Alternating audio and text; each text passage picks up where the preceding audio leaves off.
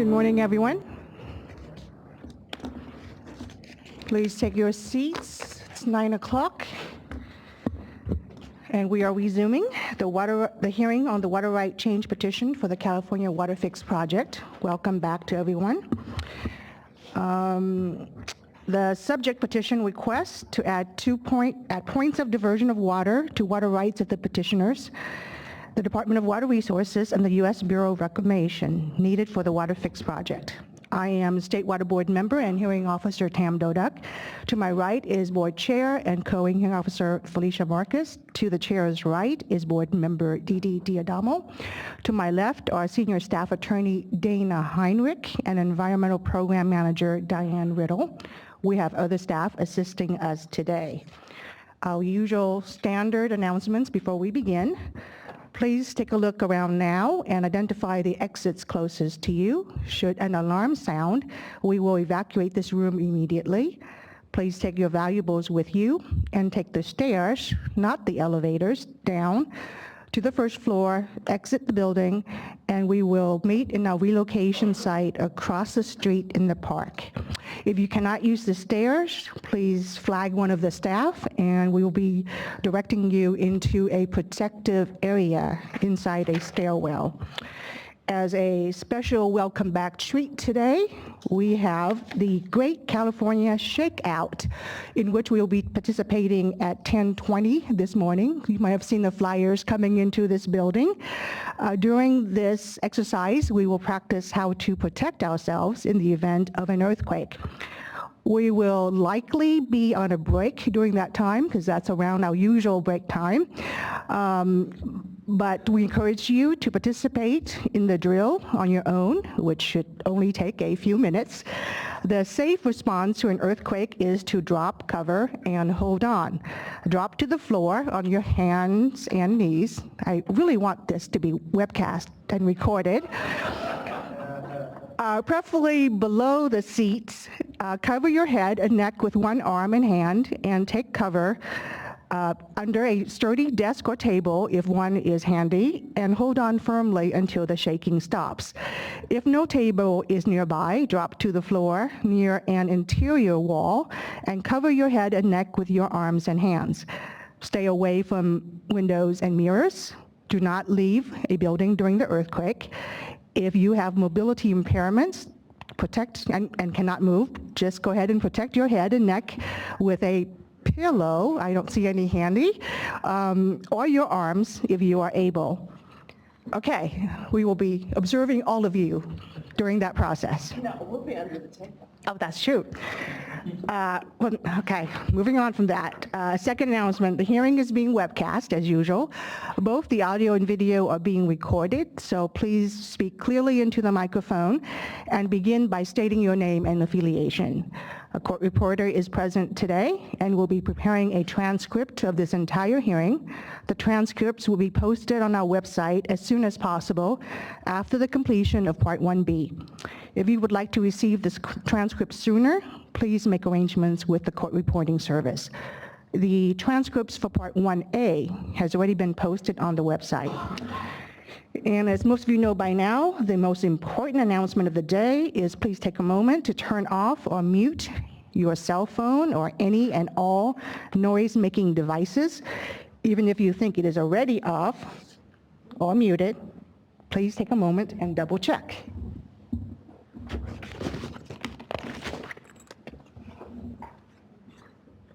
Okay.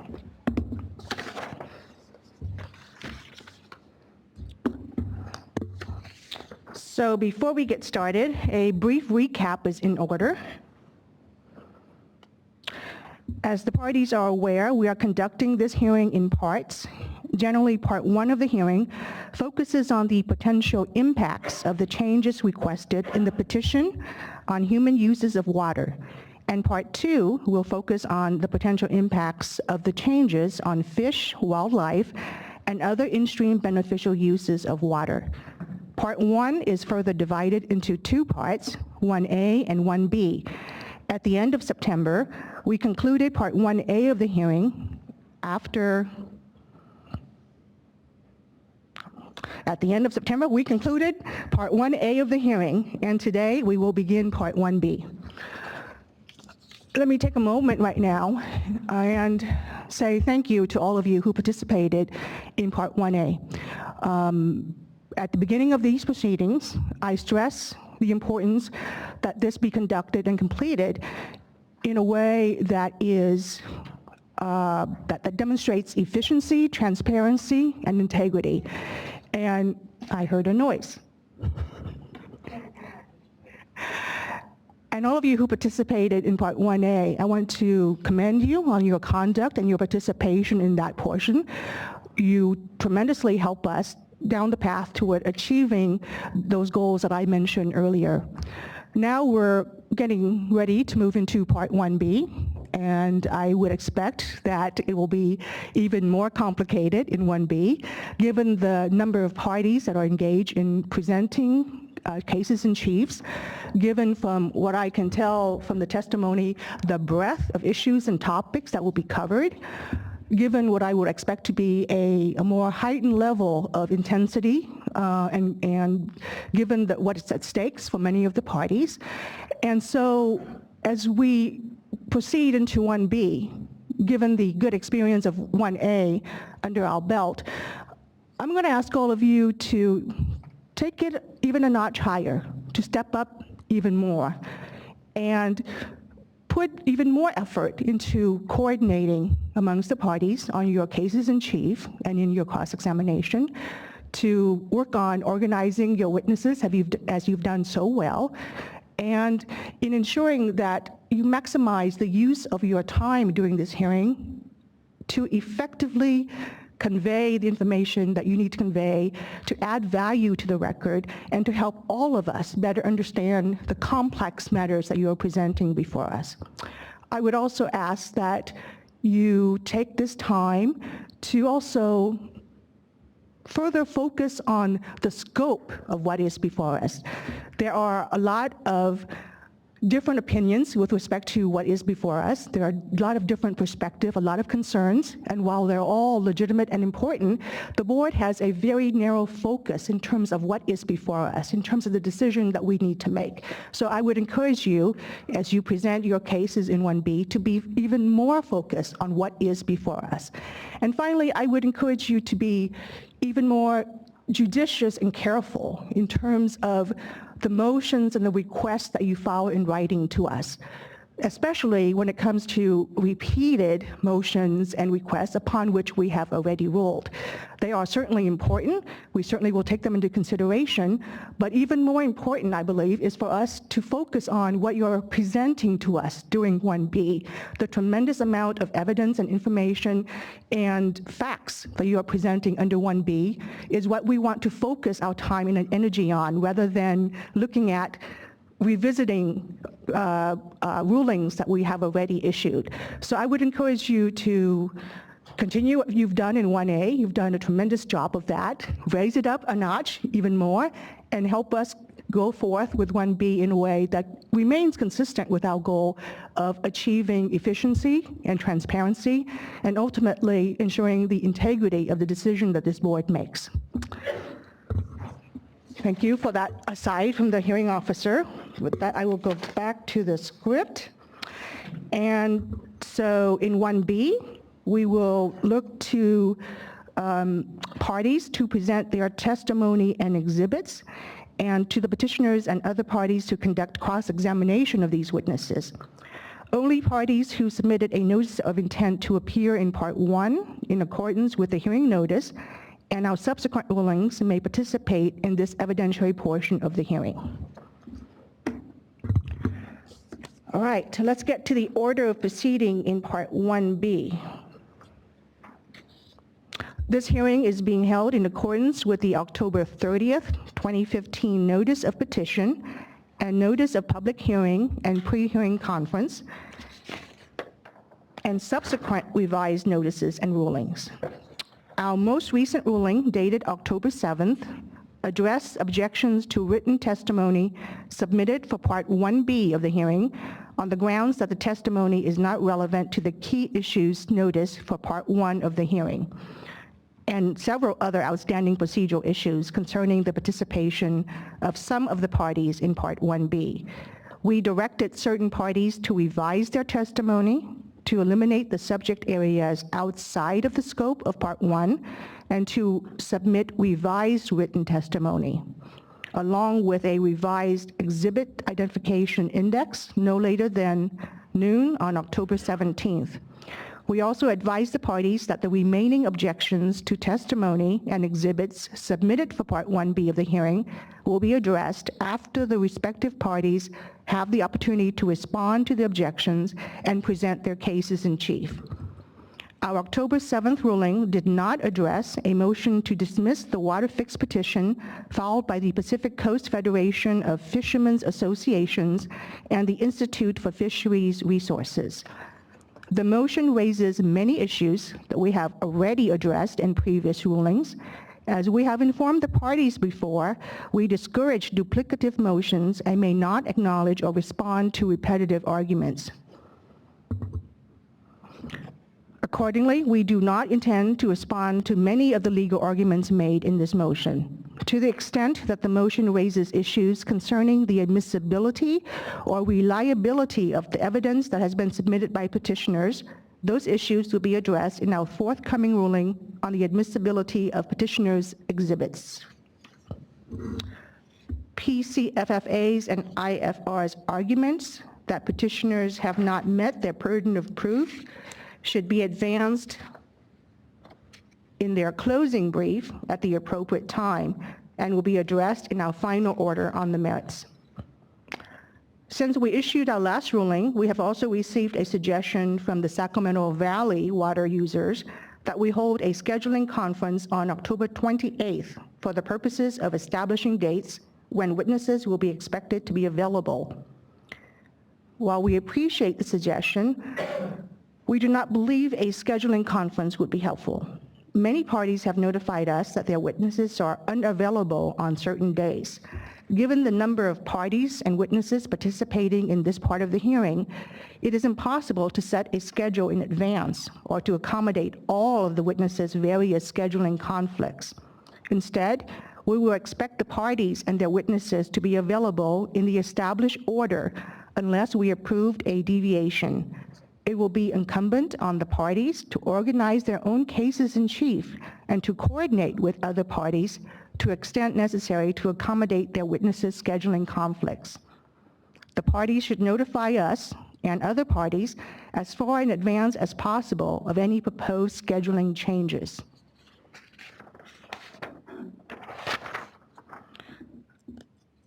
Okay.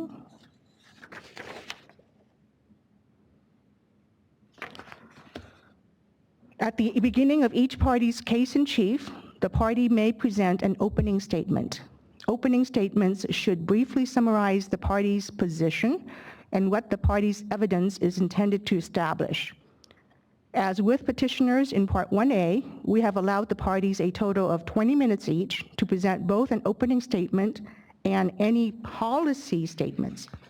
Consistent with that time limit, we ask and trust that those parties who have presented policy statements in Part 1A or who will present policy statements immediately before their opening statement in Part 1B to reduce the amount of time that they spend on their opening statements accordingly. As explained earlier, we will also accept written policy statements. After each party's opening statement, we will hear oral testimony from the party's witnesses. Witnesses should begin by identifying their written testimony as their own and affirm that it is true and correct. Witnesses should summarize the key points in their written testimony and should not read their written testimony into the record. Pursuant to the hearing notice, the oral summary of written direct testimony is limited to 20 minutes per witness and a total of 1 hour per party, subject to an extension for good cause. Many parties have estimated on their notice of intent to appear that presentation of their direct testimony will take longer than the amount of time allowed. Notwithstanding these estimates, we expect the parties to adhere to the time limits unless we approve an extension. We are aware that several parties have submitted written requests for additional time. These requests will be reviewed and addressed individually before the parties in question present their case in chief. Direct testimony will be followed by cross-examination by the other parties, and then, if necessary, followed by questions from board members and the hearing team staff. Some parties intend to present witnesses in panels. In that case, parties will cross-examine one panel at a time, following each panel's direct testimony.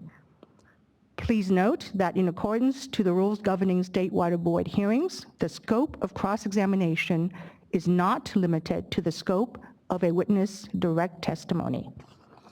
Each party will be limited to 1 hour of cross-examination per witness or panel of witnesses. I will allow additional time for cross-examination if there is good cause demonstrated in an offer of proof. We expect, however, that all parties will be efficient in their cross-examination.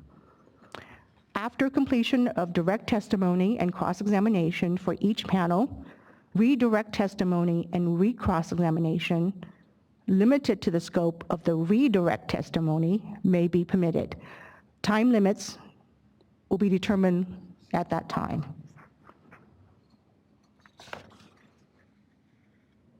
All right, the parties will present their case in chief in the order provided in the chart sent out yesterday.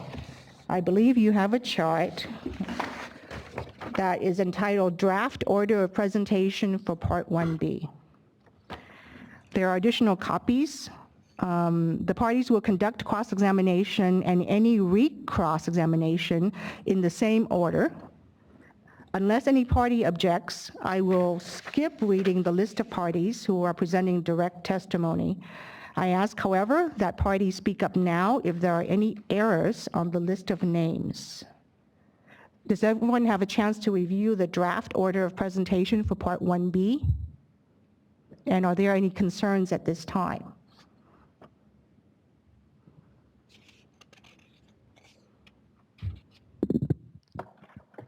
Ryan Becerra of Barkowitz, Chronic, and Shanahan for cities of Folsom, Roseville, Sacramento Suburban Water District, and San Juan Water District. I just would like to take a little bit of time to review it. The amended one came in later last night. I didn't have a chance to review it, so I just would like to have a couple minutes to take a look. Okay. Thank you. I see a lot of people grabbing sheets. I'm assuming that everyone needs a little bit more time. Why don't, Mr. Brodsky? The names of the witnesses are correct, but I take it that the order that you have our witnesses in, we can choose that. That is correct. Okay. Maybe I could also ask a quick procedural question on the closing briefs. It was unclear to me before this whether or not closing briefs were going to be called for, so I take it that we are going to have closing briefs. I expect we will.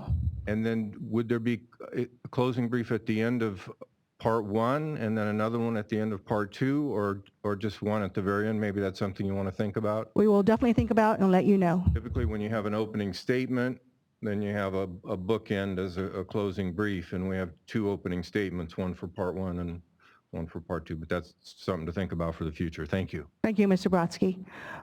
Let's do this. Let's give everyone a chance to review this draft order of presentation and email the hearing team email if there are any concerns associated with it. Mr. Heinrich, Ms. Heinrich, is there a problem with that? Do we need to get anything in the record right now regarding this? Okay, let's do that. So by the end of, actually, since we're starting with Group 7, and I believe Group 7 is ready, let's give everyone until noon tomorrow to email to the hearing team email any problems or changes to the order of presentation.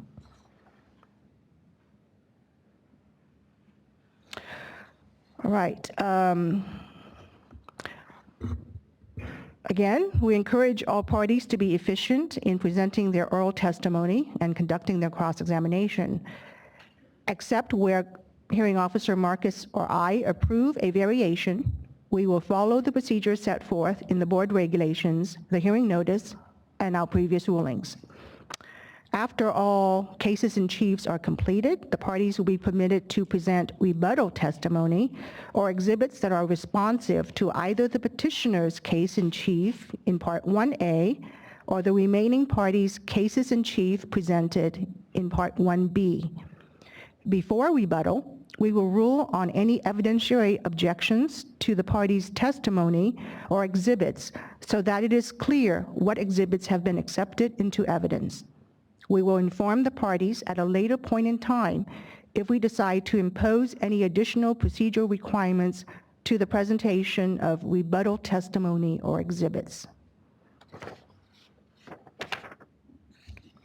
I think that finishes my procedural script. Are there any remaining procedural issues that we need to discuss before we get to the presentation by Group 7?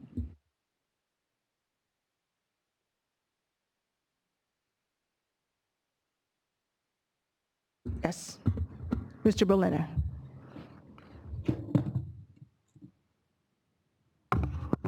Good morning, Tom Berliner on behalf of Department of Water Resources. On Monday, the parties were to submit their revised testimony distinguishing between Part 1 and Part 2. In our view, that there are a number of parties that fell short on that endeavor, and it seems it would be appropriate at some point in the very near future, so that we know what's going to be included in Part 1, that we could come to agreement on what is out and what is in. We have some concerns that a number of parties left quite a bit of Part 2 information in their Part 1 testimony, and we'd like perhaps the hearing officer to set a date where we could have a discussion about that, or do you want something in writing, or how would you like to handle that? Thank you for bringing that up, Mr. Berliner. We are in the process of reviewing that resubmitted exhibits and testimony, and if anyone wishes to put into the record any concerns or comments with respect to that, please do so. Let's set a deadline of noon on next Friday. I'm looking at Ms. Heinrich and staff, because we'll need some time to review that ourselves. So noon next Friday. From this Friday. A week from this Friday. Thank you very much. That'd be fine. Thank you. Okay. Any other procedural matters? All right, as Group 7 comes up, I understand that you've asked for 30 minutes each for your first 3 witnesses, and you are granted that request.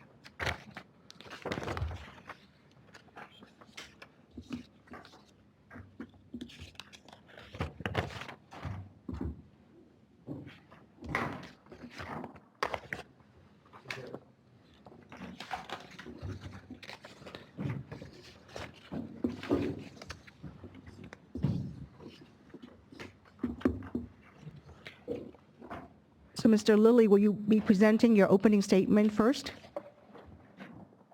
Yes. And I will wait to administer the oath after you're done.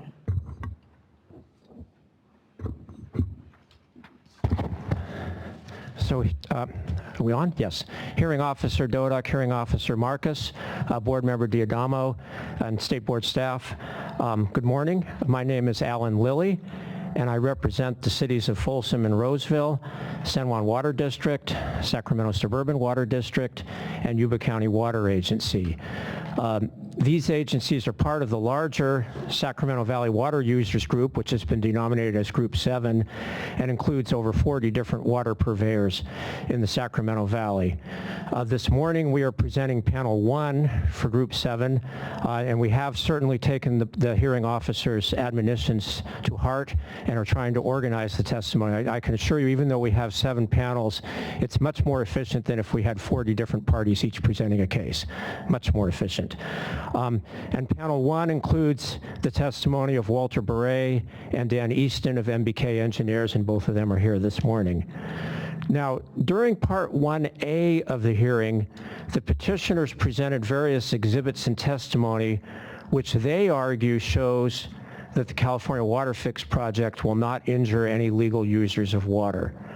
Their argument was primarily based on the results of their CalSim 2 and DSM 2 modeling work, And one of the primary model results was that if the California Water Project is built and begins to operate, the upstream CVP and SWP reservoirs would continue to be operated in the same manner as they have in the past. Petitioners presented modeling results from which they argued, that they argued was a boundary analysis, and then they presented exceedance plots showing that under almost all conditions and at almost all exceedance probabilities, the end of September storage in Shasta, Oroville, and Folsom reservoirs would actually be higher under each of the 4 Cal WaterFix scenarios that they modeled than under the no action alternative. As we pointed out during cross-examination, this result is counterintuitive because one would expect that if the twin tunnels were constructed and in operation, that DWR and the Bureau of Reclamation could, and in fact would, release additional water from storage from their upstream reservoirs, convey that water through the tunnels for Delta exports so that end of September storage in these reservoirs actually would be lower with the Cal WaterFix project than under the no action alternative. And this is what the exhibits and testimony of Mr. Beret and Mr. Easton that they are presenting today will show. Their exhibits and testimony will show that the fundamental problem with petitioners' modeling is that it is not a true boundary analysis. Specifically, while the 4 scenarios in petitioners' most recent modeling that they presented for this hearing cover a range of potential delta outflows, they do not cover a range of potential operations of the CVP and SWP reservoirs, even though DWR and Reclamation could, while complying with all applicable regulatory requirements and their proposed requirements, in fact operate these reservoirs in a significantly different manner than the manner in which petitioners have presented in their modeled operations of these reservoirs. Now, specifically, Mr. Beret's and Mr. Easton's exhibits and testimony will explain the following 4 types of defects in the petitioner's modeling that basically show that it's not a true boundary analysis. First, the petitioner's modeling does not consider the additional conveyance capacity that would be made available by the twin tunnels, even though it is likely that if these tunnels are built and begin operations, that DWR and Reclamation would in fact use them and the additional conveyance capacity that would be provided by them to, under certain circumstances, release additional water from upstream reservoir storage and convey it through the tunnels for Delta exports. Second, petitioner's modeling includes limits on the modeled use of joint point of diversion, and I know you have heard some about joint point of diversion, and Mr. Beret and Mr. Easton will explain that in more detail, but it's basically the situations where the Bureau of Reclamation can use otherwise unused state water project Delta export capacity. And their testimony will show that the modeling submitted by petitioners incorrectly limits the amount of water that Reclamation could convey under the joint points of diversion if the tunnels were in place.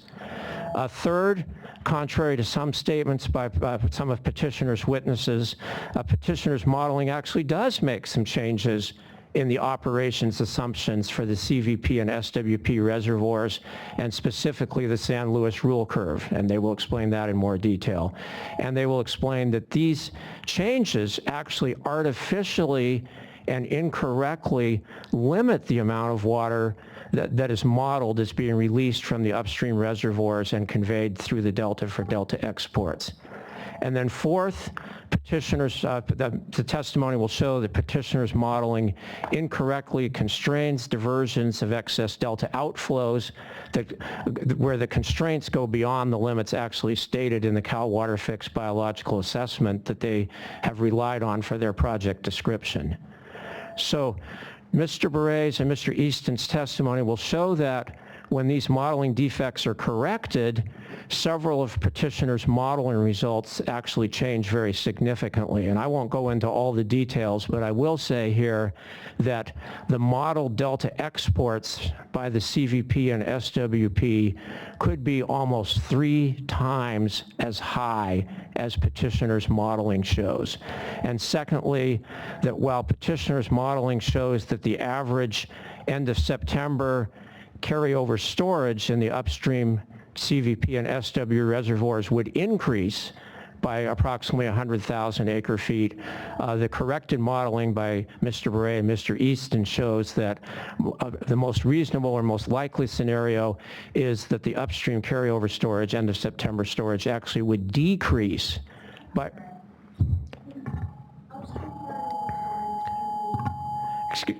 Yeah, let me start again. Excuse me. I'm getting a little buzz here, so I'm trying to live with it, and I apologize. I don't think it's me. I think it's the system.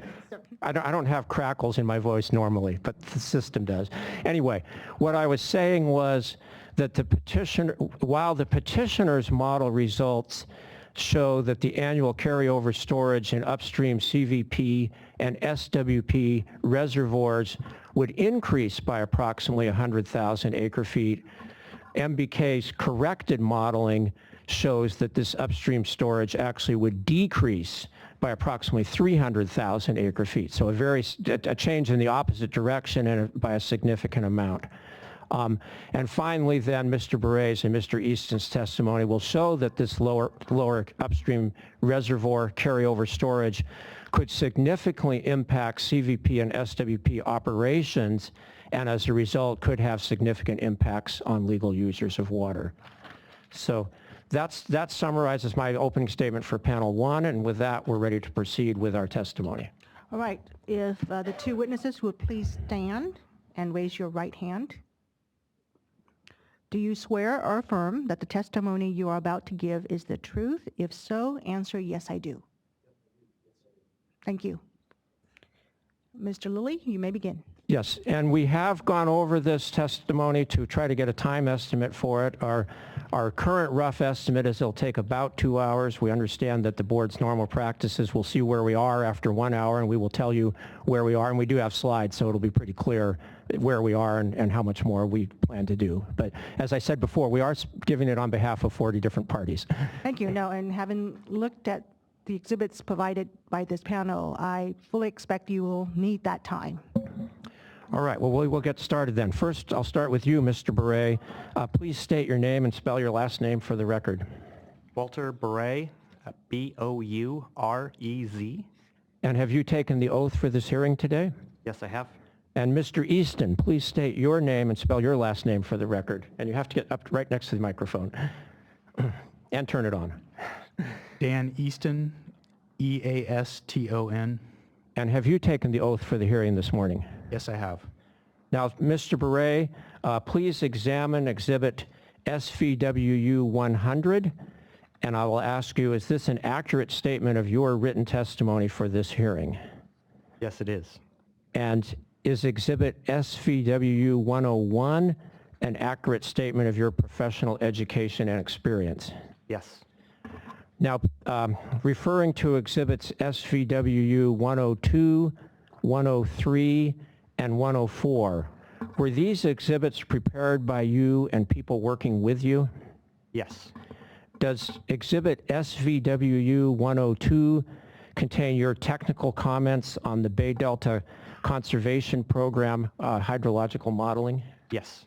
And does Exhibit SVWU 103 contain your technical comments on the partially recirculated draft EIR and supplemental draft EIS for the California WaterFix project?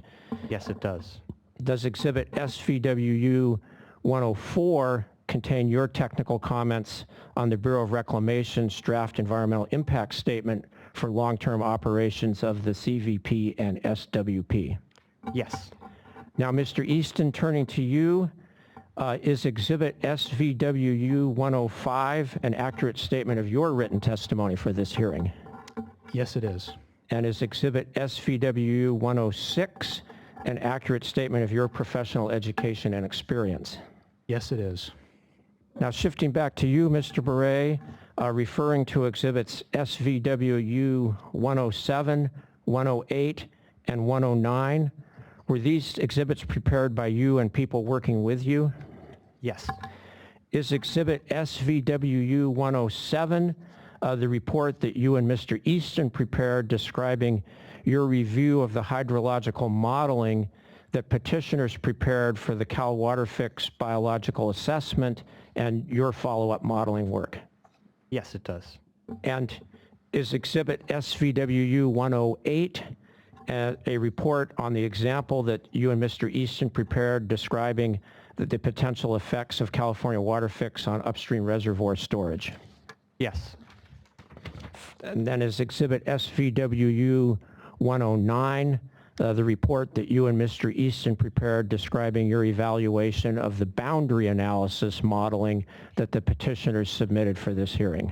Yes. And now we will shift and spend some time, and I'll ask Mr. Baker to put up on the screen exhibit SVWU 110. Mr. Beret, does this exhibit contain the slides that you and Mr. Easton prepared for this hearing? Yes, it does. And now, using those slides, please summarize your testimony. Okay, I'd like to move to slide 2. This slide shows an overview of our testimony, what we're presenting today. First, we're going to present our review of the California WaterFix boundary analysis. And that was performed by the petitioners. That's their modeling. Next, we're going to go through some MBK modeling where we prepared a 2-year example of how we believe the CVP-SWP system will operate with the California WaterFix and in a no-action alternative. And next, we're going to go through our previous technical reports, and we're not going to spend a lot of time, in interest of time today, going through our previous documents. So the first one is Dan and I worked on review of BDCP modeling in 2012, 2013, and completed a report in 2014. And we're going to summarize that very briefly. Next are our technical comments on the recirculated draft environmental document and review of that modeling. We submitted comments, and we're just going to summarize those very briefly. And we've also got comments on the long-term operations of the CVP and SWP environmental impact statement. There's some comments there regarding climate change and other parameters that is common with the California WaterFix modeling that we use for the biological assessment. And those comments are relevant to modeling submitted by the petitioners for this hearing. And lastly, we're going to present our review of the California WaterFix biological assessment modeling. And we spent more time on this than we have the rest of the modeling because it was our understanding that this was going to, modeling was going to be used for case in chief by the petitioners for this hearing. So we've reviewed that in detail. And we've also performed independent modeling with the assumptions in the California WaterFix biological assessment. There's a lot of information we're presenting to this panel today, and just our basic themes are that the modeling that was performed for the WaterFix for BDCP did not provide sufficient information for us to understand how the California WaterFix would affect CVP-SWP operations and water users. Next, the boundary analysis does not bound the range of potential operations that we can see with the California WaterFix. The California WaterFix modeling assumes, has some unrealistic assumptions of project operations. And within the existing regulatory requirements and within the described California WaterFix project, there is a myriad of ways to operate the CVP-SWP system. Dan and I have performed independent modeling, and that modeling could be considered one of the boundary analysis, or part of the boundary analysis. It is a way that the project can operate, and there's nothing within the descriptions or current regulatory requirements that would prevent that operation from occurring. Another key theme here is that the project operations, the assumptions for the operation of CVP SWP is not defined enough with the project to understand what the effects might be. The key parameters here are the spring outflow requirement in the preferred alternative.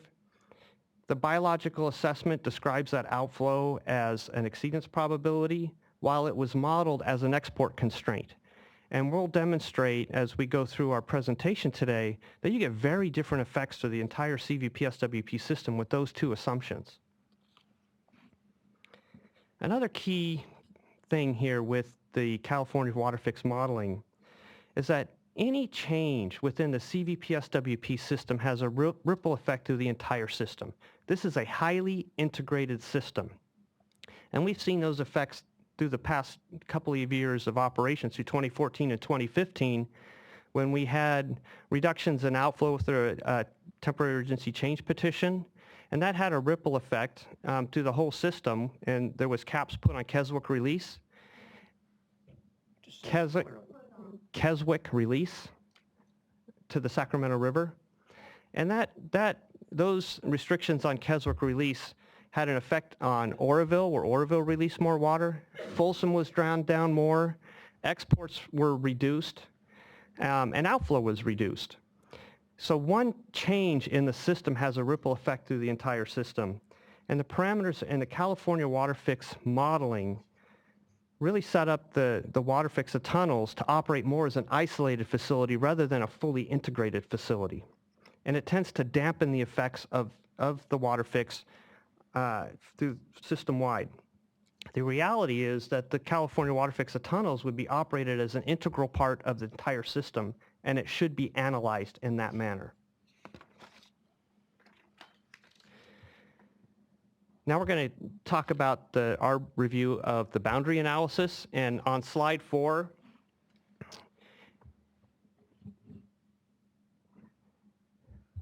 the boundary analysis consisted of essentially 4 model runs: boundary 1, the H3 scenario, H4 scenario, and boundary 2. We're including alternative 4A in our comparisons or review of the boundary analysis because it is the preferred alternative, and we want to make sure that it's compared to the other boundaries. And it was our understanding from a March 11th letter from Reclamation and DWR to Ms. Dodak and Ms. Marcus that was going to be the case in chief, and that's where we spent a majority of our efforts reviewing the model. This chart is average annual delta outflow for each of these boundary analysis compared to the no action alternative. So when you look at boundary 1, there's a decrease in average annual delta outflow of 1,260,000 acre feet. When you look at boundary 2, there's an increase in delta outflow of basically 1.1 million acre feet. The H3 scenario shows a reduction in delta outflow of 500,000 acre feet, while the preferred alternative, it's roughly 250,000 acre feet of reduced outflow. And that's the preferred alternative. The H4 alternative, the delta outflow is essentially equal to the no action alternative. There's a very little change on an average annual basis.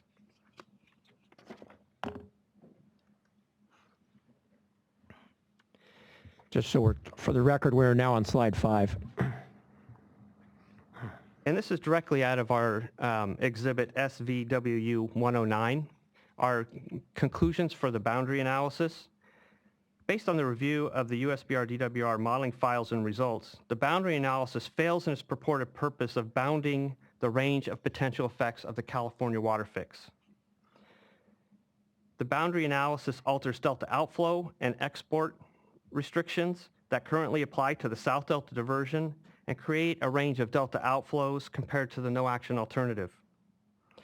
The boundary analysis does not evaluate a range of potential operations of the CVP and SWP with the WaterFix, or the additional capacity to convey water across the delta that would be provided by the North Delta diversion, even though this additional export conveyance capacity is a primary purpose of the California WaterFix.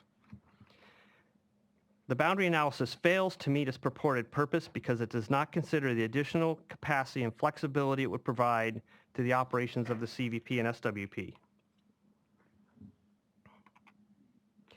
Really, with the boundary analysis, if you only look at the change in outflow and export constraints, you're not looking at the full range of potential operations and moving more stored water when it's available and it's in excess of what's required in upstream reservoirs and there's conveyance capacity, it's likely that that storage could be moved to CVP and SWP south of the Delta in those wetter types of years. And that's one additional boundary that can be explored, and we'll demonstrate that with our modeling results. I'm now on slide 6. These findings in the boundary analysis applies to all of the modeling scenarios, including the preferred alternative. The USBR DWR boundary analysis alternatives do not consider the additional capacity that would be made available with the North Delta diversion when making allocations to CVP, SWP, South of Delta contractors.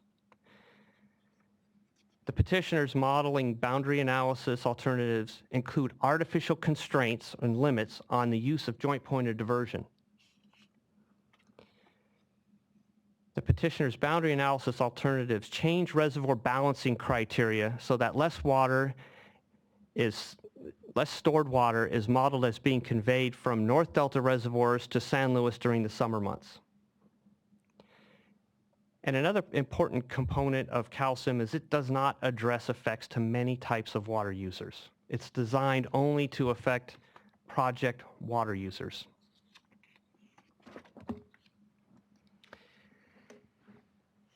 And now I want to get into some specifics about the CalSIM operation and the use of the export estimate. And this is an input to CalSIM.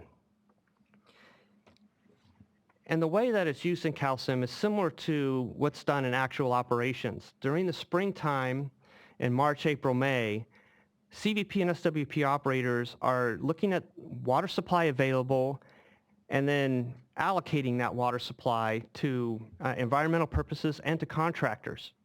So in March, they look at forecasted inflows, they look at how much water is available in various CVP and SWP reservoirs, and they plan operations for the year. And I know this has been a focus in 2014 and 2015. A lot of folks were involved with that process. Well, CalSIM goes through the same type of process. It starts in March, it updates the forecast in April, then it finalizes that forecasted operation and allocations in May. So in May, for example, it will assess the water supply for the entire CVP SWP system and make allocations. For South of Delta allocations, it has two basic components for water supply south of Delta. One is how much water is in San Luis Reservoir on May 1st, and the second is how much water will be exported from May 1st through August. That second component, the export estimate, is input to CalSIM. And Hold that thought, Mr. Beret. Mr. Berliner? I apologize for interrupting Mr. Beret's testimony. I know it's common practice to let a witness go through their entire testimony. However, this is the second instance in Mr. Beret's testimony where he's supposed to be summarizing, and yet he's introducing new evidence that's not included in his testimony. First example was the chart that was shown, and while it's in one of the exhibits, it's not in his direct testimony. The current explanations that he's given are not found in his direct testimony. He's expanding on this PowerPoint slide, which is included in his package, and which is directly out of his testimony. But it was our understanding that when a witness comes, their job is to testify, summarizing the written testimony that they've given, and that this was not supposed to be a hunting expedition where we were expected to plow through piles of exhibits, wondering which parts of those exhibits a witness was going to testify about. The exhibits were supposed to support the written testimony. We were quite surprised that Mr. Beret's testimony was as short as it is. I think the fact that he's got a 9-page testimony and is planning to testify for 2 hours speaks directly to the fact that the testimony was merely conclusions with no supporting documentation or text within the testimony that would have allowed us to understand what he's testifying to as to this point. Mr. Lilly? Well, I think that was the key. Mr. Berliner said there's no supporting documentation, and that's just not true. There's a lot of supporting documentation, and it's exhibits SVWU 107, 108, and 109, and they are part of his testimony. He's said on direct at the beginning of this today that those were reports that he prepared and were prepared by him and Mr. Easton. So his testimony is not just Exhibit 101. It includes those as well, and everything he is saying so far is summarizing points that are made in those exhibits. And they had plenty of time to review those. I don't think, and also his summary testimony 101 clearly cross-references 107, 108, and 109. So it's perfectly appropriate for him to include in his summary today matters that are contained in 107, 108, and 109, and that is what he is doing. Thank you, Mr. Lilly. Mr. Berliner, your objection is overruled. I actually was going to compliment Mr. Beret in the fact that I appreciated his outline testimony a lot, and that was clear, was succinct, and it did refer back to these other documents that provide the substantive technical issues to which he's testifying. So I recognize Mr. Lilly's argument and overrule Mr. Berliner's objection. Please proceed, Mr. Beret. And just for the record, we are still on slide 7. So getting back to the export estimate, which is a fundamental input to CalSim, there's really two components to making south of Delta allocations. One is how much water is in San Luis Reservoir. Two is how much water will be exported from the current month, which is, I'm using May as an example, to the end of August.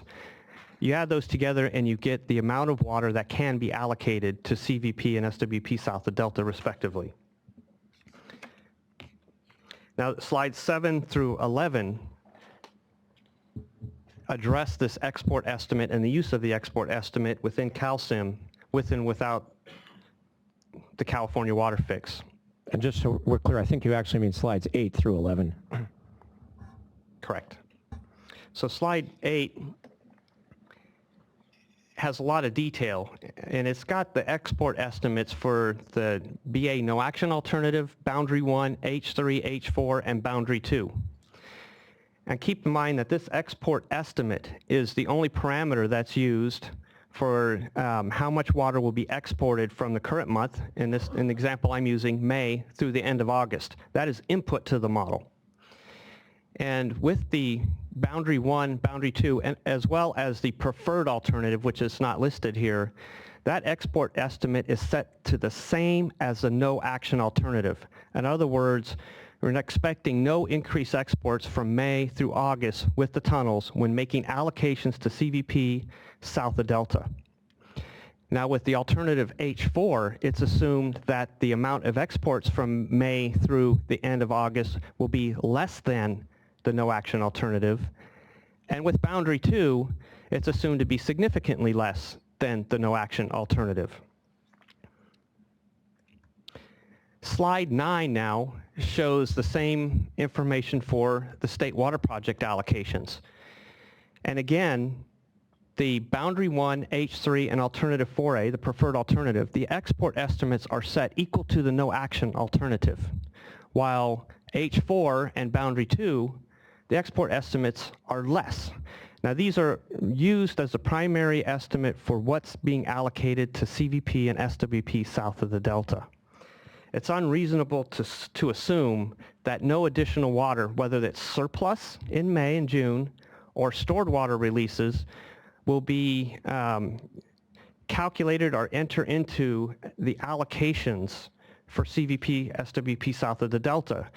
And as you'll see in the modeling results, the May and June exports tend to increase, yet the allocation logic doesn't recognize that.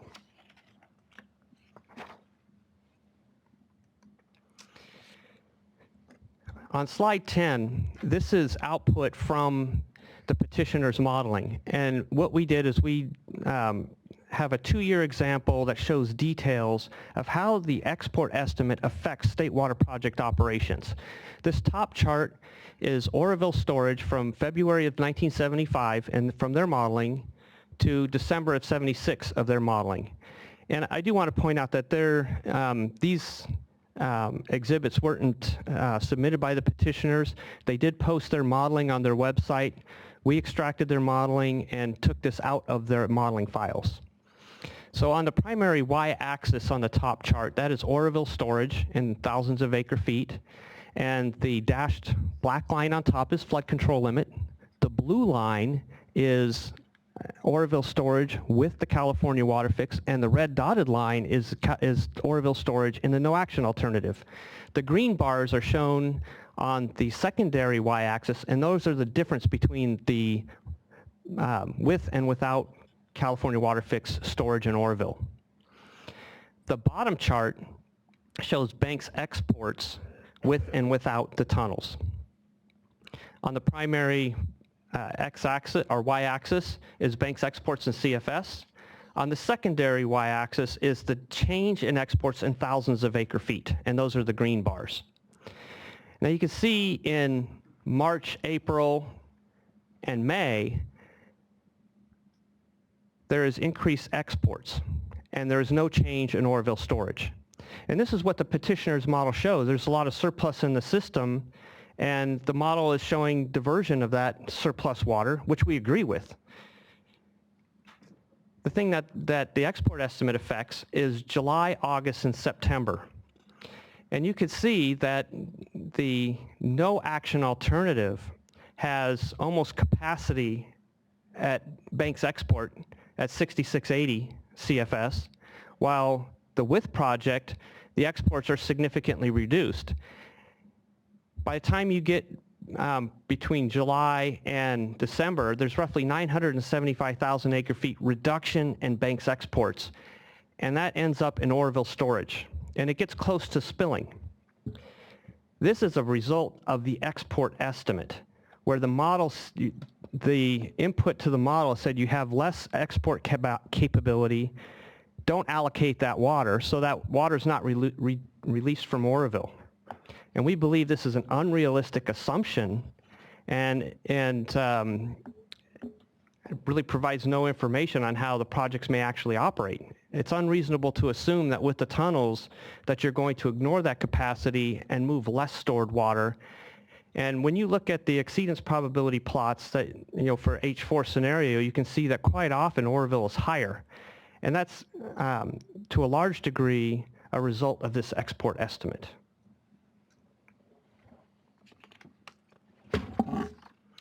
Now that example in 1975 We're now on slide 11. occurs in many years in the simulation. And this chart is an annual bar chart for the entire 1922 to 2003 simulation period of CalSim. And what these bars represent is a metric of potential south of Delta water supply. So what we did is we looked at the July, August, and September available capacity with the tunnels, and we took the less of that or Oroville storage above 1.5 million acre feet at the end of September. So if Oroville's carryover storage was above 1.5 million acre feet, we said that's available to convey south of Delta. And we took the minimum of that again and the export capacity. So in 1975, the example we showed, there's a 49% table A allocation to SWP south of Delta, while the storage in Oroville increased.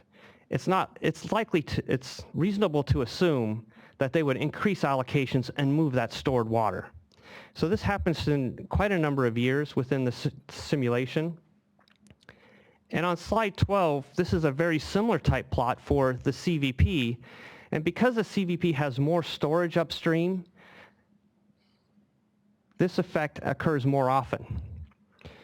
So the metric for these bars are the combination of Shasta and Folsom storage above 3 million acre feet. So that's in excess of the RPAs with some buffer, and we're not considering the water supply in Trinity Reservoir.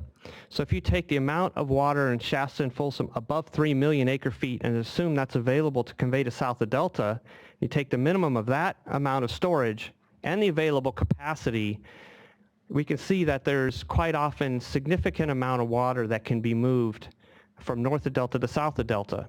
In 1975, the allocation to CVP south of Delta is 50%. But if you look at 1957, where the agricultural contract allocation percentage arrow is pointing, there's a 13% CVP south of Delta allocation and more than 3.7 million acre feet in the combination of Shasta and Folsom, yet the model's not moving that water and allocating it south of Delta. We don't believe that's reasonable. In actual operations, it's likely that that water would be conveyed to increase south of Delta allocations.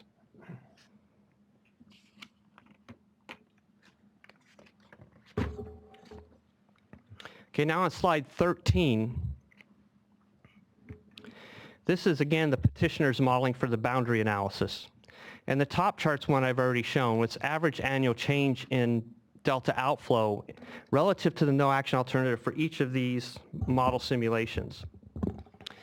The bottom chart is also from the petitioner's model, and this is the average monthly change between the alternatives and the no action alternative. For example, the top line is for boundary 2 analysis, and in October, the boundary 2 analysis has an average annual delta outflow of 2,000 CFS greater than the no action alternative, while the boundary 1 analysis has roughly 2,000 CFS less outflow than the no action alternative. So we compared these for each of the boundary analysis scenarios. And while the annual chart seems fairly linear and explainable, the patterns of outflow with the, when you look at the monthly, is hard to figure out what the strategy is with these changes in outflow.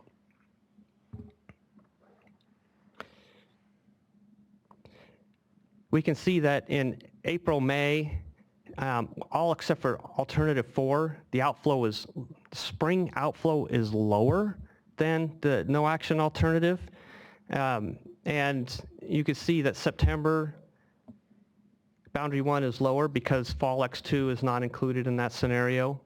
However, the boundary 2 August delta outflow and the high flows during the wintertime are something that you'll see and get explained as we move through some more of these charts. I'm now on slide 14. And the top chart shows the change in Banks pumping between these alternatives and the no action alternative.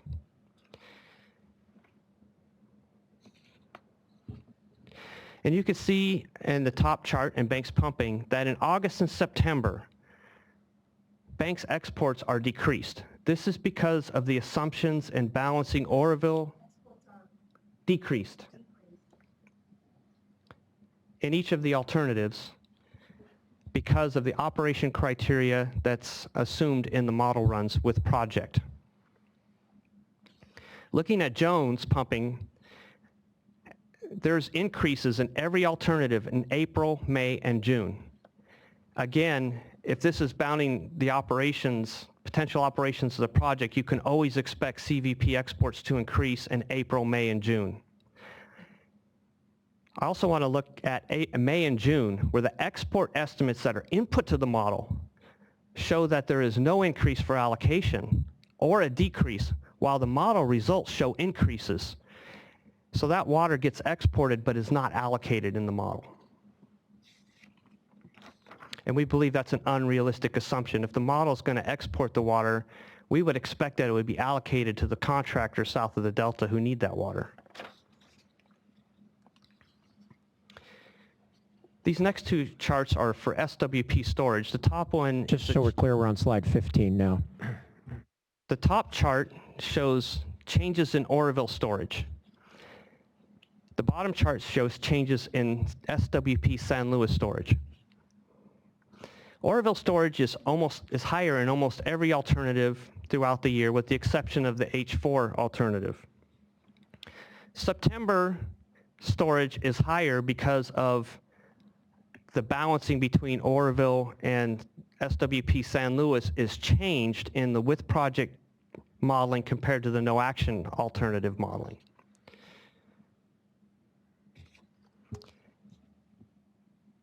You'll notice that in the SWP San Luis, the May through September storage in San Luis is almost always higher.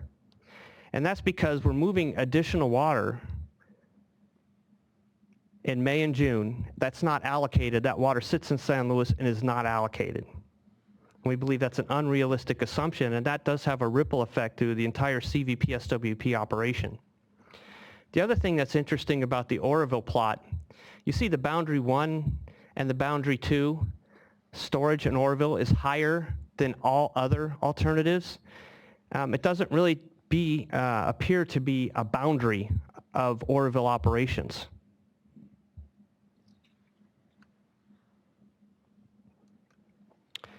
Now looking at slide 16, the top plot is a average monthly change in Shasta storage relative to the no action, and the bottom chart is the average monthly change in Keswick release to the Sacramento River.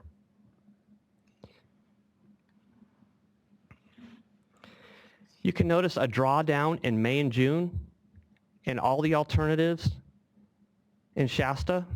This is driven by the operational parameters in the with project case that doesn't exist in the no action alternative. And you can also see that the end of September storage is always higher than the no action alternative, and this again is driven by the operational rules input to the model. When you look at the Keswick release, it's always higher December through June. And again, June, the parameters in the model tend to pull Shasta storage down in June and convey that to south of Delta.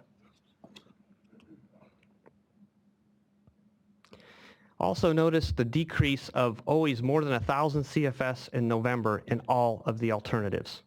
So again, with the boundary analysis, we're showing that there will always be a decrease in Keswick release in November. And we believe these assumptions are not truly how the project will operate. Now we're on slide 17. The top chart is Oroville storage, end of month storage, similar to what the Shasta Keswick plots were. Folsom. Oh, thank you, Folsom. Folsom and Nimbus. So you can see that every alternative, May and June storage is pulled down relative to the no action alternative. If this is truly a boundary analysis, then we can expect that the WaterFix will result in Folsom being drawn down below no action alternative in every May and June, and typically stay lower through September, where the releases are reduced and storage tends to recover. And you can see in the Nimbus release how the increase in June, and that's for releases to the Delta for exports. One thing that we really couldn't figure out is boundary 2, the pattern of release change in July and August. We can't find a rational explanation for that. And it really doesn't help with the operation of the American River and the flow management that they're trying to accomplish there. On slide 18, this plot shows the differences in CVP San Luis between the action alternatives and the no action alternative. Storage from April through September is always higher with the project. And again, this is because water is being conveyed and not allocated. This is driven by the export estimate. You can also notice that September San Luis storage is decreased, and that's a rule curve that's designed to keep more water in upstream reservoirs in Shasta and Folsom. Again, we don't believe this is a realistic assumption. Keeping San Luis higher affects Delta operations. If it's real high and you go into a year with high storage, you're going to export less surplus out of the system and potentially less stored water.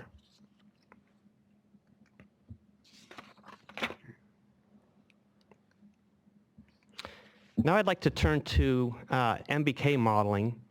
And what Dan and I did was try to illustrate with this 2-year modeling example how we believe the California WaterFix will affect upstream storage and water users.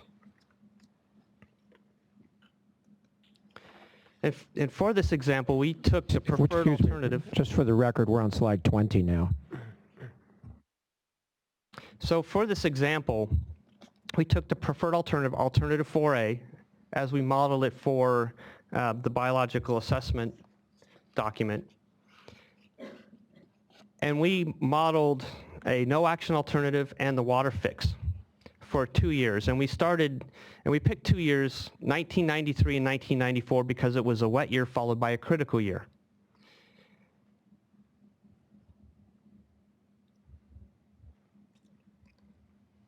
So I'm on slide 21 now. I want to explain these charts and some details. And these details are important to understand because when you look at the exceedance plots and average summary results, it's important to understand the operations that make up those annual results and average results. So this example starts in December of 1992, and it operates through September of 1994, again, a wet year followed by a critical year. The top chart is combined CVP and SWP exports. And in January of 1993, you can see exports go from the red line up to the blue line. That's an increase in combined exports. And the bottom chart is delta outflow.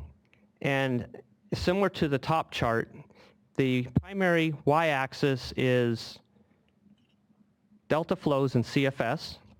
The blue line is the with project condition. The red line is the no action condition, and the green bars are the difference between those two. And these are in thousands of acre feet. So when you look at the January, we're exporting roughly 438,000 acre feet more in the with project case, and delta outflow goes down by a corresponding amount. This is the big gulp, and this is the operation that the petitioners presented, and we agree that taking that surplus makes sense, and we agree with that operation.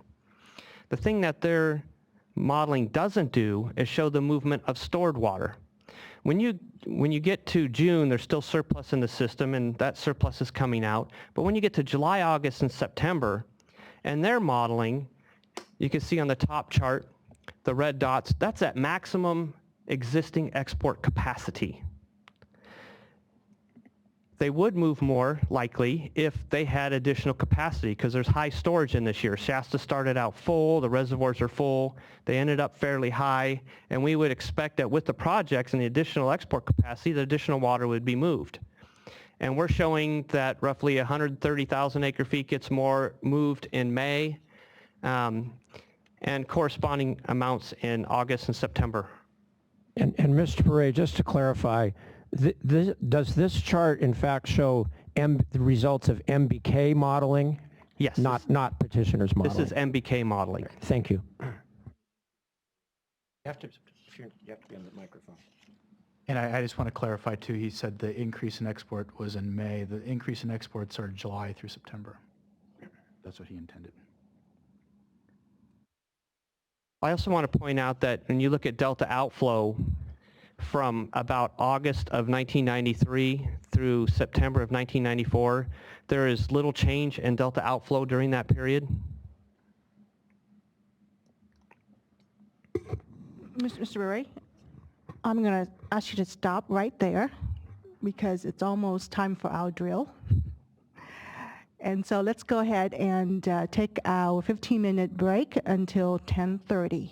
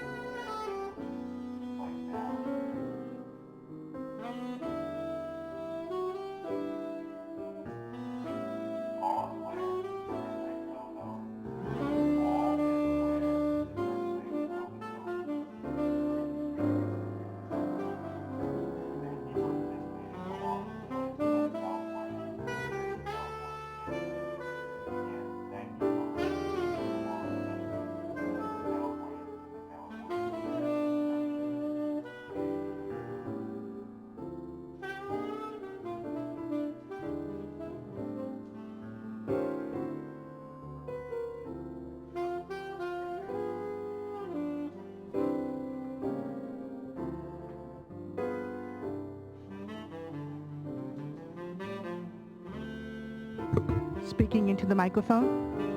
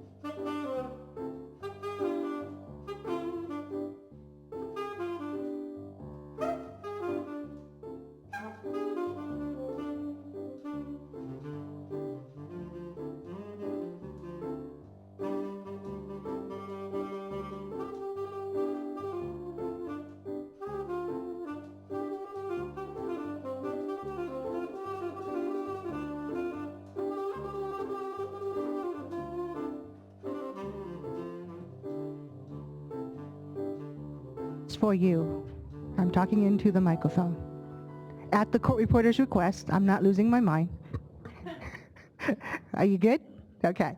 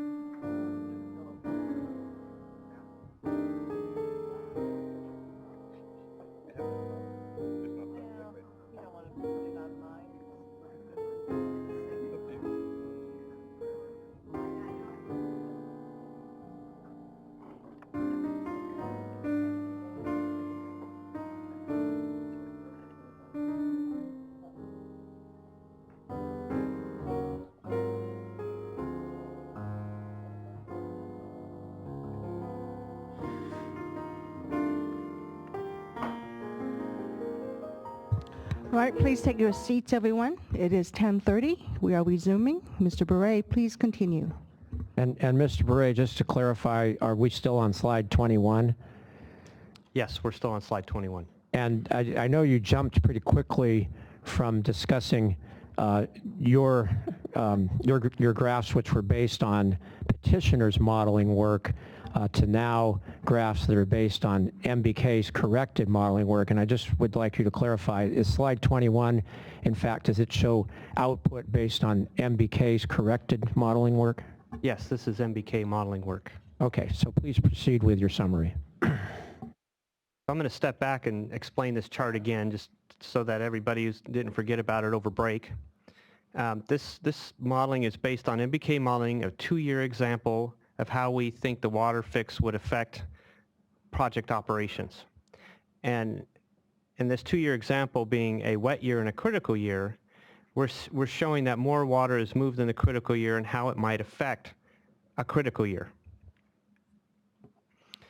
So in this example, in January of 1993, there's a lot of surplus flows in the system, and you can see the delta chart where in the no action alternative, there's roughly 65,000 CFS average outflow for that month, and it's reduced to roughly 59,000 CFS outflow, and there's about a 400,000 acre-foot increase in delta exports.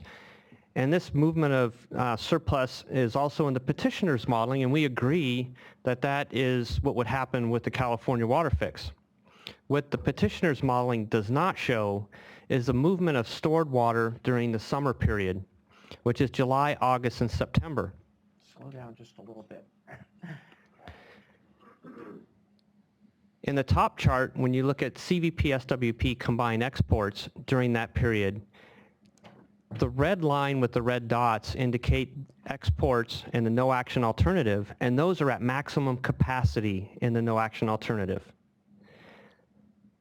The blue dots with the increased conveyance capacity that the tunnels provide, it's reasonable to assume that additional stored water will be conveyed during that period. Keep in mind that the reservoirs were full in that 1993 period, and they ended up at reasonably high storage levels at the end of 1993. So now I'm going to go to slide 22. And the top chart is combined CVP and SWP storage. So this is combined storage in Trinity, Shasta, Oroville, and Folsom. And the bottom chart is the same chart that was on the previous page. So you can see in the January through about June that the storage in the with project case is the same as a no action alternative. While we're exporting delta surplus, there's no change in upstream storage. However, when you get to the July, August, and September period, when we're exporting more water, you can see on the top chart that we're pulling storage down, and by the time you get to September, we're 457,000 acre-feet lower in storage.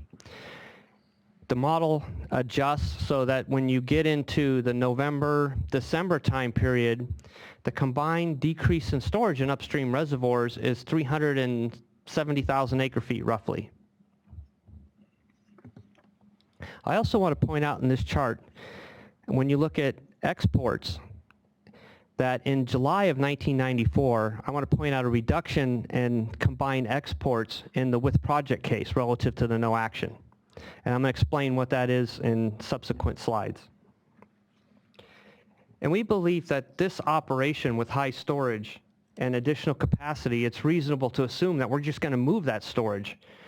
And with that capacity, while in the no action condition, we were export constrained and they couldn't move it. So we ended up with higher storage at the end of the year in the no action.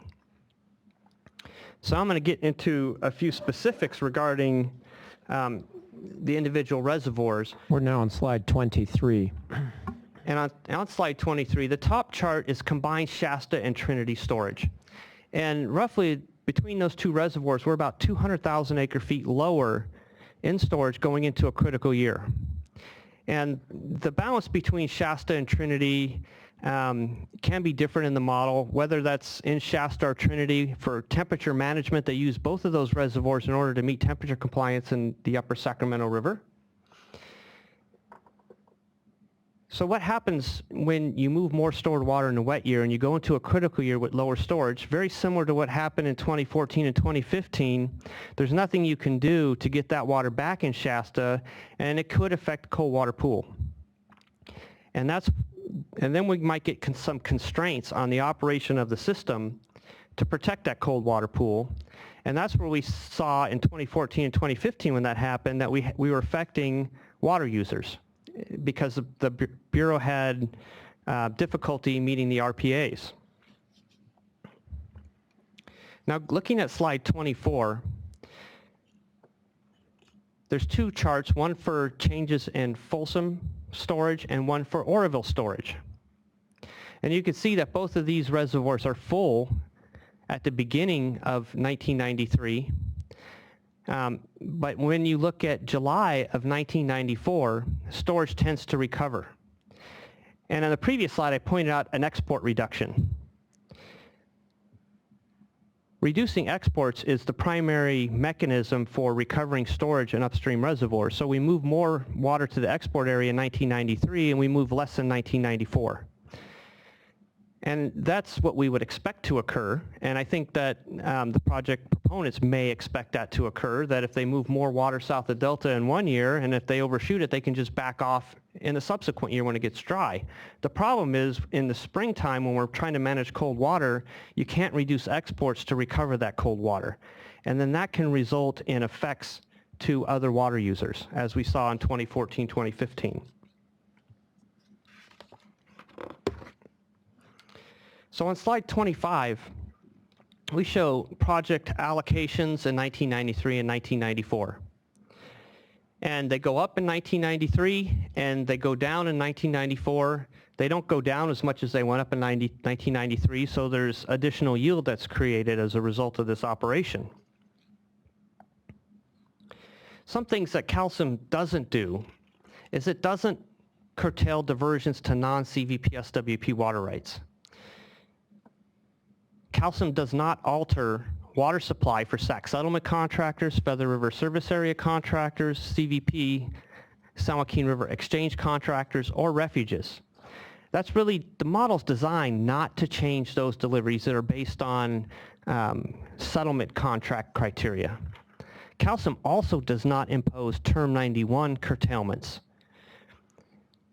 Therefore, to determine what the effects are on those water users, you really have to take a look at the calcium model results and process those results. And we have done that for Term 91. You can calculate supplemental water from calcium output, and we have done that, and we'll show you the results. But it doesn't show you what a reduction in storage in the springtime may do to exchange contractors or Sac River contractors. I'd like to pull up Sac Valley or SVWU 108 exhibit, page 9.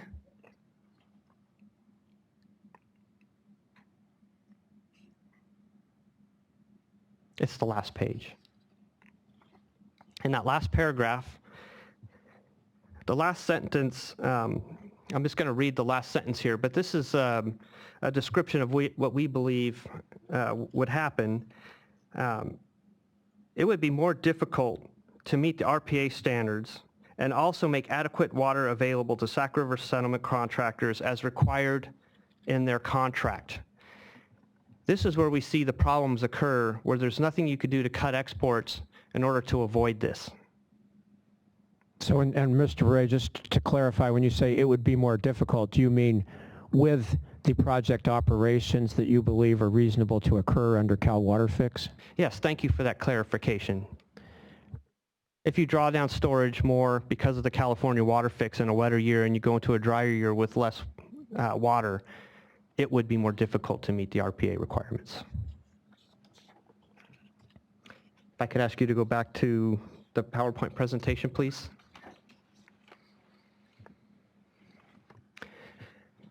Now I'm on slide 26. And for slide 26 through 31, I'm just going to point out very briefly some key points from these reports that we've submitted. On slide 27, Dan Easton and I spent significant time reviewing the BDCP modeling that was performed for the BDCP and the draft environmental document, and we developed a report June 20th of 2014, and that's SWRCB Exhibit 102. We also developed technical comments on the BDCP California WaterFix recirculated EIR-EIS, and in October 28th of 2015, and that is Exhibit SWRCB 103. And we developed technical comments on the long-term operations of the CVP and SWP draft environmental impact statement on September 29th in 2015, and that is Exhibit SWRCB 140. I think you mean 104. Oh, thank you, 104. These reports identify previous issues with the modeling associated with BDCP and the EIR-EAS. Many of these issues have not been addressed, and that is why this material can't be relied upon to determine the effects of the California WaterFix, and that's why they're included in our testimony.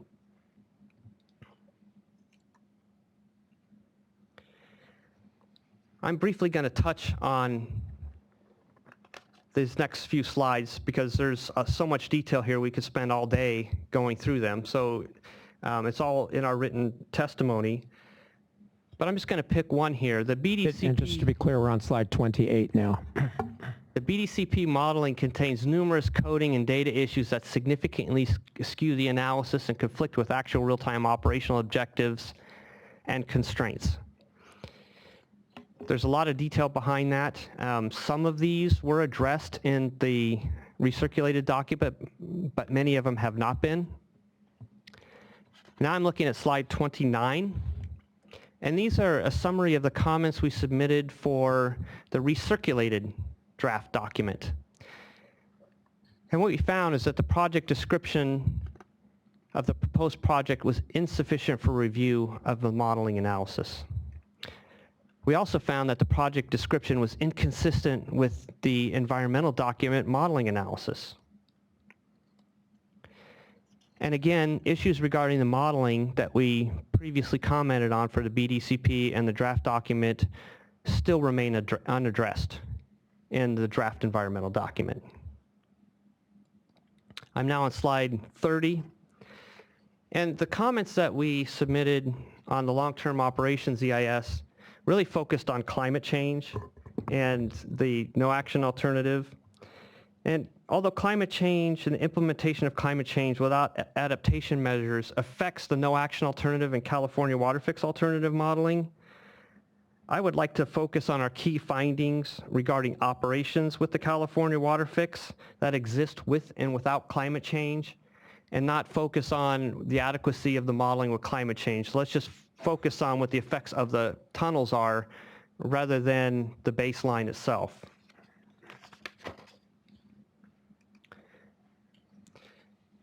Given that comment, I'm going to skip slide 31, and now I'm on slide 32.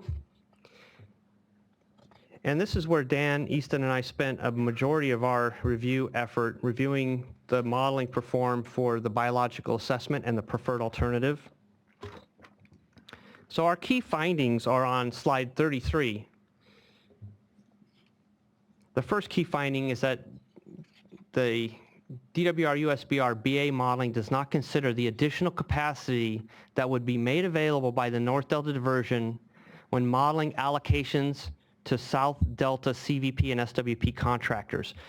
And this goes back to that export estimate that we spent quite a bit of time describing already today. The next key point is that the petitioner's modeling includes artificial limits on the use of joint point of diversion, which we'll describe in greater detail in subsequent slides.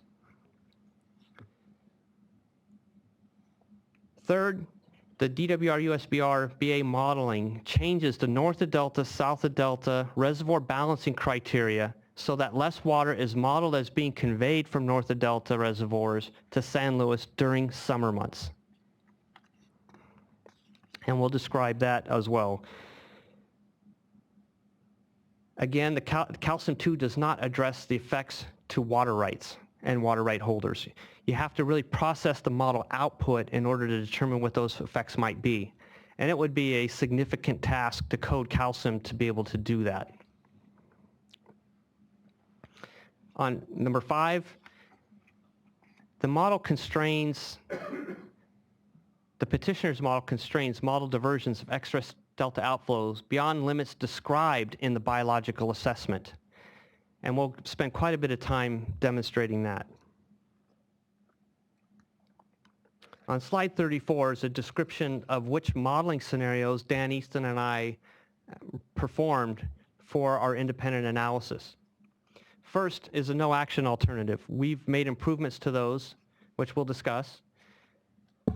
We modeled alternative 4A, and we did this based on the modeling performed for the biological assessment where spring outflow criteria was met through export constraints.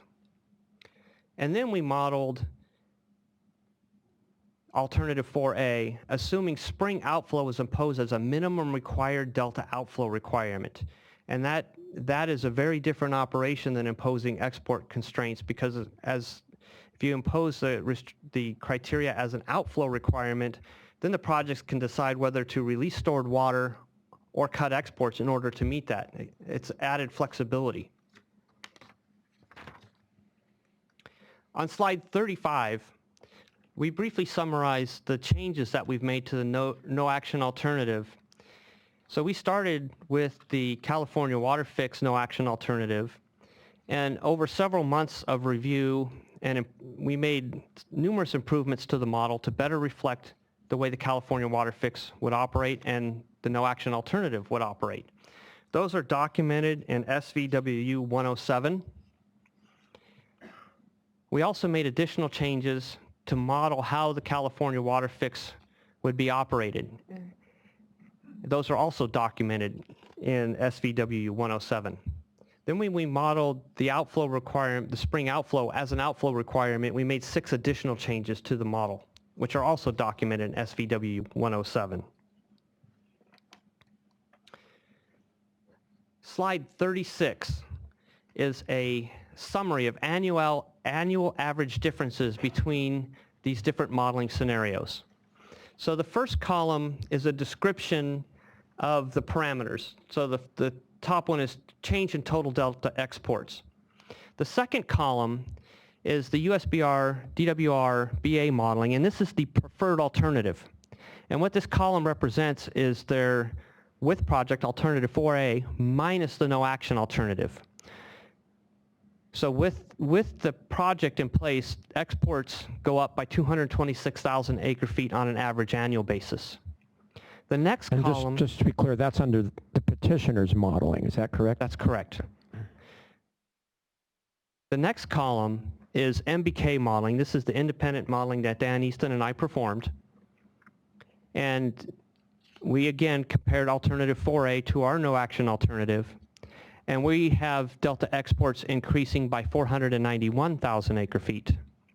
The third column of numbers shows the difference between our modeling the MBK modeling, and the petitioner's modeling. So our exports are 265,000 acre-feet greater than the petitioner's modeling. The last two columns show average annual modeling results of the MBK modeling when we modeled the spring outflow criteria as outflow criteria rather than an export constraint.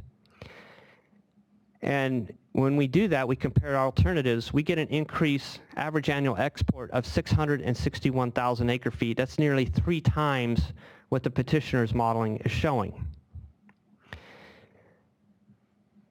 An example of the differences in these models, we've included exports, changes in carryover storage, and average changes in CVP and SWP deliveries. When you look at the second to the bottom row, changes in CVP deliveries, the petitioner's modeling shows a reduction in CVP supplies of 11,000 acre-feet on an average annual basis. Our modeling shows an increase of 177,000 acre-feet with the tunnels in place. It's a pretty big difference between these model runs.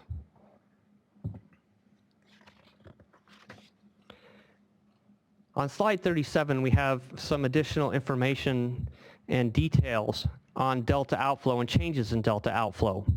These charts show average annual changes in delta outflow by water year type and average monthly changes by water year type.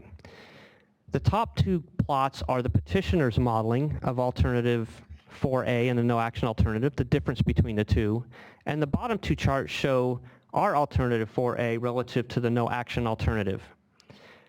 Their modeling shows a decrease in delta outflow of 241,000 acre-feet, which we have seen in the boundary analysis charts as well as the annual average table on the previous slide. Our modeling is showing a reduction in delta outflow of 464,000 acre-feet. And this is partly because we are operating storage and allocating water. The next chart on slide 38 shows the combined Jones and Banks export changes. So it's combined Jones and Banks with alternative 4A relative to the no action alternative. In the USBR DWR modeling, the increased exports are 226,000 acre-feet, and in the MBK modeling, the increases in exports are 491,000 acre-feet. Under this alternative, we modeled the spring delta outflow criteria as an export constraint. So you can see that in April and May, both the DWR modeling and the MBK modeling show no increases in delta exports, while the MBK modeling shows increased delta exports from June through September, and that's due to movement of stored water, while the petitioner's modeling shows the decreases in September, and that's rule curve driven. Rule curve driven modeling assumptions, and we'll describe rule curve here in just a minute.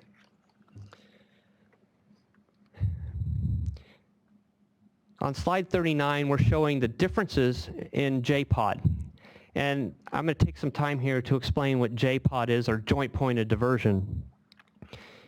In the petitioner's model, they're showing an increase in joint point of diversion use of 15,000 acre-feet, while the MBK modeling shows an annual average increase of joint point of diversion of 128,000 acre-feet.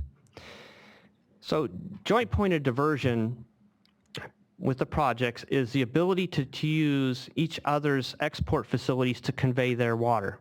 For example, if the CVP isn't using all of their export capacity at Jones Pumping Plant, and the state is using all of their export capacity, then the state can move additional water at Jones.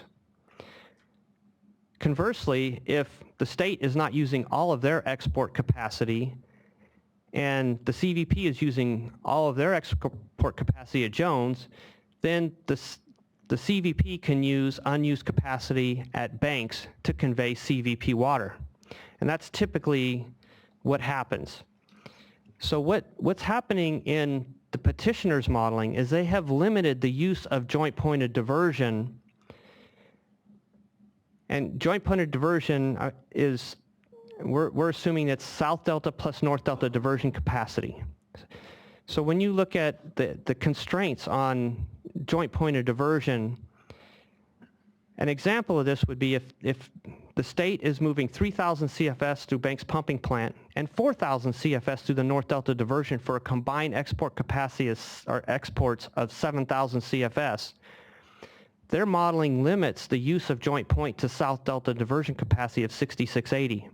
Under this scenario, with the state moving 3,000 from South Delta, 4,000 from North Delta diversion, a total of 7,000, there's 3,000 CFS unused capacity at Banks, but their modeling limits the use of joint point to 6,680, so that 3,000 CFS cannot be used by the CVP in the modeling. And we believe it's reasonable to assume that if the state is not using that export capacity, that the CVP can use it, whether it's North Delta or South Delta diversion. And this is the reason that in our modeling, you see that July, August, and September, the increased use of joint point is much higher in our modeling because we remove that artificial limitation. So if there's enough storage upstream, the CVP would use that unused capacity. Also note that in the critical years when storage is low, the CVP is not using that capacity because there's not enough storage upstream to convey.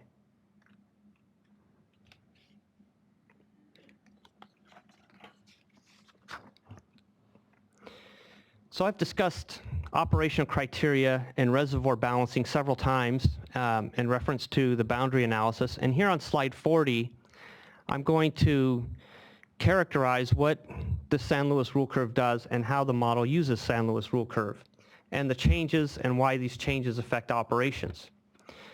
Before you proceed, Mr. Bure, let's just state for the record that you've finished the first hour and we've now put a second hour on the clock for you. Thank you.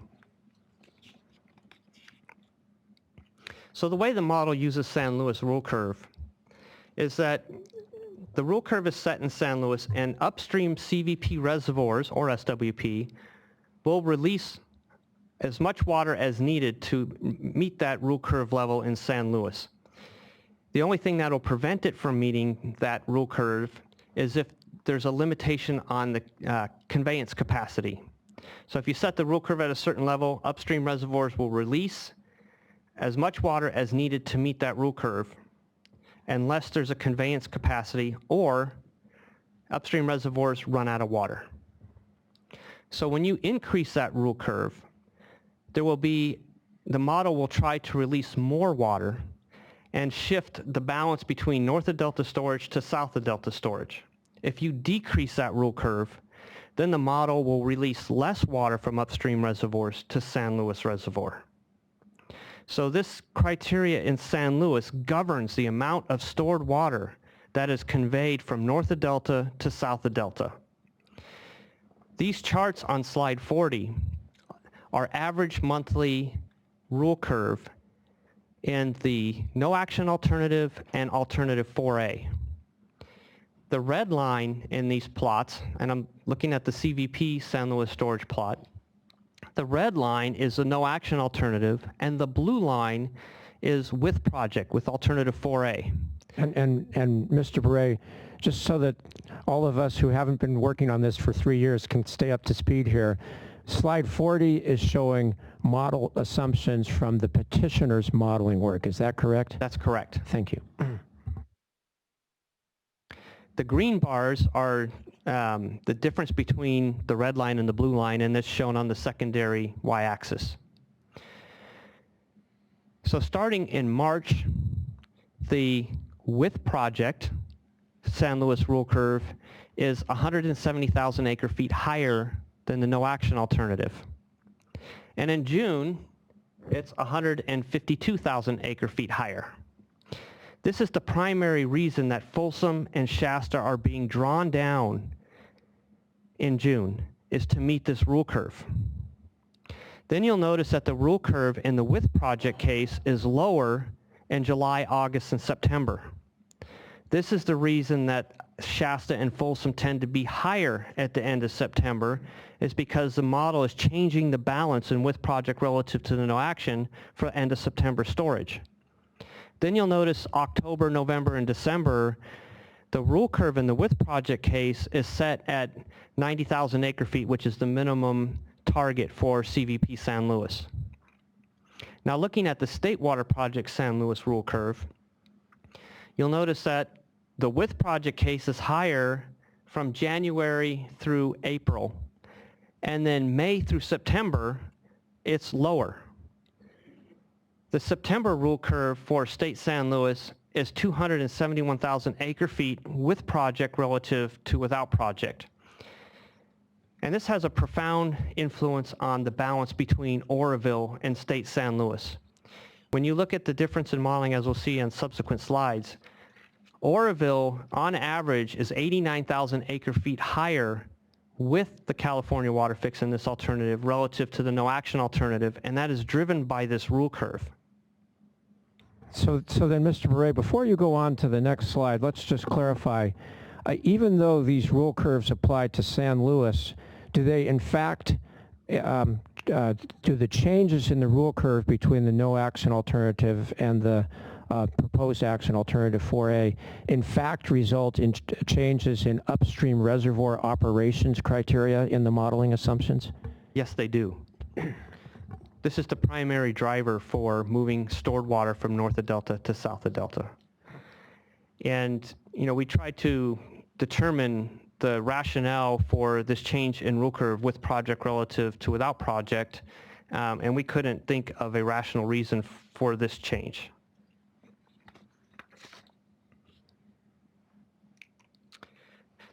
Now looking at slide 41, I know there's a lot of detail on this slide. And this is Shasta storage, changes in Shasta storage and end of September carryover in Shasta storage. The top two plots are the petitioner's modeling. The bottom two plots are MBK modeling. And you've seen a lot of exceedance probability plots in this hearing with end of September carryover storage. So that the plot on the left-hand side of this chart is carryover storage for the DWR alternative 4A and the DWR USBR modeling for the no-action alternative. There's an average annual increase in their modeling of 25,000 acre feet carryover in Shasta storage. The plot on the right-hand side is the average monthly difference between those modeling runs by water year type. So you can see in June, on average, above normal years in Shasta, their modeling shows a reduction of about 45,000 acre feet on average in above normal years. And if you average all years, Shasta is roughly 11,000 acre feet lower. And then when you get to September, their average storage is higher. In the MBK modeling, which are the bottom two plots, you can see that our average annual carryover in Shasta is about 111,000 acre feet lower in alternative 4A relative to the no-action alternative. The primary driver is movement of stored water in the higher storage conditions.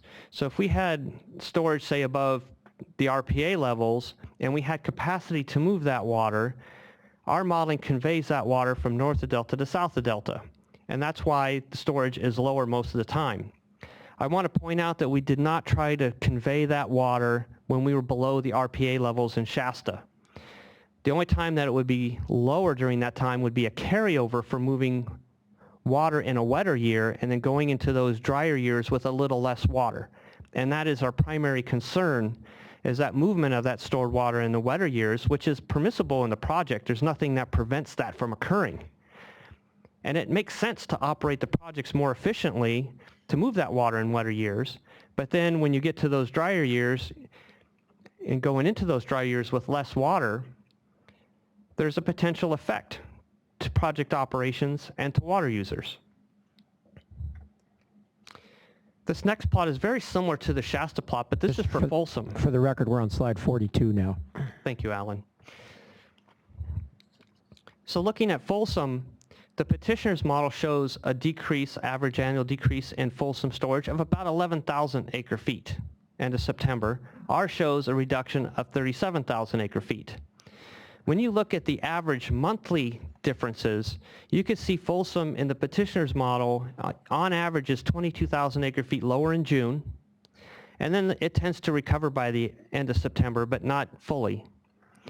In our modeling, we pull Folsom down. If we're above 400,000 acre-feet, we're pulling Folsom down and conveying that water and delivering that water.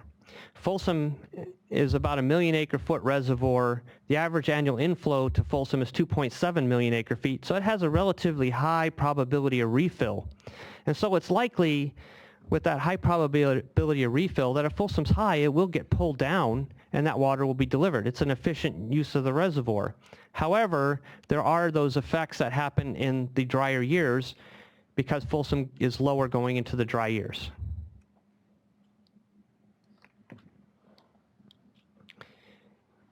The next plot on slide 43 is a summary of Oroville storage. And you look at the exceedance probability plot, and their storage on average is 89,000 acre-feet higher in the with project case relative to the without project case. And this is primarily driven by the San Luis rule curve, which we've demonstrated. You can see that in above normal and wetter years in June, Oroville's drawn down, that water's delivered, and then it's exported and not delivered. And then in September, the rule curve backs off the release from Oroville and reduces San Luis storage. Our modeling shows Oroville 74,000 acre-feet lower in the wetter years, but roughly 65% of the time, or 35% of the time, when Oroville's lower, we're not reducing the storage. And we believe this is a more realistic operation of Oroville, that it would get used if there's additional capacity to move that water, rather than put additional capacity in the system and then move less water. It just doesn't make sense to us. On slide 44 is a summary of average annual CVP deliveries with and without project. It's the difference between alternative 4A and the no action alternative for the DWR modeling in the top plot. Slow down. I'm sorry. For the Start over more slowly. Okay. So I apologize. The top table is average annual differences in CVP deliveries in the alternative 4A relative to the no action alternative for the petitioner's modeling. The bottom table is the average annual CVP delivery changes in the MBK modeling. And there's a lot of categories of deliveries for the CVP. What I've showed you in the annual summary table, and it's the third column, or the last column in this table, is a decrease of 11,000 acre-feet average annual delivery to the CVP in the petitioner's modeling, while we're showing an increase of 177,000 acre-feet in our modeling.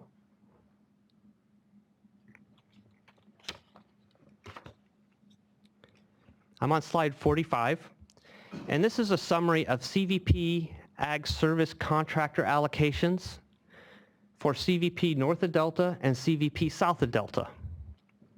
And the two plots on the right are what I'm going to talk about. The blue line in that chart, in the top chart, is CVP north of Delta Ag Service Contract allocations. And the red line is CVP south of Delta Ag Service Contractor allocations. And this is an exceedance probability plot. So the exceedances are on the x-axis, and the percent allocation is on the y-axis.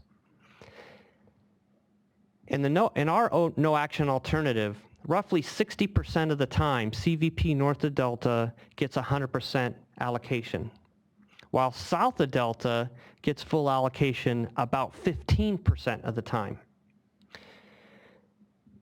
Now, one of the operating policies that the Bureau has is to allocate the same percent allocations to all CVP Ag Service contracts and all M&I water service contracts. The times that M&I MNI, municipal and industrial.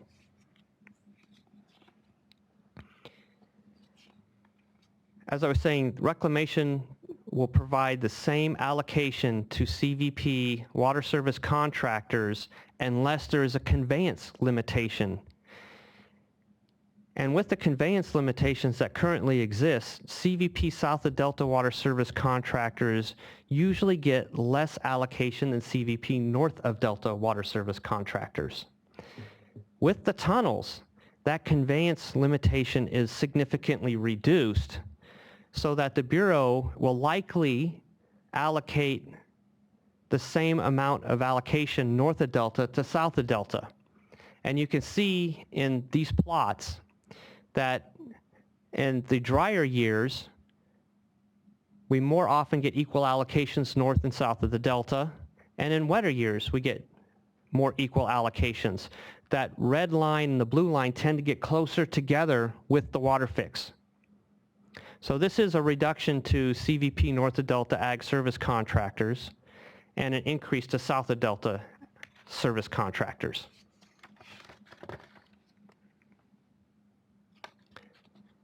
I also want to point out that the petitioner's modeling doesn't show this effect. And we believe this is reasonable to occur if the WaterFix is built. On slide 46, we have an annual average summary of SWP contractor deliveries. And on our annual summary table, we show that in all years in the DWR modeling, the average annual increase to SWP deliveries was 216,000 acre feet. And our modeling, the average annual increase is 270,000 acre feet. So there is an increase in our modeling. Their modeling didn't use Oroville as much as their no-action alternative, and we're using Oroville more than the no-action alternative, and that's increasing allocations to SWP. Slide 47 has bar charts of the frequency of occurrence of Term 91 curtailments. The top chart is USBR DWR modeling, and the bottom chart is MBK modeling. And these are average monthly Term 91 curtailments for each of these alternatives. Actually, it's the frequency of occurrence of Term 91 curtailments. So the y-axis is the percent of time Term 91 would be in effect in the no-action alternative, which is blue, and the with project case, which is the orange bar. For the period of April through September, the DWR USBR modeling shows Term 91 would be in effect less often. In the MBK modeling, we're showing that Term 91 would be in effect more often than the no-action alternative. And this is because in our modeling, we're using stored water and we're exporting more. So we would assume that Term 91 would be in effect more often. Both models tend to agree with the trend in October, and that's requirements of the model for South Delta deliveries, South of Delta export constraints, and Rio Vista flow requirements that cause the system to be in surplus more often. And this is, we believe, is a likely outcome of the California WaterFix when we're using more water, more storage withdrawals. There's more supplemental water in the system. So, Mr. Beret, before you go on to slide 48, I'd ask Mr. Baker if he could put up again, just for a moment, slide 34, just so you can explain that you are now shifting from the MBK Alternative 4A to the MBK Alternative 4A DO. I think it'd be useful for everyone if you just explain the difference between these two different modeling scenarios done by MBK, and then you can shift back to slide 47. Sure. In the modeling, the MBK modeling we just showed you, we modeled the spring outflow criteria as an export constraint in the same way that the petitioners modeled the spring outflow criteria. In our MBK Alternative 4A-DO, we modeled that spring outflow criteria as an outflow requirement. Okay, so now if we can go to slide 48, maybe you can explain how you did that ladder modeling. The spring outflow criteria described in the BA is a March through May average flow. So it's average flow over that 3-month period. And these values are from the California WaterFix BA in table 3.3-1. And this outflow is described as an exceedance probability. For example, the top chart shows an exceedance on the x-axis, and on the y-axis it's delta outflow in CFS. And the green circles on that top chart are the outflow criteria, the spring outflow criteria that's specified in the biological assessment. So when you look at the 90% exceedance, the criteria says you will exceed delta outflow, average March through May delta outflow of 10,000 CFS 90% of the time. Then when you look at the 20% exceedance, the criteria says you'll exceed delta outflow of 44,500 CFS 20% of the time.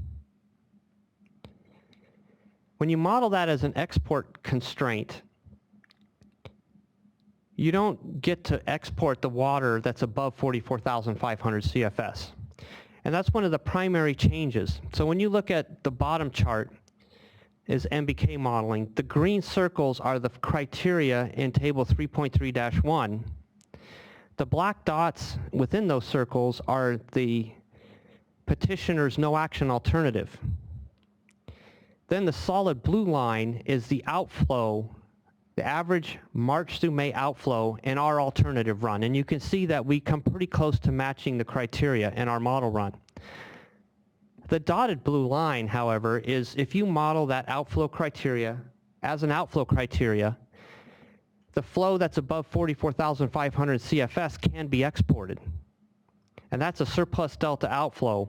And you can see at the high end of that chart where it's close to 70,000 CFS outflow, and that's average for March through May. That's a very high outflow that has been reduced to about 65,000 CFS on average. And that 5,000 CFS looks pretty close on that plot, but in terms of outflow, that's a significant amount of potential exports. The other thing that happens when you model this as an outflow rather than an export constraint is that the projects can decide whether to release stored water to meet that outflow or cut exports. And there's times that it makes sense that if you have really high storage in the spring, that you may want to release that water and export it, because there's a chance that you might refill or you might end up with really high storage at the end of the year and not have an opportunity to move that later in the year. So that added flexibility of deciding whether you're going to release that water from storage or cut exports is an important flexibility that's not captured when you measure or when you impose that spring outflow as an export requirement. This next plot is similar to what you've seen when I compared the MBK modeling and the DWR modeling for alternative 4A. But a key difference here is that instead of a decrease in outflow of 241,000 acre-feet, we have a decrease of 622,000 acre-feet. And when you look at the timing of that outflow, in April and May, and above normal in wet years, we're reducing that outflow. And keep in mind that during that time, outflow is above 44,500 CFS. So it's a pretty high outflow, and we're really capturing the big gulp. And that water typically isn't coming out of storage during those times. And it makes sense to do that. But there are times when that water comes out of storage as well. And if that water comes out of storage during that time, you're going into the next year maybe a little bit lower in storage, so that March through May outflow might be a little less because the reservoirs could be refilling during that time. So it changes that exceedance probability, and it's really difficult to meet an outflow as an exceedance probability. Slide 50 shows the same information, but for the combined Jones plus Banks exports. And as we've shown, In the DWR USBR modeling, exports are increased by 226,000 acre-feet, while our modeling shows that exports increase about 3 times that, 661,000 acre-feet. I also want to point out the timing. If you look at April and May, in the petitioner's modeling, April and May exports do not increase. However, April and May in the MBK modeling shows large increases in wet and above normal years. Again, that's the flow that's above 44,500 CFS. But in some of the other years, the below normal and maybe drier years, that's a movement of stored water. And we believe that's a more realistic operation with that criteria. So again, here's a summary of annual average summary that we've described earlier. And I do want to point out that this modeling is really a team effort, and our MBK team spent a significant amount of time reviewing this modeling over the past 6 months. And we've been looking at this for several years. And I just want to remind everyone that the CVP SWP is a truly integrated system. If you change one part of the system, it's going to change the whole system. If you add conveyance or take away conveyance or add outflow, take away outflow, put caps on Keswick, it affects all of the system as a whole. And the way that the petitioner's model shows the restrictions or limits the use of joint point, doesn't recognize the additional water that's being exported in its allocations and other constraints. It's not really being modeled as an integrated part of the CVP SWP system. There's a lot more flexibility in the operations than that modeling is showing, and that flexibility can lead to effects to other users of water. There is additional risk associated with that.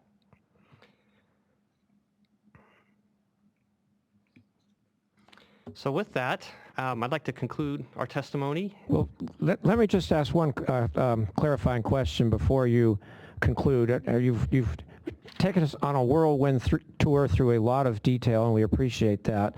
But I would like to just clarify, Mr. Beret, does the MBK modeling, both the alternative 4A and the alternative 4A DO, does it assume compliance with all applicable regulatory requirements? Yes, that's a very good point. It does. There's no criteria that we're violating in terms of 1641 or the biological opinions. There's also nothing in the WaterFix description, project description, that prevents the use of stored water or prevents this type of operation.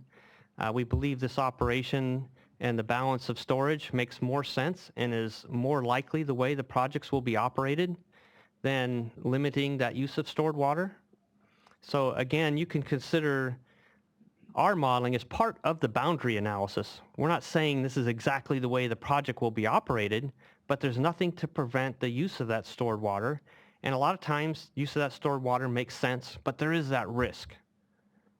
And then just to clarify also, petitioners did propose some North Delta diversion bypass flow criteria and some changes in the South Delta export criteria. And I just wanted you to clarify, does your modeling assume compliance with those criteria that have been proposed by petitioners? Yes, it does. We used exactly their bypass requirements and export restrictions. So then just to summarize, your modeling would comply with all regulatory requirements and all operating assumptions or proposals that have been made by petitioners? Yes, it does. So, and I interrupted you, but please complete your summary then. And maybe you already have.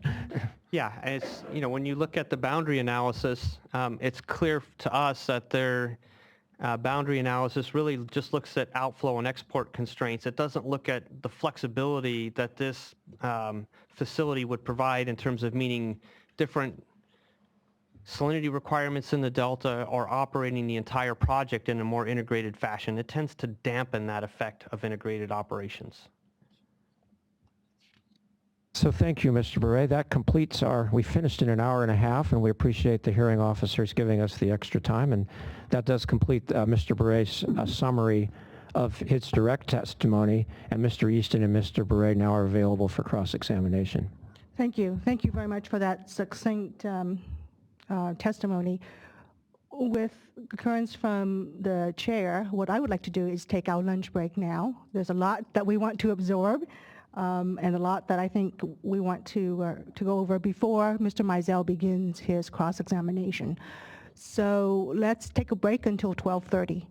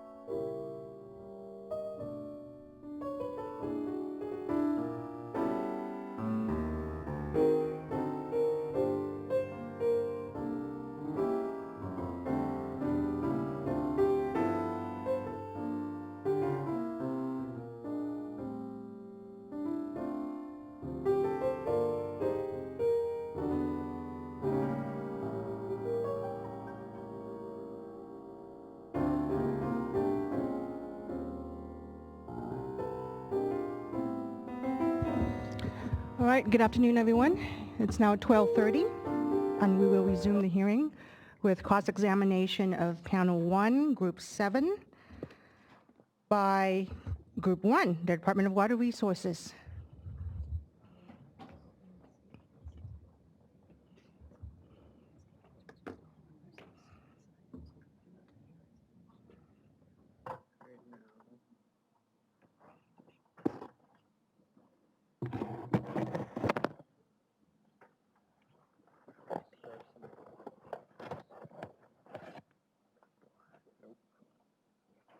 They did not get filed because my Zelle is not in here.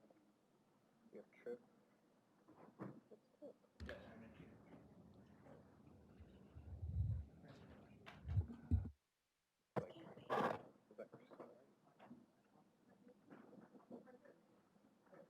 Those are ones I brought down from. Okay. Hi. Sakuruni? We lost your name. Exhibits. This one's not encrypted, so it just should come up whenever you want it. Okay, that's Ray Solar or something like that. He's from the modeling panel. I do not know. Mr. Mizell, Mr. Berliner, are you ready? Yes, we are.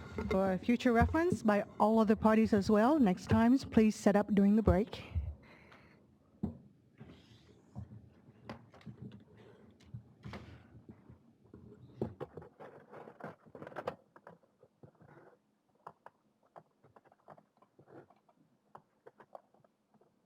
Afternoon. My name's Tom Berliner, representing the Department of Water Resources. I'm here with Trip Mizell, also representing the department, and Eric Reyes, who's an engineer with the department. I'll be doing the bulk of the questioning. Good afternoon, Mr. Easton. My name's Tom Berliner. Nice to meet you. Would you mind if I called you Dan? Mr. Berliner, please hold on a second. Okay. I can move it. Yes. Is that better? Sure. Of course, now plugged in, I can't so see it's- Mr. Berliner, but that's okay. I didn't know it was that popular. There we go. Thank you. And Much better. Excuse me, Mr. Berliner can ask whatever questions he wants, but I think these proceedings really do deserve the formality of calling people by Mr. So-and-so rather than just by first names. I mean, that's just my request. I'm sorry, haven't I been calling people by their last name? You've been great, but Mr. Berliner just asked if he could call Mr. Easton Dan. Oh, I didn't hear that. I'm happy to accommodate Mr. Lilly. All right, let's stick with more formalities, please. Otherwise, we will get all confused.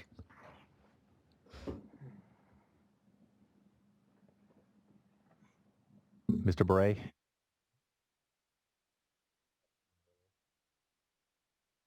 I think This the on? microphone needs to be closer to you, Mr. Berliner. Is this better? Thank you. If I get too far, just give me a heads up. Thank you.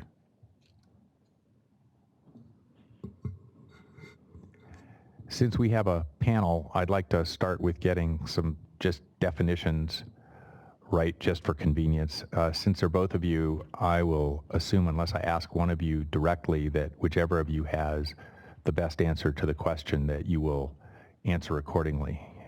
Do we have agreement on that?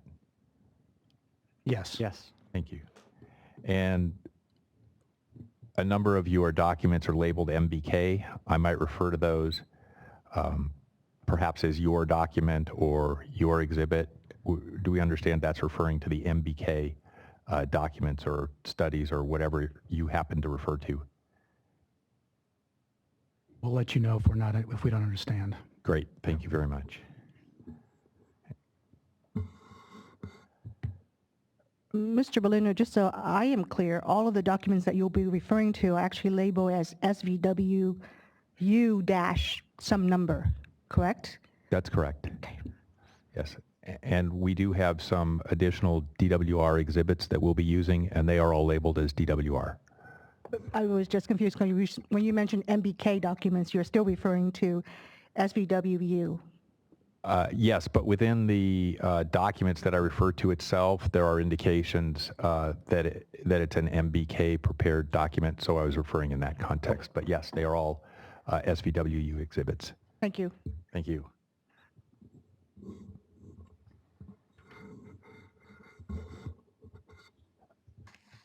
Mr. Beret, did you personally prepare your testimony that you gave today? Yes, I did. Did other people consult with you in that preparation? No, they reviewed it when I was done. And Mr. Easton, same question for you. I prepared it myself.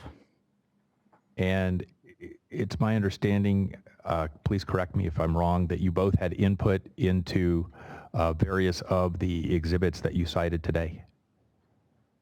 Yes. Yes. And Mr. Easton, specifically, which exhibits did you have input into? I was largely responsible for doing the modeling in support of the MBK modeling that we modeled the proposed project, the alternative 4A, and the alternative 4A DO is what. And so I prepared the modeling. I also analyzed the studies along with Mr. Beret, and then I assisted with Mr. Beret in putting together a lot of the graphics and the text in really all of the exhibits, except for his own testimony, my own testimony. I'm talking about the technical documents. Sorry, Mr. Easton, can you get a little bit closer to the microphone or pull it closer to you? These microphones aren't very And good far away. Did everybody hear what I just said, or should I repeat it? I think they probably did, but if you could pull it closer to you, it's got to... All right. Thanks. I heard you. Yeah, Thank you okay. very much. Yeah. And Mr. Beret, same question for you. Yes, I was the primary author on all of these, with the exception of the comments on long-term operations, EIR, EIS. Lee Bergfeld and I co-authored that report. So Lee Bergfeld of MBK and I co-authored that report. Okay, thank you very much.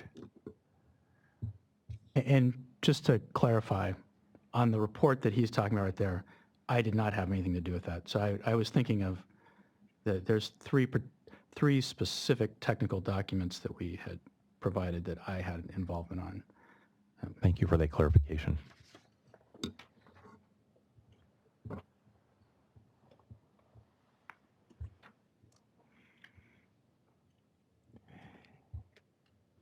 Mr. Bray, in your testimony today, you outlined an approach as to how the WaterFix might be operated in the future. Do you agree with that? We provided a 2-year example, which is an example of how the California WaterFix could operate and convey more stored water and what the effects may be. And we've presented 2 examples of the preferred alternative and how they may be operated. And you used the word may, so is it my understanding then that this is just a possible operation and not necessarily the operation that will occur? That's a really good question. I would say that all of the modeling will not match exactly how the project will operate in real time. But the operational regimes and philosophies, balancing the reservoirs, those types of operations are possible. And it's also possible that based on the representations that you made that they may not be operated that way. Is that correct? That's correct. It's up to the operators in real time to determine how the project will be operated. So when you, for instance, indicated that in your view, more water might be moved from north to south, decreasing reservoir storage, that would depend on how the operators chose to operate in that particular year. Isn't that correct? Yes, all the modeling you can say that same thing about. So really what we're trying to get a handle on here, whether it's your modeling or the modeling that was presented by DWR and Reclamation, is to understand possible future scenarios, correct? Wait, and excuse me, I don't want to interrupt unnecessarily, but I do have to object. The question is, what we're trying to get a handle on is really ambiguous. Does that mean Mr. Berliner is trying to understand what Mr. Beret testified to, or is he asking what is the State Water Board's ultimate decision going to be? Because depending on how what we're going to get a handle on is interpreted, the answers could be very different. Mr. Berliner? Well, I'm not trying to leapfrog over to the state board's decision. I'm just trying to understand as between the presentation that maybe I'll just rephrase the question. That might be the easiest. Thank you. And Mr. Bray, what your effort and the department's efforts were aimed at was trying to gain an understanding as to how the WaterFix might be operated in the future under various scenarios, correct? Let me make sure I understand your question. What we did is our best estimation of how we believe the California WaterFix would operate and would be implemented in real-time operations based on our experience and modeling and our understanding of operations. So we believe that the modeling that we put together is a more realistic depiction of how the project's CVP, SWP may operate with the WaterFix. And for example, you indicated that there are times where there's available capacity in the joint point of diversion. Do you recall that testimony? Yes. And isn't it true today that there are times where there's available capacity in joint point that's not utilized even though it could be? Can you define could be? Yes, that there's available capacity and there's no regulatory constraint so that the department or the reclamation could choose to use joint point, but they don't make a use of available capacity. Well, that you're not giving me enough information. If there's ample storage upstream and it's not being used, that's different than having low storage upstream and that joint capacity not being used. So are you referring to the fact that there's a lot of storage upstream or low storage upstream? A lot of storage upstream. When there has been a lot of storage upstream, if there's not restrictions on releases, as there has been this year, there has been use of joint point in the past. And have there been instances where joint point was available, there was adequate storage upstream, and joint point was not used?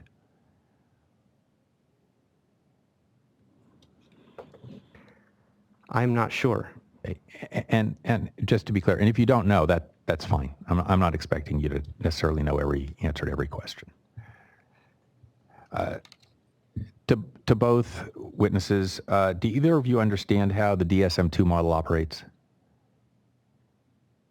I am not a DSM-2 modeler. I have reviewed output from DSM-2 and provide input to DSM-2, and I have an understanding of delta hydrodynamics, but I can't say I'm an expert on DSM-2. And we did not testify on DSM-2. Have you used DSM-2 in your work? I have not used DSM-2. Colleagues that I work with have used it. Would that be colleagues at MBK? Yes. And Mr. Easton, same question for you. I have never used DSM-2. Thank you. Do either of you, Mr. Bray, do you understand how the calcium model operates in conjunction with DSM-2? I understand what outputs need, from CalSim are input to DSM-2 and that procedure, but I have not run DSM-2. Okay, thank you.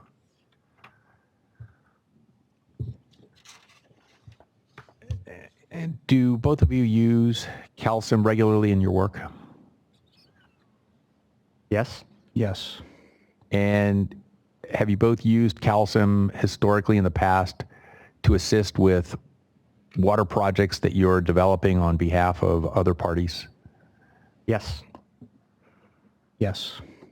And has the model proved sufficient for your needs in those instances?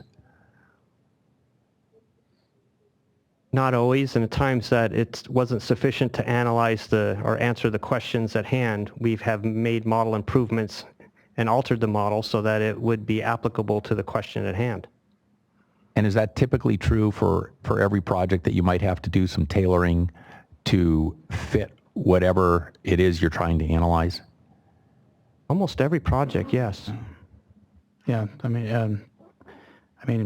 environmental documentation, we regularly review the modeling and make a determination as to whether the model is giving us reasonable results or not. And if it's not giving us reasonable results, we need to explain why and make a modification to the model. Slow down. Sorry. Make a modification to the model and document it, of course, in order to get a reasonable result. Because the whole point of this is to generate something as realistic as you can. And are there both discretionary and non-discretionary assumptions in the model?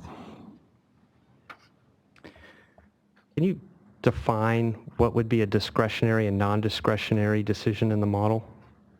Sure, I'm actually using it in the way that you are using it in Exhibit 107, so if it would be helpful, perhaps we could refer to pages 6 and 7 of 107.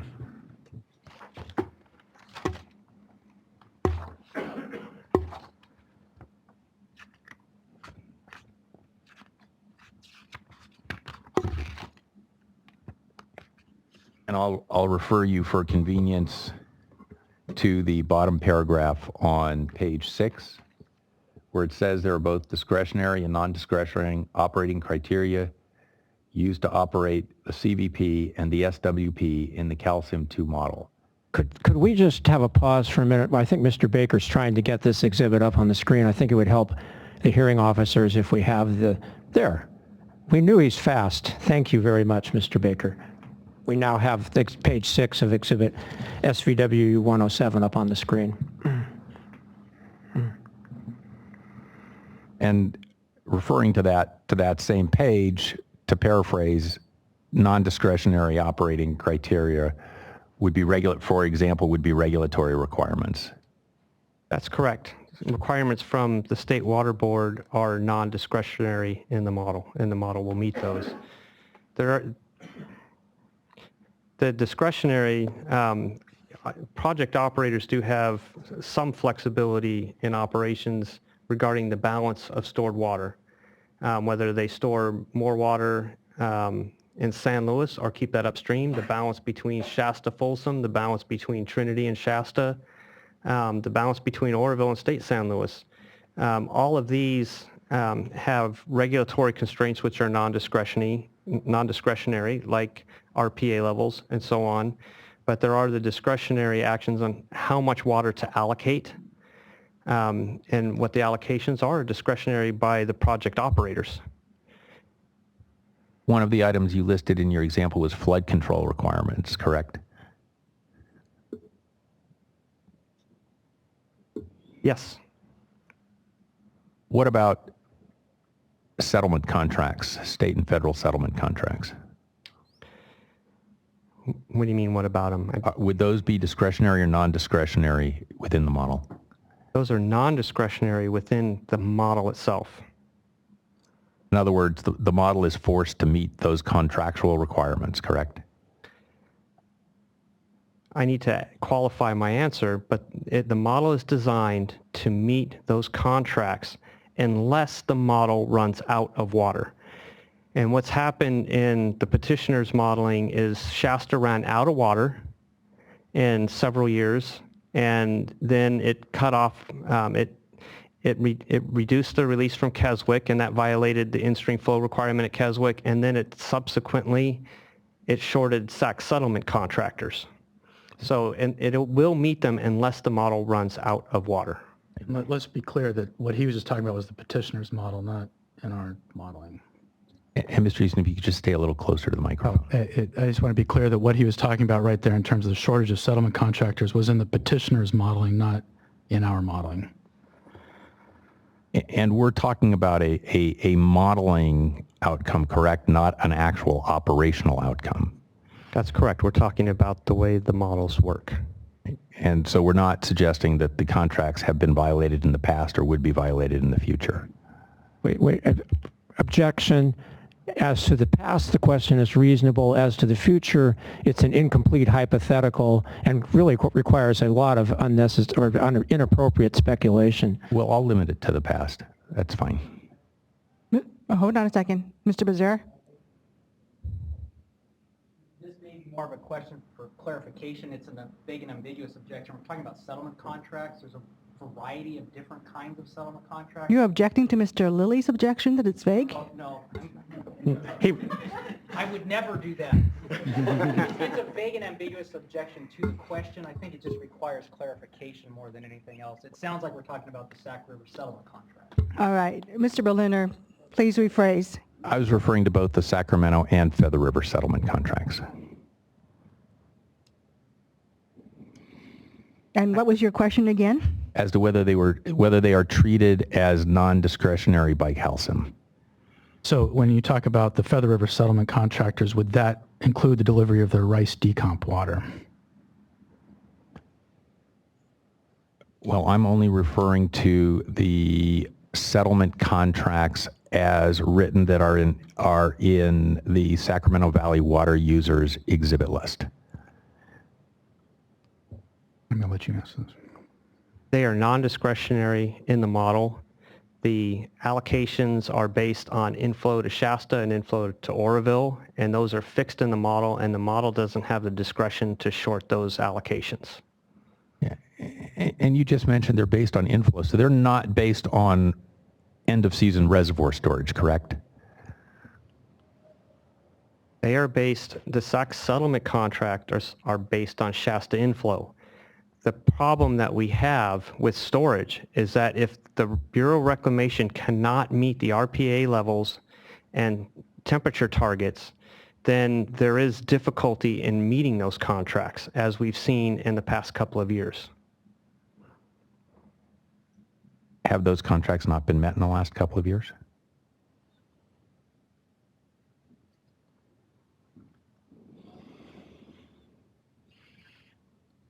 I can't say whether I'm not a lawyer, I can't say whether the contract terms have been met or not. I know that with the cold water pool management issues and the inability to meet the RPAs due to low storage conditions and drought, that there was significant effort to delay diversions and enter into transfers to protect that cold water. And whether the contract terms are met, that's outside my area of expertise.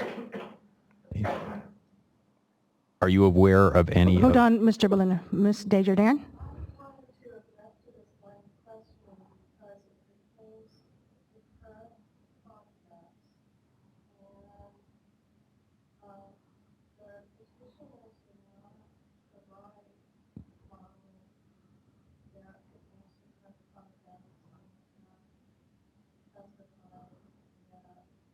We cannot hear you.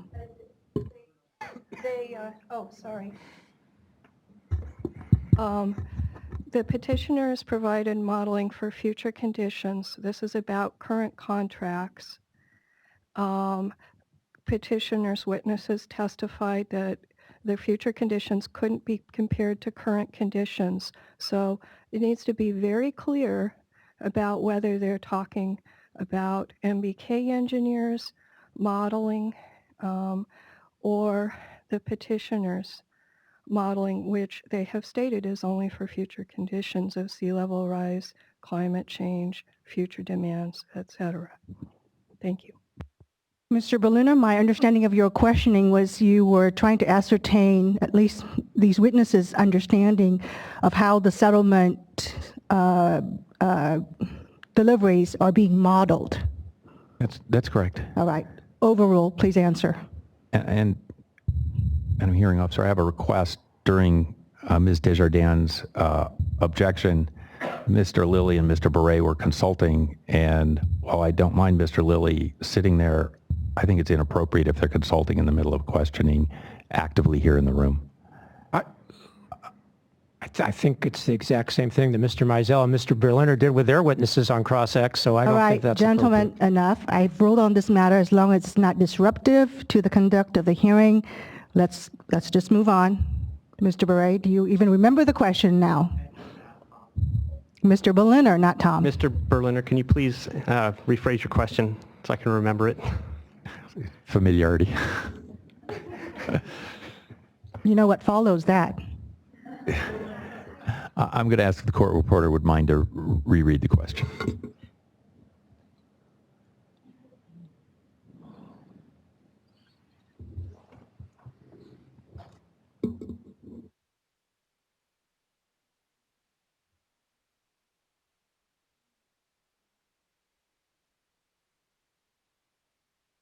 And I believe his answer was that he did not know.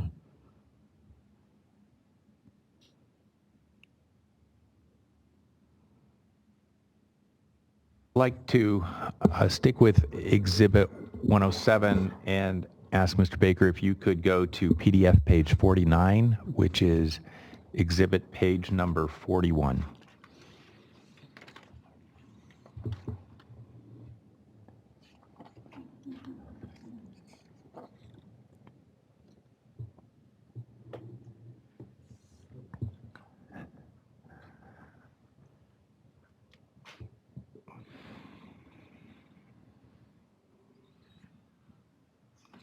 Thank you, Mr. Berliner. I was hoping someone would bring up this page. We're trying.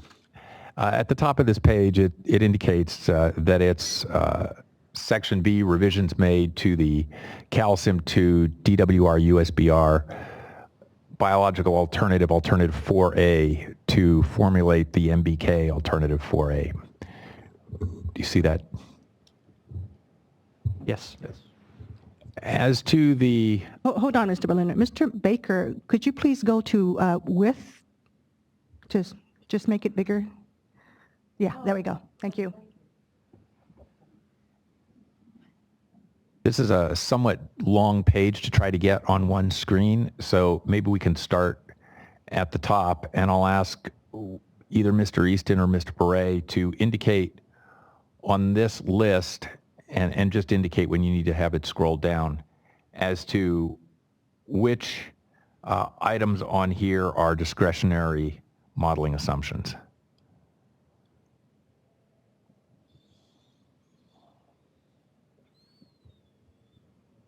Well, first off, the climate change, that doesn't fall into discretionary or non-discretionary. That's input hydrology to the model. So I'm not sure how to answer that question regarding climate change.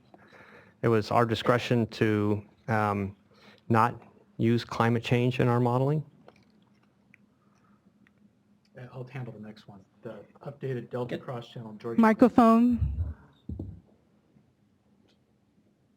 The updated Delta cross-channel Georgiana Slough flow equations, that really should be part of climate change. It's that there was different flow equations for different climate models, and so that would fall under the same example of climate change that Walter just said. And what about the navigation control point? The navigation control point in the version of CalSim that is used by the petitioner, the navigation control point flow is tied to North of Delta CVP ag allocations. CVP ag allocations.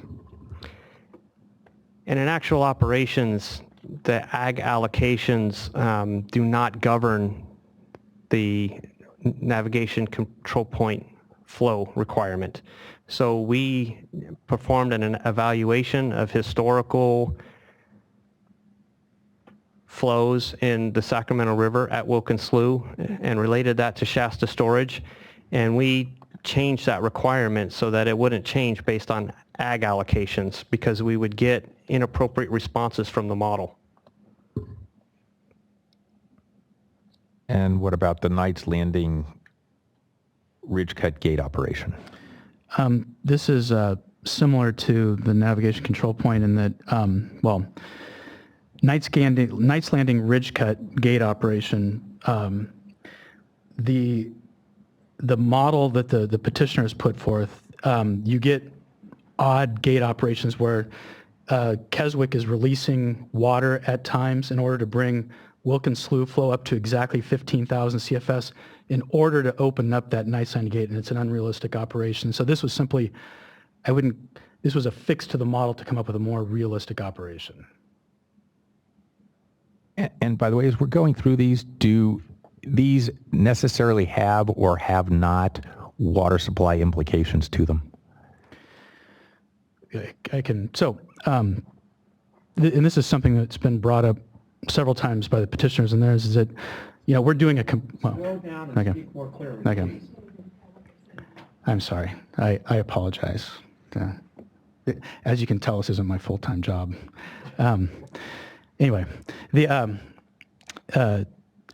this is something that has been brought up by the petitioners in there, is that, this is a comparative analysis. And when you have one model doing one thing because of essentially a mistake in the model, and the other one isn't making that mistake, you get an odd comparison. You can get, for instance, the nice landing ridge cut operation in the alternative. You could have it where it's releasing 15,000 CFS to bring Wilkins Slough flow up simply to open that gate, but in the no action alternative it isn't. And so you get this odd comparison where Shasta is losing water and it's not. So this is actually to improve that comparative analysis. So was that a discretionary determination on your part? It was discretionary in the fact that we wanted to produce a more realistic result. And was the same true for the navigation control point? Yes. And what about the delta salinity standard logic for negative carriage water conditions?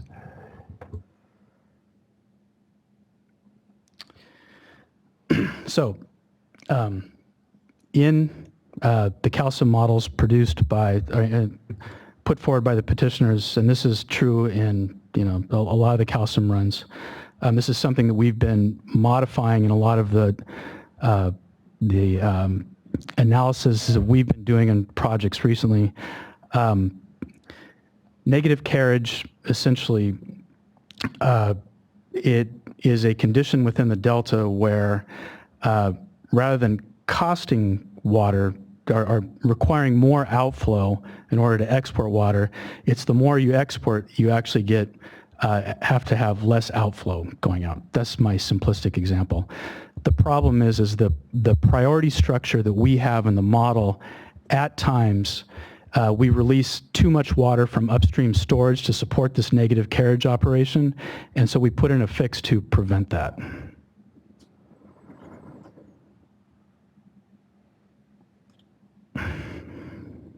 So this all falls back to trying to get to a more realistic operation.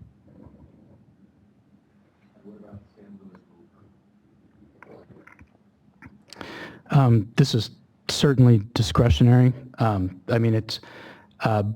It's the same thing. We are making a change to the model. With the old San Luis rule curve logic, we were at times seeing an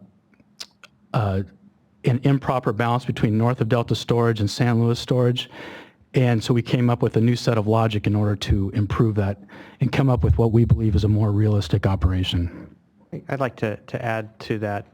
In actual operations, there is no San Luis rule curve. The operators don't use that.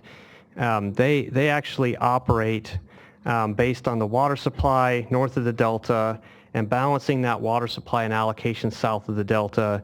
And San Luis is operated to balance supply and demand south of the delta. It's a very different operation. San Luis rule curve is a modeling gimmick to balance north of delta with south of delta.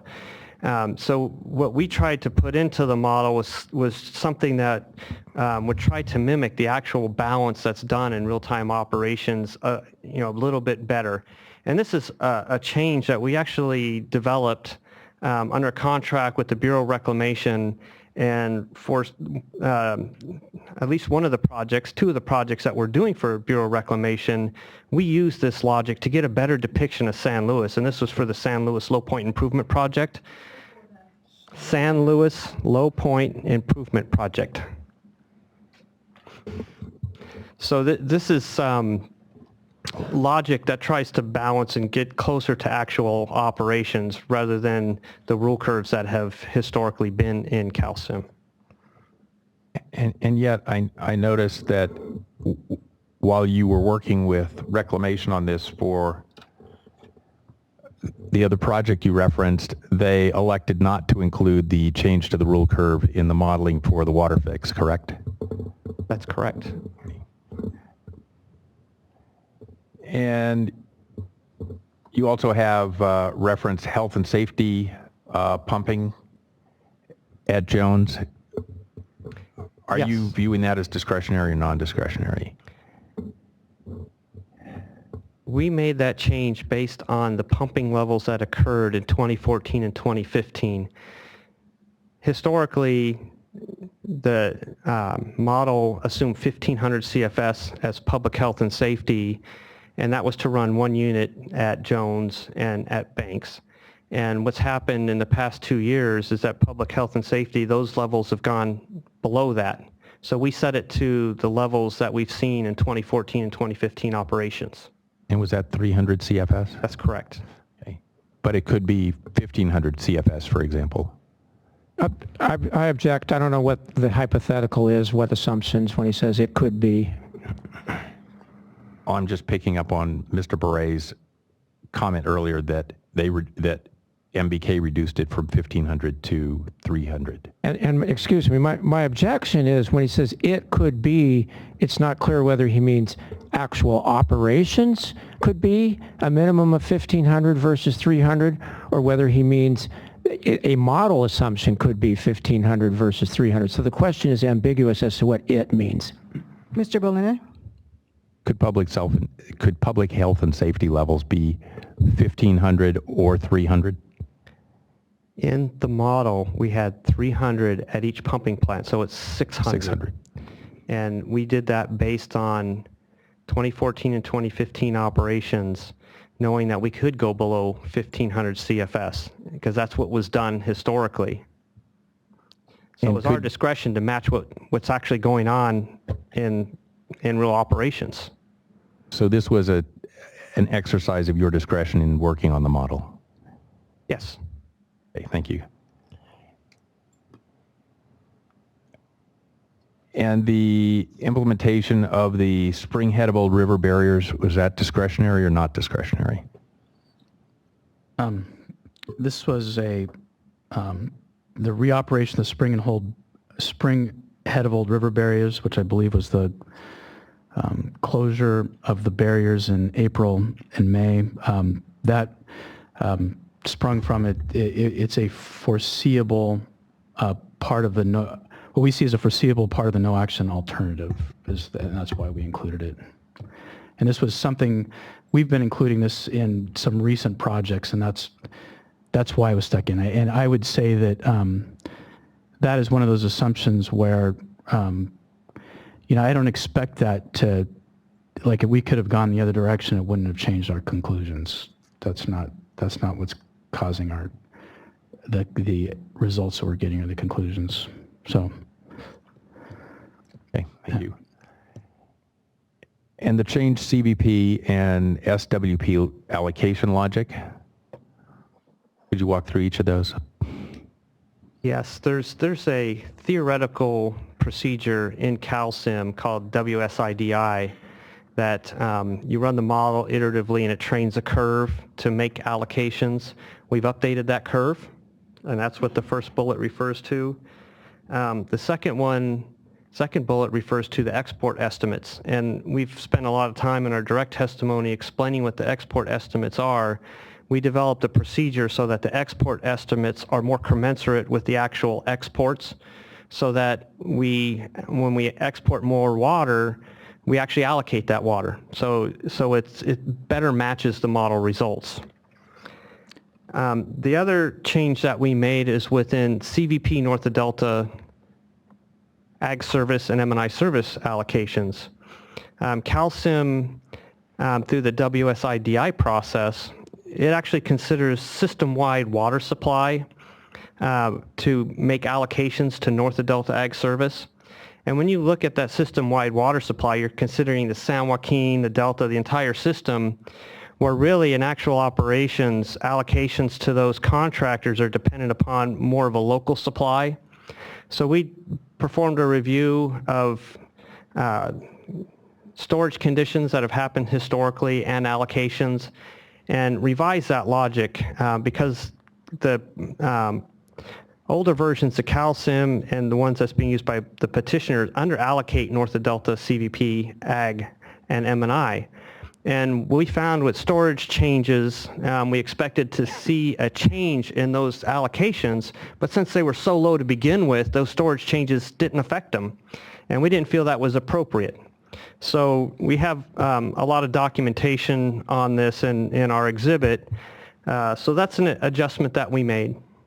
And there's actually on the page prior to the one we have up there, there's actually a nice plot that shows historical operations of, how, what north of Delta allocations look like. And then it shows with the changes we've made to our model, how that's improved the allocations. And when you look at figure 32, this is a plot that Walter put together, actually. Figure 32 is historical CVP ag allocations.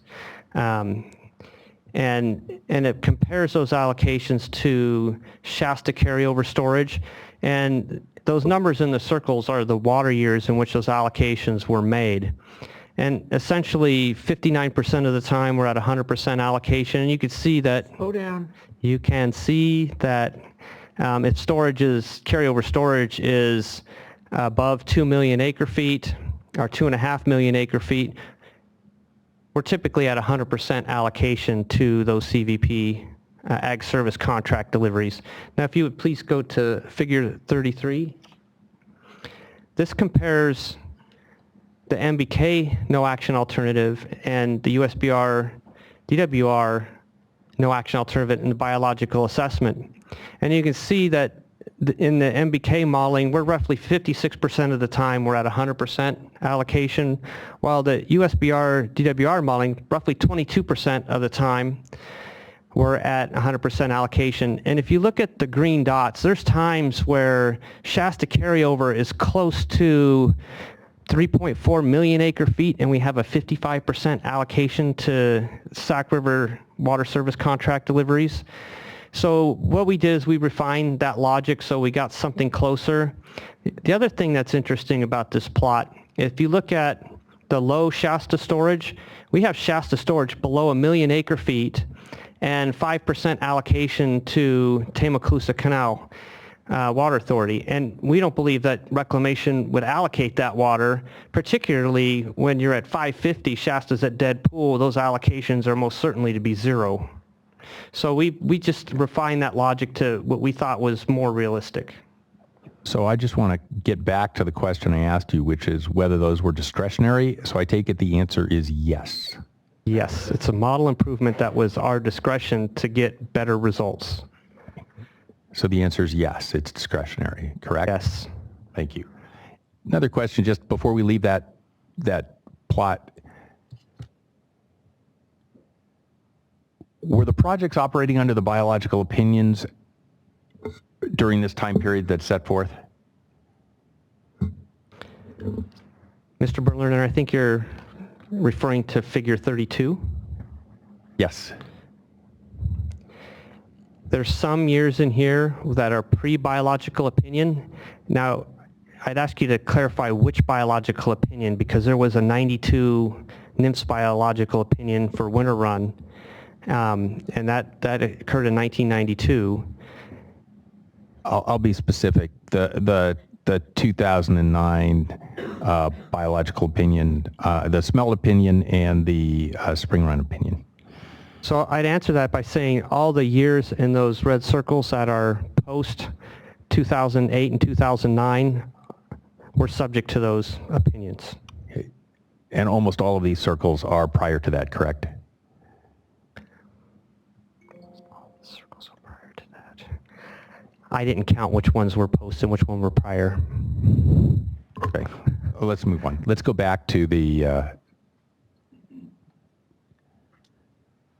page 41. Okay. Again, my question on this page is which of these are discretionary and which are non-discretionary?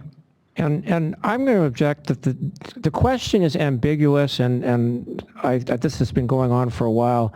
Discretionary and non-discretionary, I think we're talking about two different things here. One is discretion of the CVP and SWP to decide how to operate.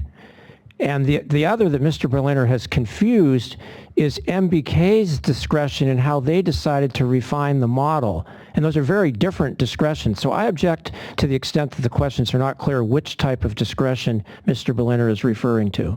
Mr. Berliner, please clarify. And my questions go to within the project itself, not as to how MBK chose to model it. My view is MBK can choose to model it any way they want. But within the model that MBK came up with, there are certain discretionary and non-discretionary actions. And my question is, within the model, which are discretionary and which are not? All right. And I thought we had pretty good clarification. Regulations, for example, were non-discretionary. Flood control was non-discretionary. The settlement contracts were non-discretionary. So I thought we were speaking the same language. I don't think we were, and I think it's very important that he continue to clarify whether he means discretions in Right. operations versus discretions in modeling. All right. Thank you, Mr. Lee. Mr. Berliner, I'm curious. Help me understand the importance of discretionary versus non-discretionary, because frankly, from my perspective, I just want to better understand why they make these changes, and the fact that they make the changes using their discretion as modeler, or what they view as the operational discretion really doesn't matter to me. I want to understand why these changes were made. So help me understand the distinction that you are trying to create between discretion and non-discretion. So when the projects have to be modeled and operated, there are various measures that are required or not required. And how you choose to exercise the discretionary measures, for instance, how much you choose to keep in Shasta or Oroville, how much you choose to send to San Luis Reservoir, those have huge implications on project operations, water supply, biological impacts, et cetera. So those types of discretionary actions, for instance, we talked about the San Luis rule curve, those are actions that will have a direct impact on some aspect of water movement and upstream storage, for example. All right. So let's do this then, because as an engineer, I was getting excited about all the details.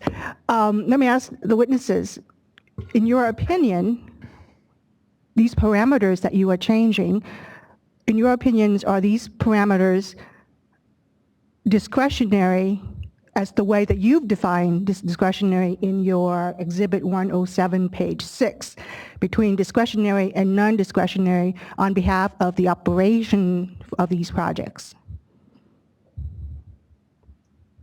We are, I think, mixing what's the discretionary operation in the model versus what our discretion is in terms of creating a model that we believe is creates the best depiction of what the effects of the WaterFix are going And to I be. understand that you are applying your discretion with respect to this modeling.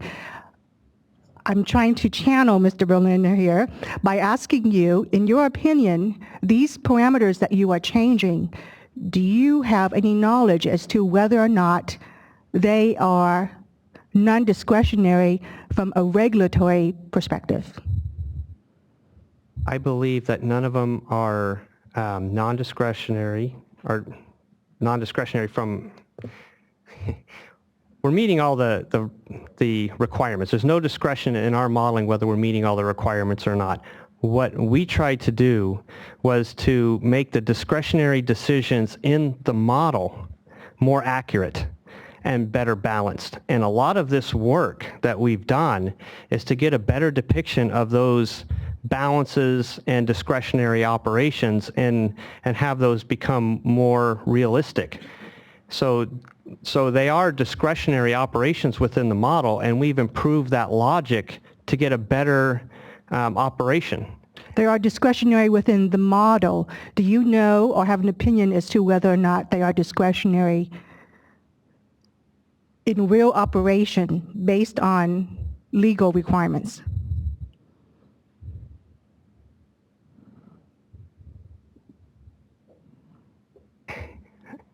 It's hard for me to answer that because I don't know. I can't say whether something's discretionary and a legal requirement. That's really not within.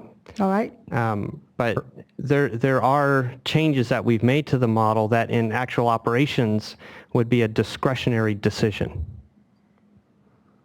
That's really the point that I'm trying to get at. So I think the next one is a good example of that. All right. The next bullet is the changes in timing and priority for the Cross Valley Canal wheeling.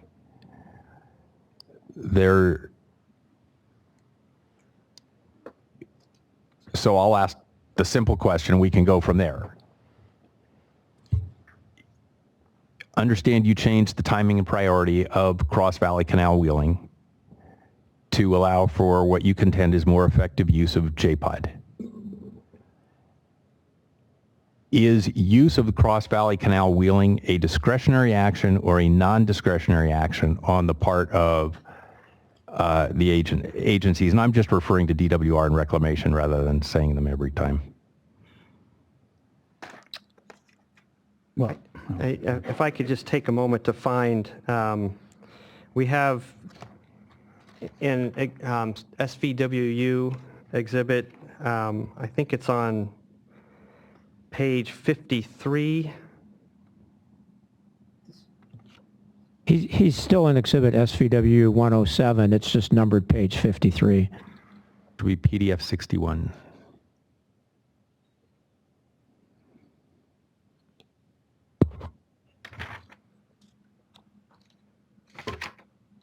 I know we have a comparison of the USBR, DWR joint point of diversion and cross valley wheeling. And if you look at figure 45, this shows the change in cross valley wheeling in the MBK alternative relative to our no action alternative. And I believe we have somewhere in here, and I'd have to find it, the same type of plot for the DWR USBR modeling. And if you were to look at the DWR USBR modeling, the change you would see is that large reductions in Cross Valley Canal wheeling in November, because typically in the no action alternative, you have to wait until November before you have capacity to move Cross Valley Canal wheeling water. Not in every year, but when there's lots of water delivered, it's not unusual. But then in the petitioner's modeling, what they show when they put the tunnels in is that Cross Valley Canal wheeling largely shifts to July, and it's concentrated in July because the capacity is there to move it. if I may bring up figure 10 in this exhibit on page 16, it will show change in the petitioner's cross valley wheeling.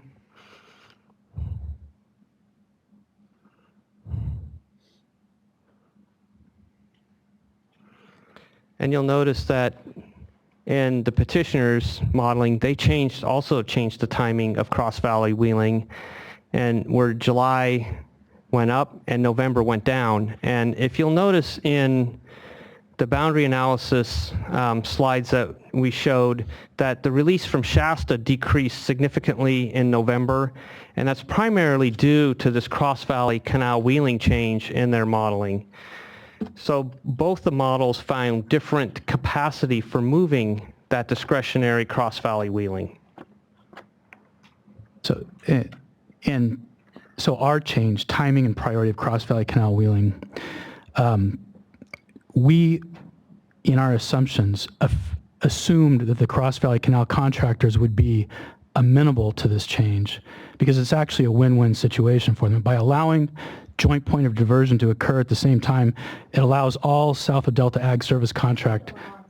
Slow down. Oh, I'm sorry. I'll try to signal you like this when you need to slow down a little. Okay. I apologize. It allows, from the modeling that we've done, we see that it allows increases in South of Delta Ag Service contract allocations, which includes the CVC contractors. So just to be clear, you viewed the Cross Valley... Hold on, Mr. Berliner. What are you confused about? Yeah, CVC. Cross Valley Canal contractors. Yes, yeah, CVC, yes. Yeah. Probably should have had a little list of all of our acronyms. So to summarize, the CVC contract, you changed the priority within that to move it up or back in time as compared to how the agencies modeled it in their model, correct? Go ahead. Both their modeling and our modeling show similar shifts in timing. So this would be a discretionary action then, correct? Yes, in both versions of the model. And in your modeling, did you assume that you would get permission from the CVC contractors to make that change?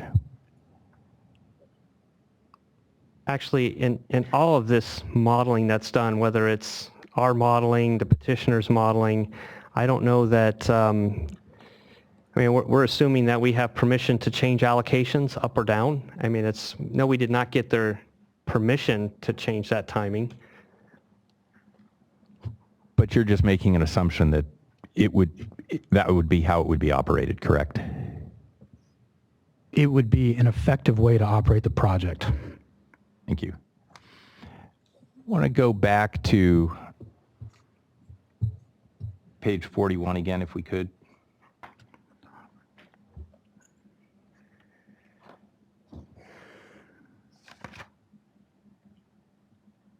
At the beginning, when we were talking about climate change, you indicated that you left climate change out of your model. Did you view that as having the discretion to not include climate change in the modeling? And now I'm referring to your discretion. It was our discretion not to include it.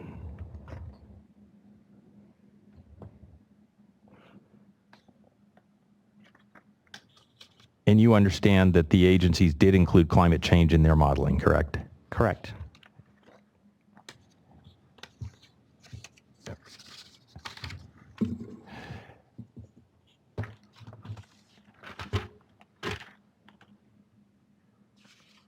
I think we're on the sharing logic for the North Delta facility.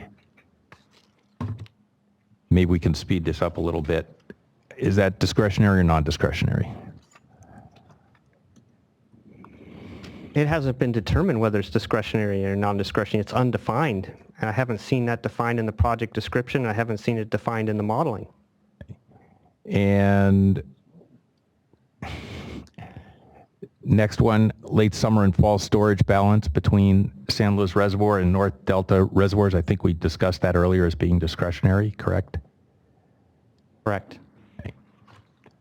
And the allowance of joint point wheeling above the bank's permitted capacity. In your testimony, is it correct that you went above the currently permitted levels for use of joint point? Excuse me, I object. Currently permitted levels, I assume he means at the South Delta diversion, but the question is ambiguous as to whether that would also apply to the North Delta diversion, for which there are not any currently permitted levels. Mr. Berliner? We're talking about South Delta joint point that currently exists, where there is a Corps of Engineers condition. So let me clarify this. We do not go, in our modeling, we do not export water above the South Delta permitted capacity.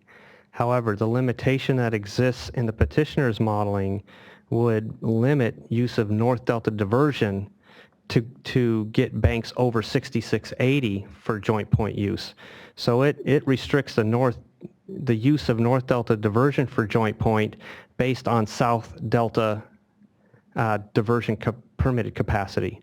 So again, let me give the example. If you're pumping at banks 3,000 CFS from the South Delta and 4,000 CFS from the North Delta diversion, there would be no joint point use on the CVP side because you're over 6680, even though you're less than 3,000 only at banks.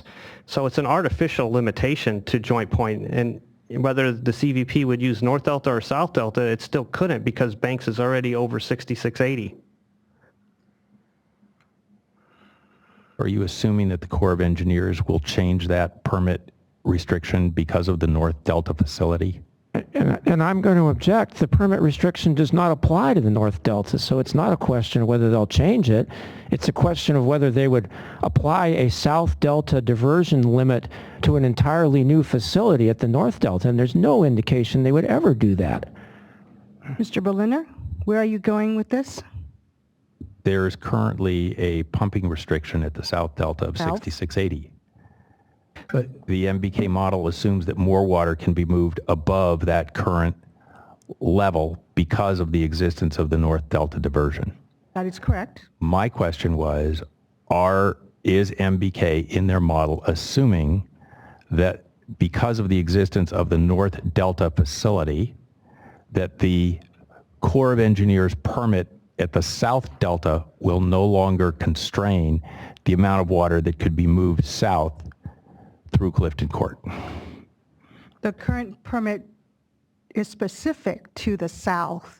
I don't understand your question. All the water will end up in Clifton Court, both north and south. It will then be moved south from there. My question is, there's a limit of 6680 currently. Is MBK assuming that that limit will not apply in order to take advantage of additional capacity made available by the North Delta diversion? Okay, I understand. Please sit down. Mr. Bure, please answer that last question that Mr. Berliner just asked. Even without joint point, Banks is going up to 10,300 CFS through the combined North Delta and South Delta diversion. The core criteria only pertains to water going into Clifton Court, not from Clifton Court pumped at Banks. If that were the case, you could never go above 6680 with the tunnels. And all the modeling with the California WaterFix goes above 6680.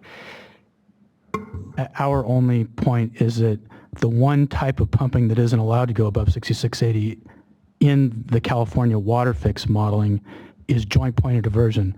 SWP, as long as they're using the North Delta diversion facility, can go above. Slow down. Can go above 6680. Lower Yuba River Accord transfers in the petitioner's modeling can be moved when pumping is above 6680. Cross Valley Canal wheeling can. For some reason, they constrained joint point alone, and we think it was. I think it was a mistake. I don't think it was something done purposely.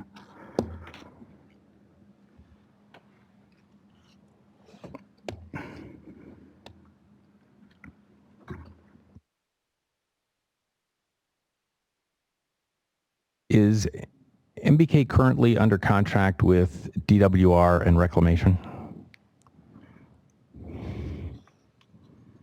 Yeah, we have several contracts with DWR and the Bureau of Reclamation.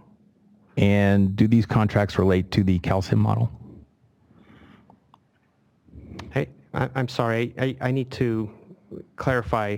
We are subs to other prime consultants under contract with Reclamation, and we do have a direct contract with DWR, and yes, we're under contract to work on calcium and run calcium for the agencies. Agencies, both the Bureau of Reclamation and Department of Water Resources. And do you regularly meet and confer with them over calcium modeling work that you're doing? It depends on the work that we're doing. If we're doing confidential work, then we keep that work confidential within those agencies that are hiring us to do that work. We do regularly talk to modelers as we're, I'd like to say that the modeling community is a pretty tight-knit group, and we share a lot of ideas to improve the models continuously. So we do talk about model improvements, and I think that's good for the modeling community to help each other. And do you participate in the California Water and Environmental Modeling Forum? Yes. And would you characterize your relationship with the modelers and staff of the agencies as being professional? Yes. Collegial? Oh, yes. Does MBK share with the agencies updates that MBK makes to the calcium modeling? Yes, we do, and we talk about them. For the California WaterFix, this was not shared prior to us posting our modeling on the FTP site on September 1st and our documentation of those changes. But prior to that,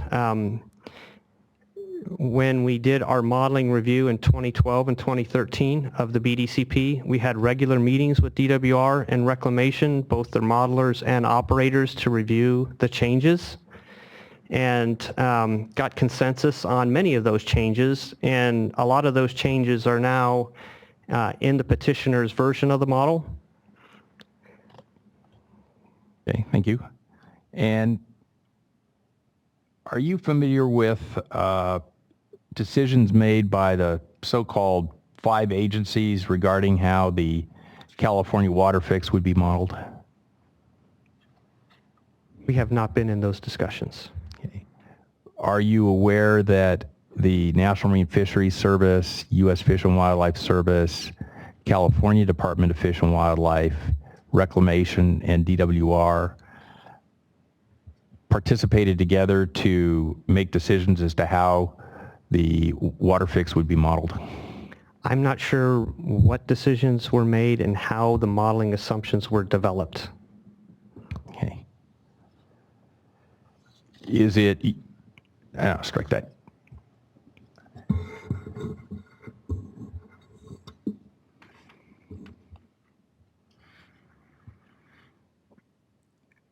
Are you aware that there's a process internal to DWR where the operators sign off on modeling assumptions before any major planning studies are done?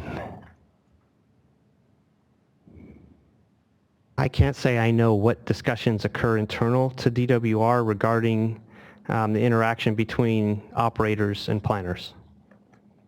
Are you aware of that process, though? I would guess that they talk. I do not know the degree to which they communicate or review the modeling.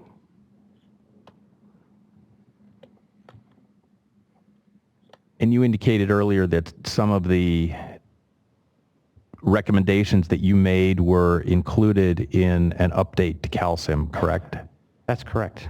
And were some of the recommendations you made not included? Some of them were not included.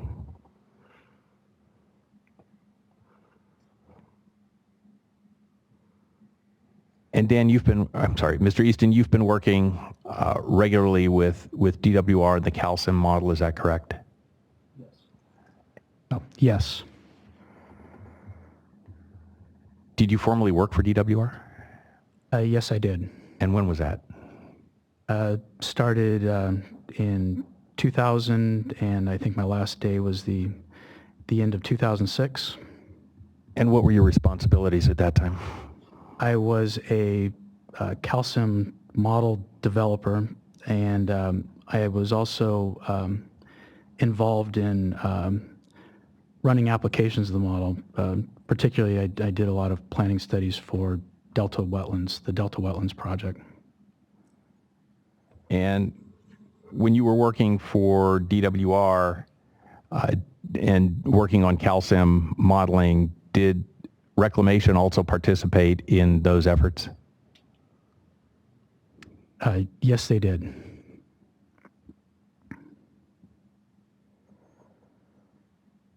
And would you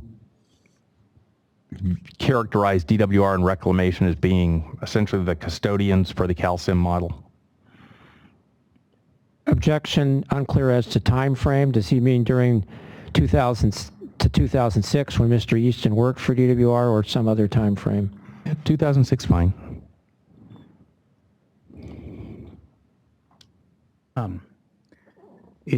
So to repeat your question, you're asking me, is DWR the custodians of, DWR and Reclamation the custodians of calcium? Yes. And what, I mean, when you say custodians, what do you mean by that? I mean, are they in essence in charge of the model, responsible for updating the model, for new developments, not exclusively, but primarily? I understand there's a community, we talked about that, but are they primarily responsible?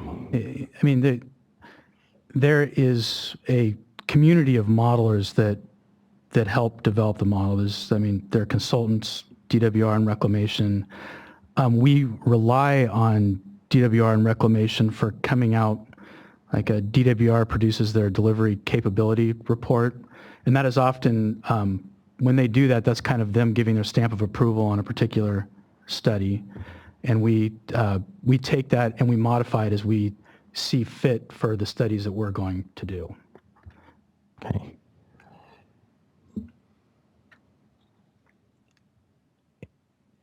And Mr. Easton, regarding the CalSim model that we're currently dealing with, the 2015 version, and California WaterFix, did the agencies apply the standard CalSim modeling practices for the allocation logic? Could you define what the standard allocation logic is? Let me refer you to page 39 of this same exhibit, which would be PDF 47.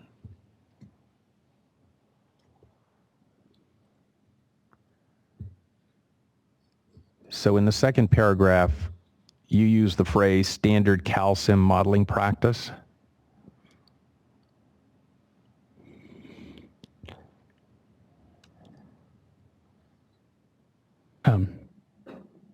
Yes. So I'm using it in that context. Okay. Well, so could you repeat the question again? Because I know. Sure. All right.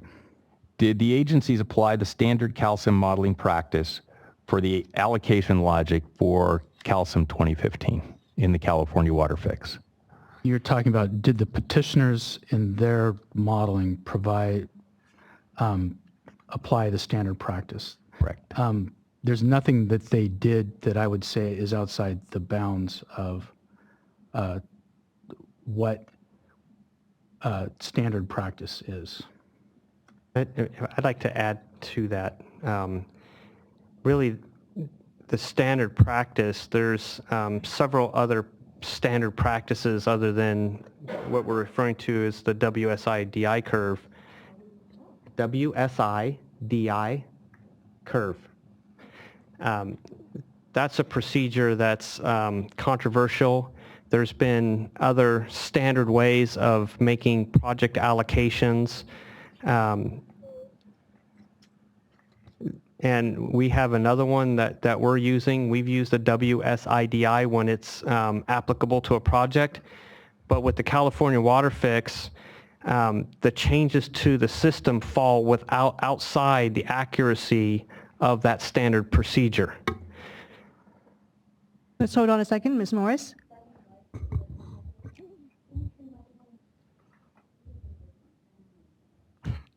Stephanie Morris, State Water Contractors. Move to strike the last response by Mr. Beret. It's outside the scope of the question. In fact, I've been trying to be very patient, but these are You are to be commended. Thank you. These questions are pretty short answers, and we're getting a lot of responses that I think are beyond the scope of the question, and I understand that sometimes there requires explanation beyond a yes or no, but I'm afraid that we're going to use up a lot of the time, and it's not the most efficient use of time when the questions are not being answered directly. Thank you, Ms. Morris, but I will be the judge of that, and I have found the answers to be informative, so let's go ahead and continue. So if I could just, I appreciate Walter adding that because. Okay. It is common to use the WSI-DI procedure and the export estimate procedure. That's something that's been developed for, but it does not. Oh. All right. And the export estimate procedure, yes, for allocations. But it does not mean that the standard practice is always gives you a realistic result.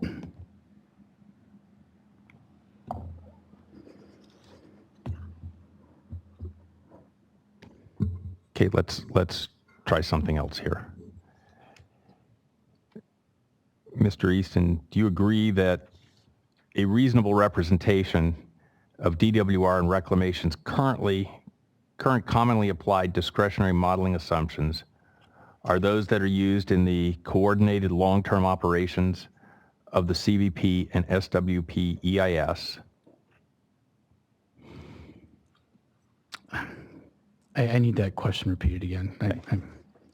Do you agree that a reasonable representation of DWR and Reclamation's current commonly applied discretionary modeling assumptions are those that are used in the coordinated long-term operations of the CVP and SWP EIS? I have not reviewed that study in great detail, the long-term operations. Yeah. Same question for Mr. Bray. My review of the long-term operations EIS, and we wrote comments, and that's one of our exhibits. The standard practice resulted in simulations that drove reservoirs to dead storage, over-allocated the system.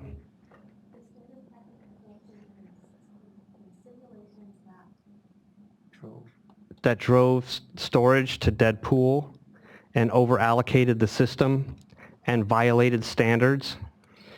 Therefore, I don't believe that the standard procedure or practice for allocating water supplies through the WSIDI standard practice is acceptable in the long-term operations EIS.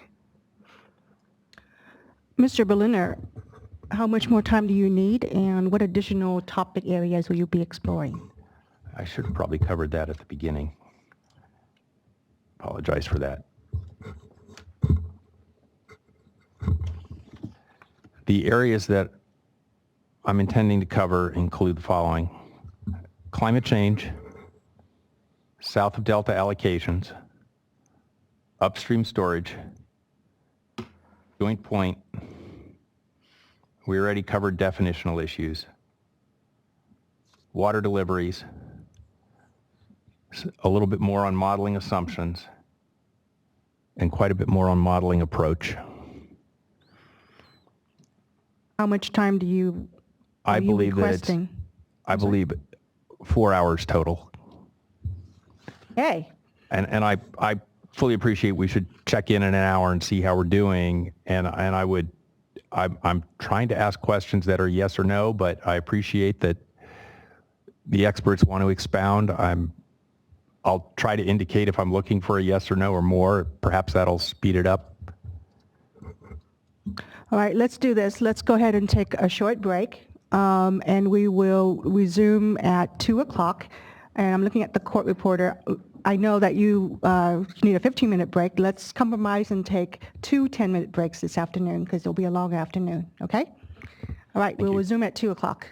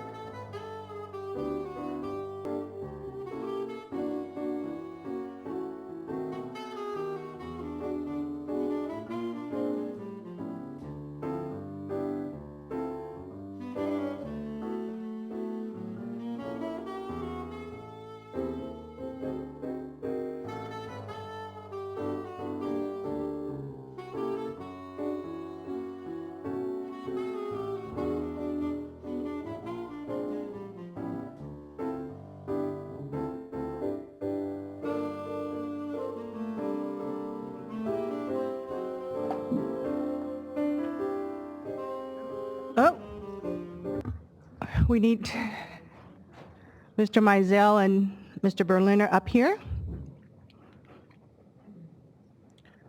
All right, it's 2 o'clock. We'll try to take another break around 3:30 or so.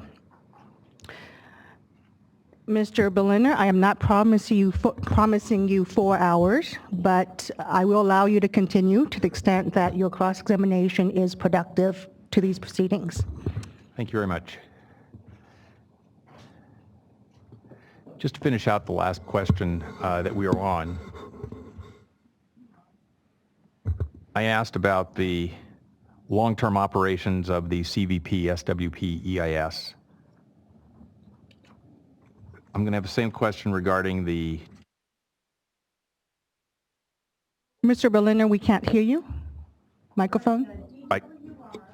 The DWR 2015 Delivery Capability Report. My question is, do you agree that a reasonable representation of DWR and Reclamation's current commonly applied discretionary modeling assumptions are those used in DWR's 2015 Delivery Capability Report?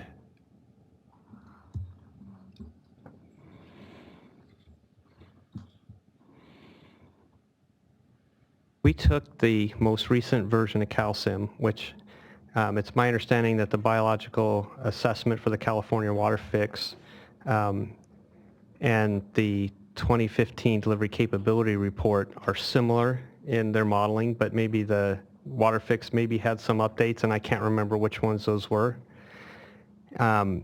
We felt that it was not an adequate representation for analyzing the effects of the California WaterFix. That is why we put so much effort into updating and revising the model.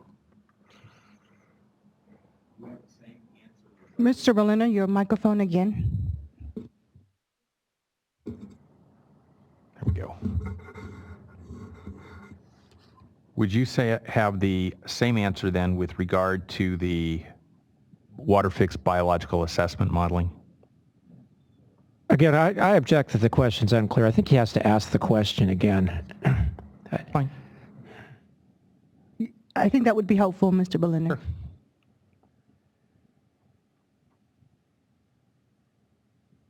I'm sorry, the question? Yeah, let me ask a slightly different question. To your knowledge, did the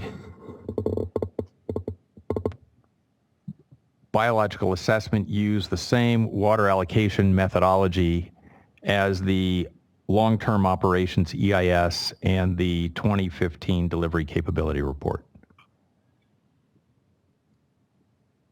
I have not reviewed the models in detail to know for sure whether it used exactly the same or whether it was adjusted. I can only assume that they used the same procedure.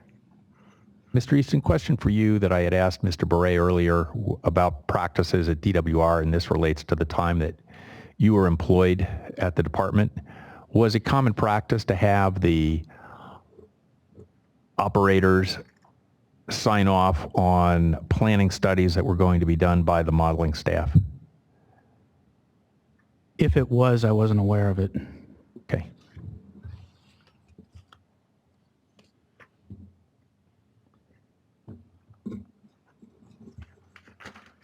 And for definitional purposes, the MBK modeling used some other terms for what the petition characterizes as the 4A H3 plus alternative. Is the MBK referenced alternative 4A? And when MBK used alternative 4A, is that a reference to the alternative 4A H3 plus? Yes, it is. And MBK also used the reference to alternative 4A DO. Is that a reference to the interpretation of what DWR refers to as alternative 4A H3 plus?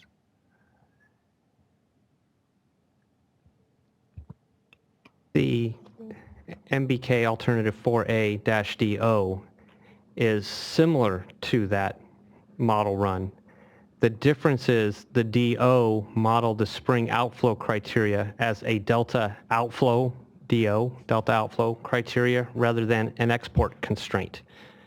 So it models the biological assessment description of the spring outflow criteria rather than as an export constraint.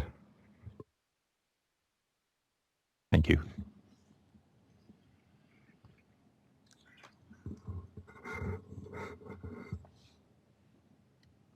In your modeling for the WaterFix, I believe you indicated that the Sacramento River settlement contracts and the Feather River settlement contracts were treated as non-discretionary. Is that correct? That's correct. And did I also understand that you're familiar with the shortage provisions in those contracts? Yes, I am. And is it your understanding of the contract that, for instance, the Feather River settlement contracts can only be reduced in their water supplies for drought conditions? I'm not a true expert on the Feather River service area contracts. They can be shorted depending on the inflow to Oroville, but their fall water is only allocated based on availability in Oroville. So are you familiar, sorry, strike that. I take it then you are not familiar with how drought is defined under the Feather River settlement contracts? I've reviewed the contracts. I don't remember all of the details.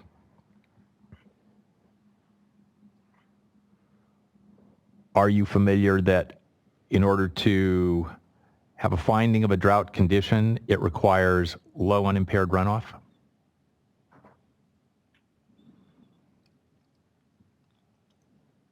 I'm not sure what you mean by low unimpaired runoff. Fair enough. Is it your understanding that there is a provision within those contracts that defines what low unimpaired runoff is? There's, I believe, provisions in the contract that have levels of unimpaired flow which will result in the Feather River service area contractors getting a lower allocation. And do you understand that to be runoff into Lake Oroville?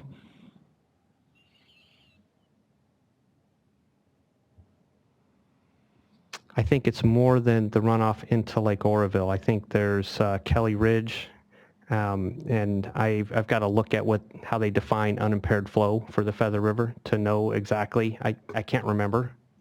Can't recall exactly. That's fine. Is it generally your understanding, however, that the Feather River settlement contracts define drought and shortage conditions in the same manner throughout consistently through the contracts? In other words, they're not contract specific. I'm not sure. Okay. Mr. Easton, same question. I'm also not sure.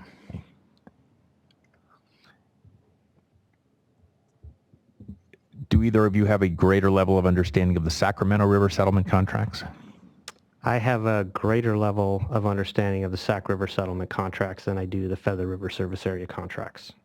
Are you familiar with how the Shasta critical year is defined under the Sacramento settlement contracts? Yes, I am. And is it consistent with your understanding that it has to do with inflow into Shasta? Yes. And do you happen to know what the criteria are? If the unimpaired inflow is below 4.2 million acre feet, I believe that the Sac River settlement contractors will get 75% of their contract allocation. And it's more complicated than that because there could be back-to-back years where if the unimpaired inflow is below 4 million, I think it accumulates. And I can't remember exactly what those numbers are. Did you mean 3.2 million or 4.2 million? Oh, pardon me, 3.2, excuse me. Thank you. Thank you.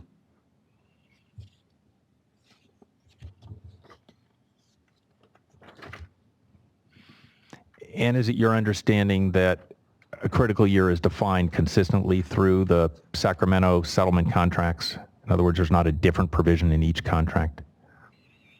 I don't believe there is. In other words, it's consistent all the way through? Yes, I believe so.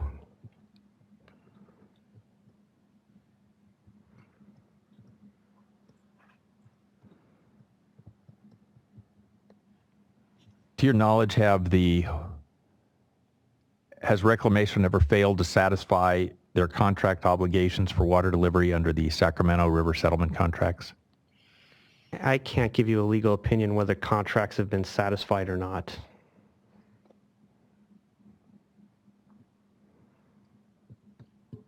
Okay, so we have some exhibits that we prepared ourselves. Could I have DWR 542, please? Top of the list.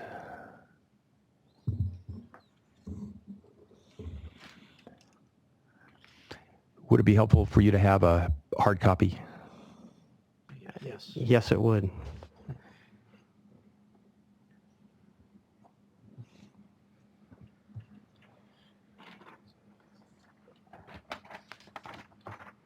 Mr. Race, if you could also give a copy to the board. Thank you.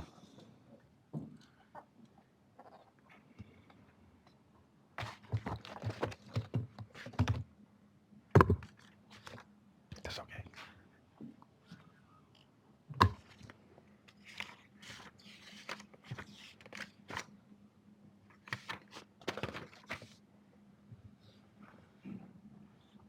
I want to refer you first to the bar charts on the left side of these slides. These are representations of MBK's modeling results, and at the bottom you will see the sources, 3 that are listed. Are those familiar to you? Yes, they are.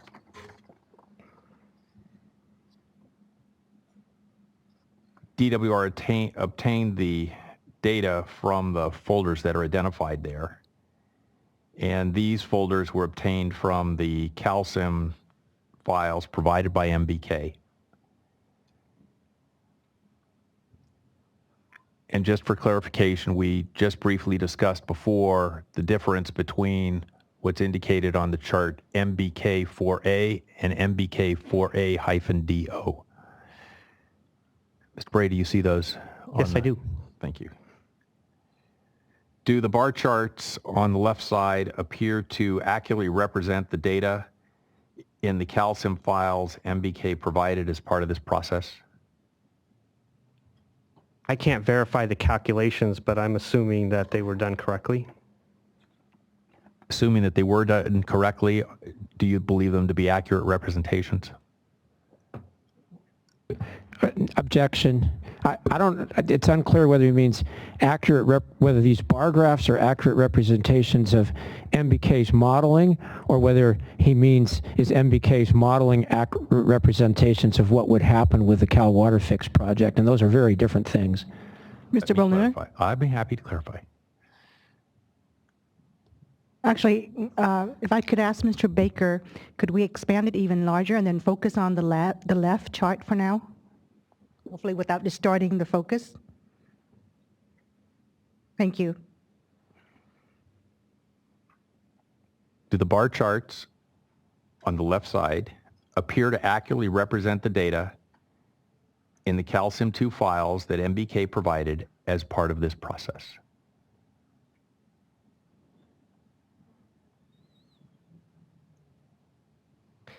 They appear to be correct, but I can't verify that without running the calculations. But again, I'd have to assume that the output was processed correctly. And referring to the bar chart on the right-hand side,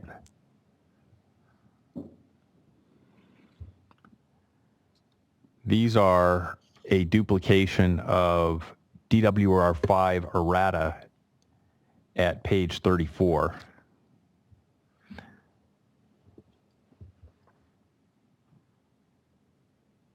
Would it appear to you that the modeling of the MBK CBP settlement contract deliveries and the agency's modeling of the CBP contract deliveries show substantially the same results? In other words, comparing the bar chart on the left with the bar chart on the right. The model is designed to meet these deliveries. That's a hard-coded input to the model. So if they were different, I would expect that that hard-coded input and allocation was changed. This is non-discretionary in the model, so by definition, they have to be the same. Okay, great. Thank you.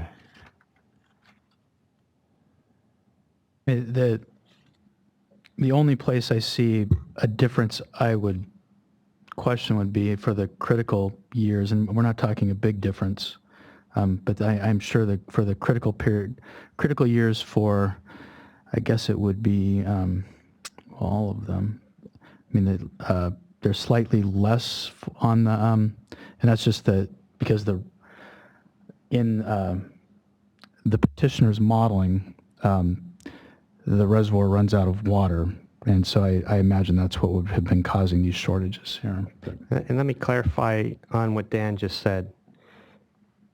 The model is designed to meet these deliveries and not short them unless the model runs out of water. So in the petitioner's model, Shasta goes to dead storage, and then the model can't meet the Keswick minimum in-stream flow requirement, and so that's below the standards of 3,250 CFS minimum in-stream flow requirement below Keswick. Minimum in-stream flow requirement below Keswick. And then the Sacramento settlement contractor deliveries get cut. In our modeling, that does not occur.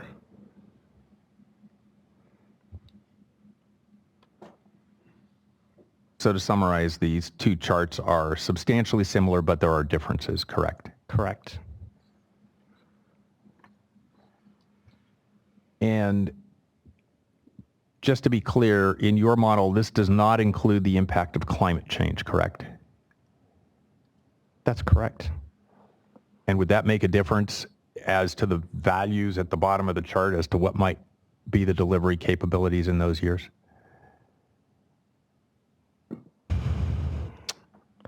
I'm not sure. It depends on how the climate change has been operated, whether the contract criteria for determining Shasta critical years has been adjusted, and whether that has changed or not. The critical years and their modeling could occur in different years and at different frequency than in the MBK modeling. And just to be clear, the MBK modeling does not include climate change. That's correct. It does not. I'd like to refer to DWR Exhibit 543.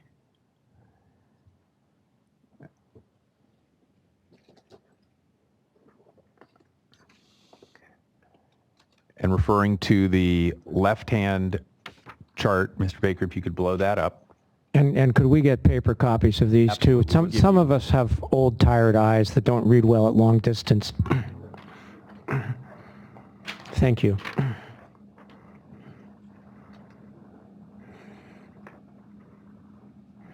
Well, under that excuse, I'm sure none of the board members need the hand copy then, right?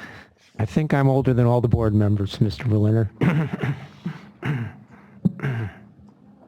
You and I both.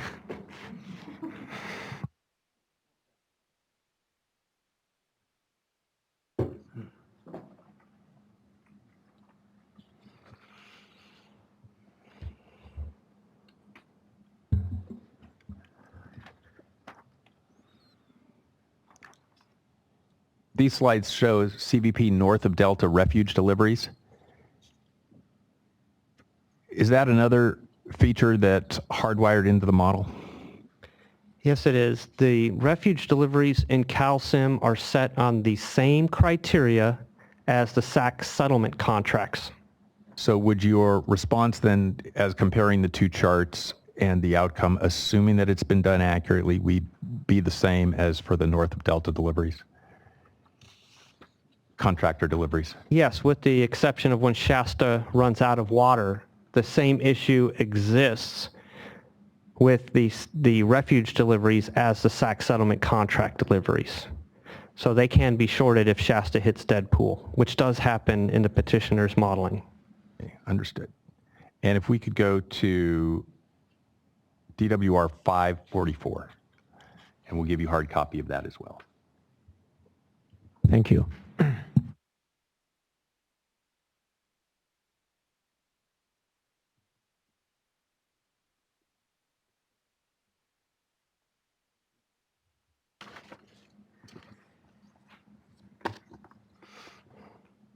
This concerns the San Joaquin Exchange contractor deliveries. Are the exchange contractor deliveries hardwired in? Yes, they are. And there is a difference between the exchange contractors and the SAC settlement contractors. So the way the model, CalSim runs out of water, when Shasta hits dead storage, it will, again, reduce releases at Keswick below minimum requirements. It will then cut the Sacramento settlement contractors. But by the time you get down to the Delta, the exchange contractors are always met. So in CalSim, the exchange contractors and South of Delta Refuge actually has a higher priority in CalSim than the SAC settlement contractors. And do the results of both the MBK modeling and agency WaterFix modeling show substantially the same impacts comparing left-hand graphs to right-hand graphs? They better because it's hard-coded in the model, so yes.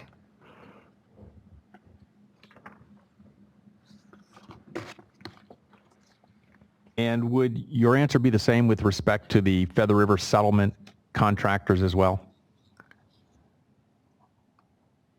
They are the Feather River service area contractors allocations are set on the model input, and the operation of Oroville is different in CalSim, so it does not short their irrigation season contract deliveries because Oroville is designed to not run out of water in the models. So you would expect that if I put up that chart, the left-hand and right-hand charts are going to show essentially the same impacts, right? It depends on how you calculate that because the fall water deliveries will be different between the two model runs. Why don't we put that up then? Exhibit 545, please. Just trying to save time.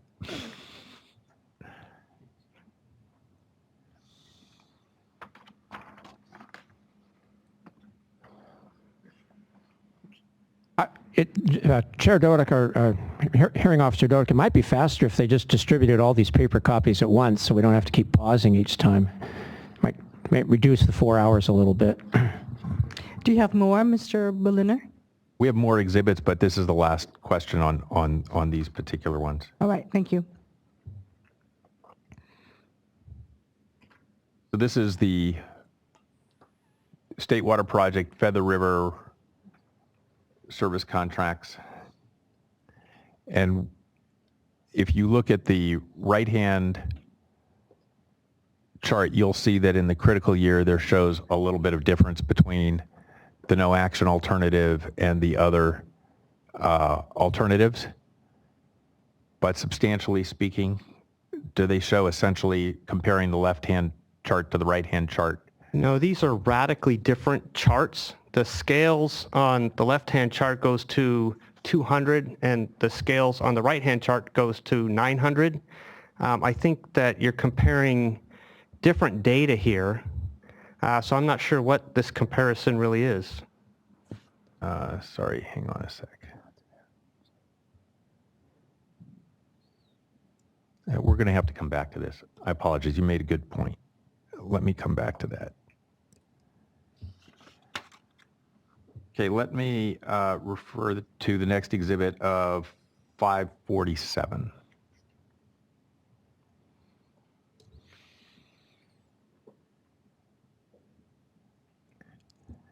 This is an excerpt from Sac Valley Water Users Exhibit 108. And this is the example of the potential outcome for years 1992, December 92 to September 94 for the California WaterFix. And referring you to Figure 5, do I read that correctly, that it shows end of September storage for Shasta in 1994 to be about 2.2 million acre feet?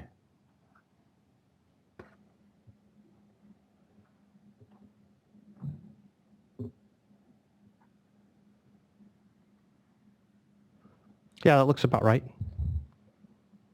And isn't 2.2 million acre feet for end of September storage the performance measure that's in the NIMS spring run buy-up? There is a 2.2 carryover target in the NIMS biological opinion that I'm aware of. And based on your familiarity with the buy-up, doesn't it anticipate that the 2.2 million acre feet performance measure would only be met in 87% of the years? I couldn't tell you the statistic. Okay. Do you recall that it has a provision in it that does not require the 2.2 million to be met, 2.2 million end of season storage to be met in every year? I understand that it's there is a provision that it's not to be met every year. When it's dry, you just can't meet it. And in your modeling, wasn't 1994 a critically dry year? It's a critical year. Critical year, yes. And doesn't it show that the 2.2 million acre foot performance measure would be met? It shows that 2.2 is met. And do you understand the purpose of the 2.2 million minimum acre foot performance criteria to be in order to protect cold water pool in Shasta? That's my understanding.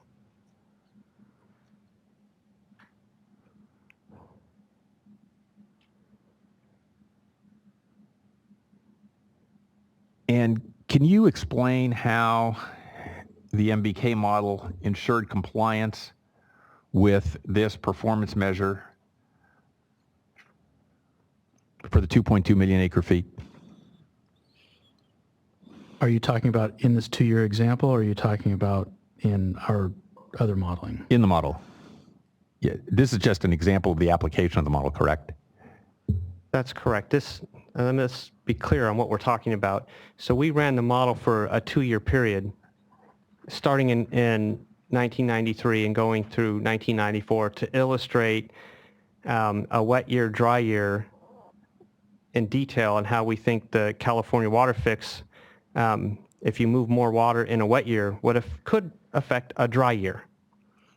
When Understood. you're talking about the 82-year simulation, which is the standard way of running CalSim, then there is no hard-coded trigger in the model to protect a 2.2 million acre-foot storage target at the end of September. That's achieved by adjusting the model operations and rules to achieve that balance. And is that how you did it in the MBK model as well? Yes.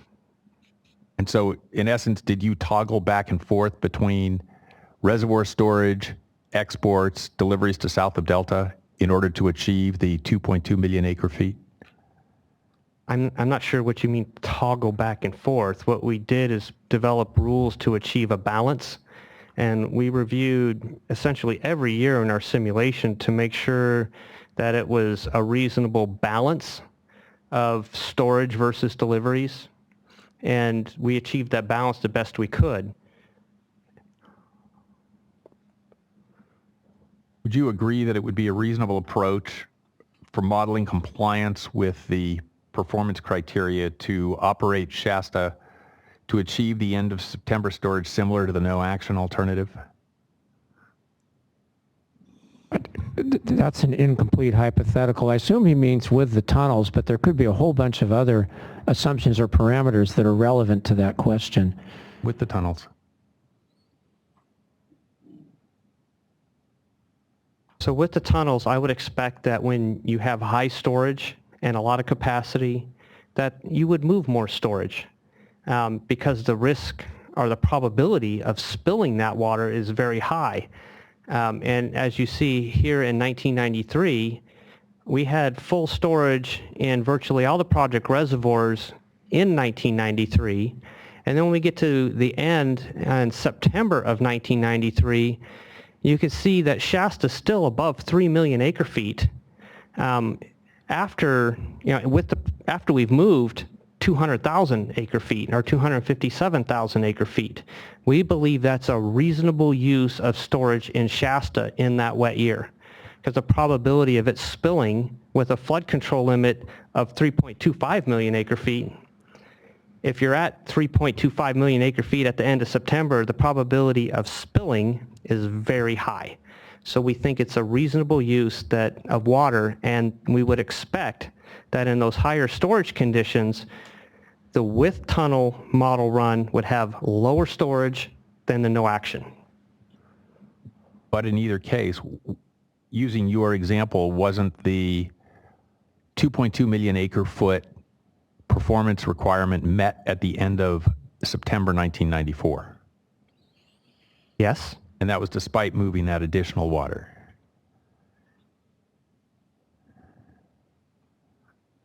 It's about 60,000 acre feet lower at the end of 1994 in this model run. And in those years, that would be about 1,000 CFS, say for the month of July. And in a critical year, in 2014 and 2015, we really pushed to get 1,000 CFS more out of Shasta, and it was deemed to be an impact to the fishery, so it didn't happen. So I would think that's a very significant reduction in storage between the no action and the project, particularly when you look at the combined Shasta and Trinity storage being approximately 200,000 acre feet lower at the beginning of the season,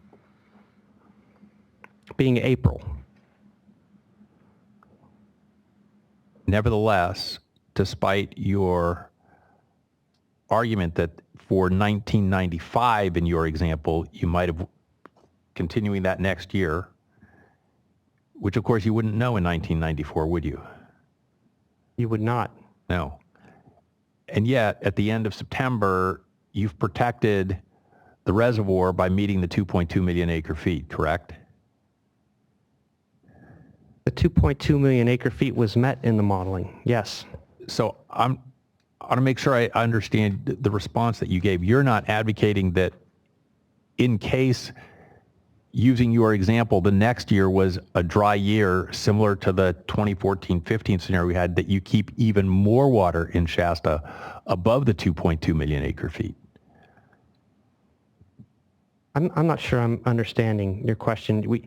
In any year, in this 2-year example, if 1994 was wet, we would have conveyed that water in 1993, and we would have refilled storage in 1994 if it was a wet year. And we would have created additional yield. And that's why those reservoirs are there, to create that yield and operate. And that's an efficient use of the reservoirs. You can't know in 1993 what the next year will be, whether it'll be a critical year or a wet year.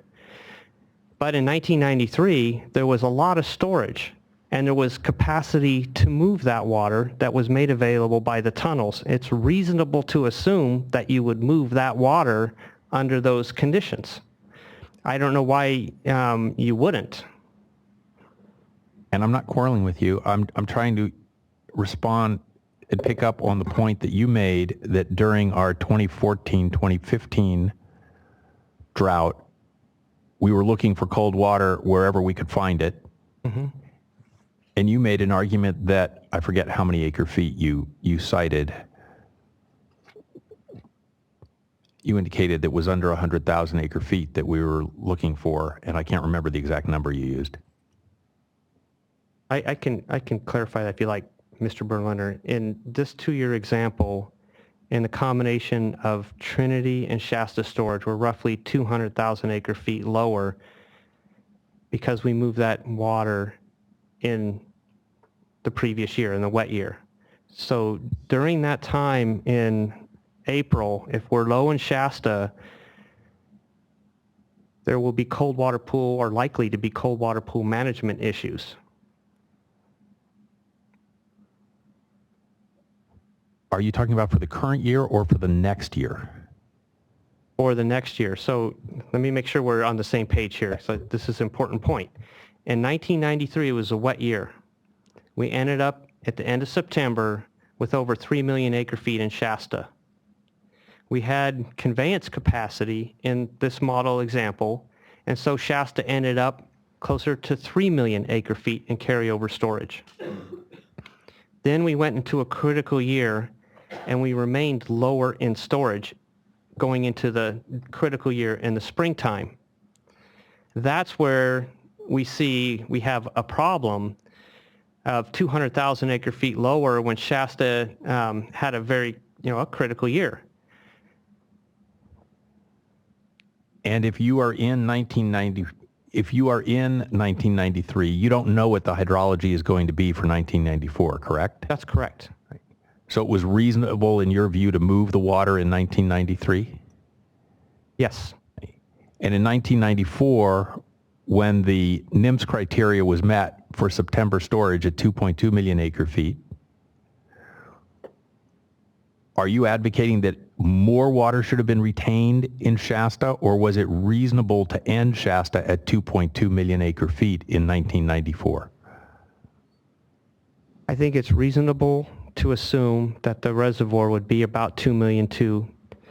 And when you look at the temperature management for a season, the releases and operation in those critical years are basically to get through that critical year and not drain the reservoir, of course, because what happens if 1995 is a critical year? You do the best you can within that critical year to protect the fishery to the extent that you can. And that's what the model is designed to do. So in your example, was the operation of Shasta in 1994 a reasonable operation? And the question's ambiguous whether he means the operation under the NAA or under the Alt-4A example. Under either one. They're pretty close. I think they're reasonable, assuming that drought.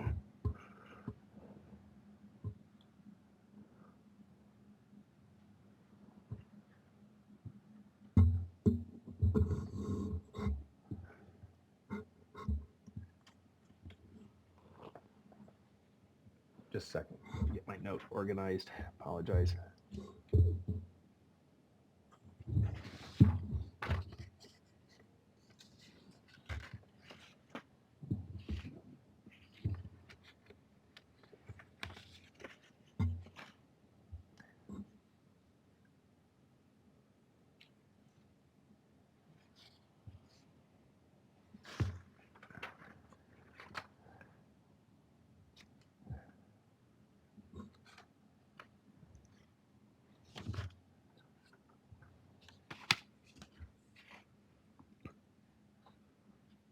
Okay, if we could refer to Exhibit 547.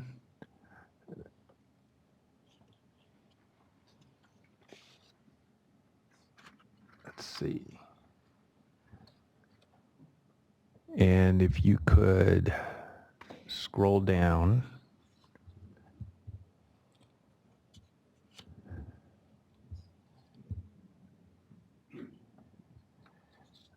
I think there should be a table 1.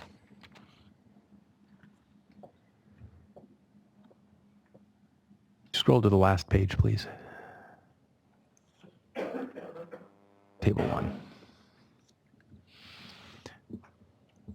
I think, Mr. Bray, you testified as to this table earlier. Yes. This is an excerpt from Sacramento Valley Water Users Exhibit 108, Table 1.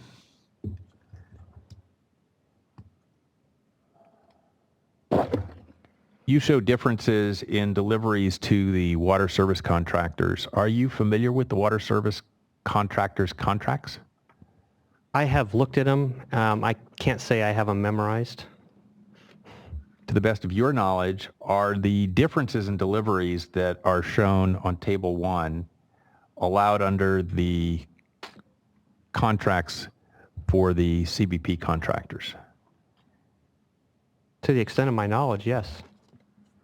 And are the differences in deliveries to the state water contractor, Table A contractors allowed under their contracts? Yes, I believe so.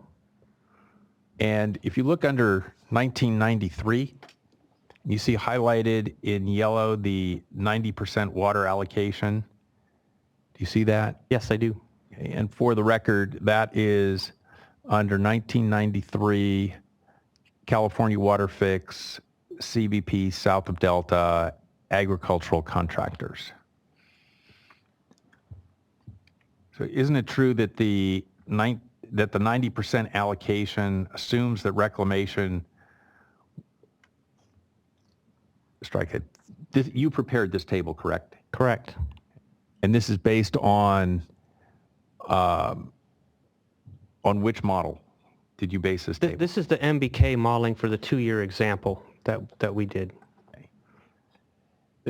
For the 90% allocation, based on the MBK model, isn't it true that the allocation assumes that reclamation would rely on stage 2 joint point wheeling in setting its water supply allocations? I can't recall if it needed that conveyance capacity in the modeling or not. I'd have to take a look at it. Okay, could we get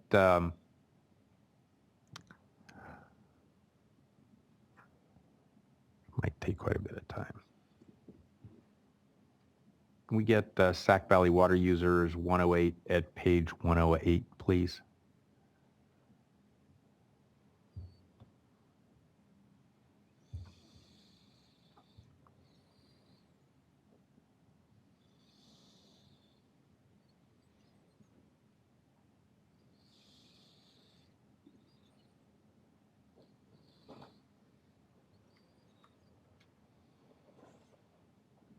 Do you mean page 8? All right. I have the wrong page number. Oh, SWRCB is only 9 pages long.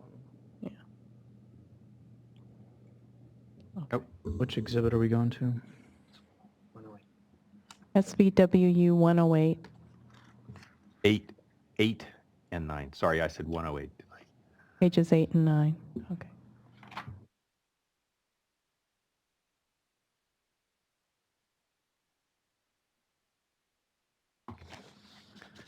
You could scroll down, please, just a little bit.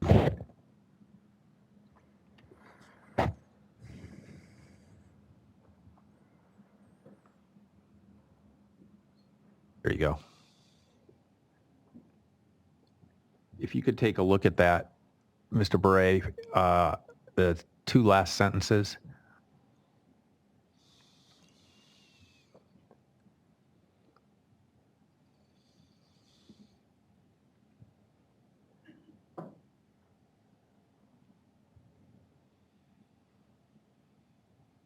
Yes. So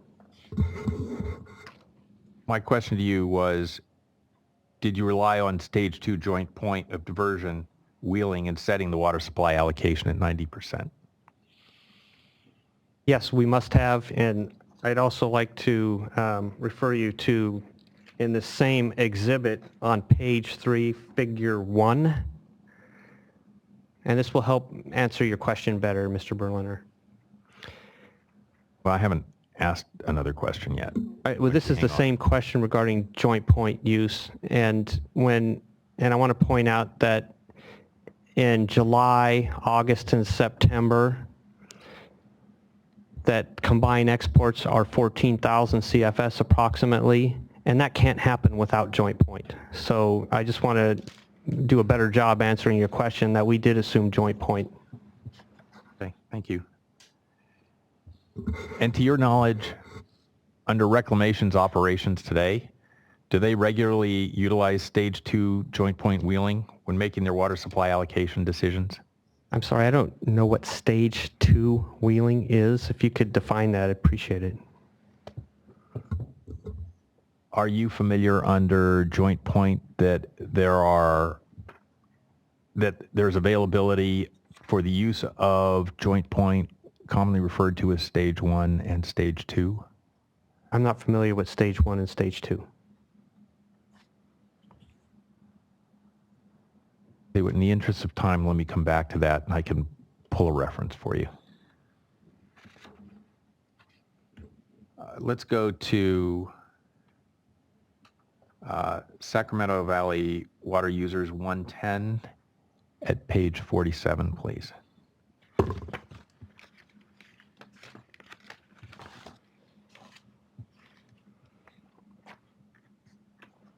This is frequency of term 91 curtailments.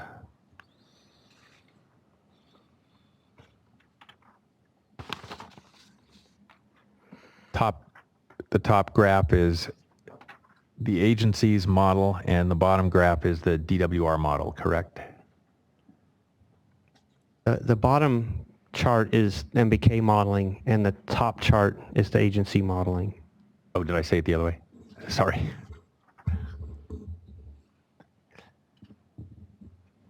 And doesn't the top chart, the agency's modeling, show that there'd be a reduction in the imposition of term 91 in some months? Yes, it shows that. And in the same figure, doesn't it show that the imposition of term 91 under the WaterFix would be about the same as the no action alternative in all other months? Excuse me, I object. The question all other months is ambiguous since he hasn't said which months are not all other months. Those would be the months that do not show a reduction in the imposition of term 91. It might really be better if he just said the months. I think that would make it a lot clearer. Mr. Lilly, Fine. he does not need to. I think we understand the question. If Mr. Beret does not understand the question, he may ask for clarification. Mr. Berliner, if I can ask, are you referring to the DWR USBR modeling? Correct.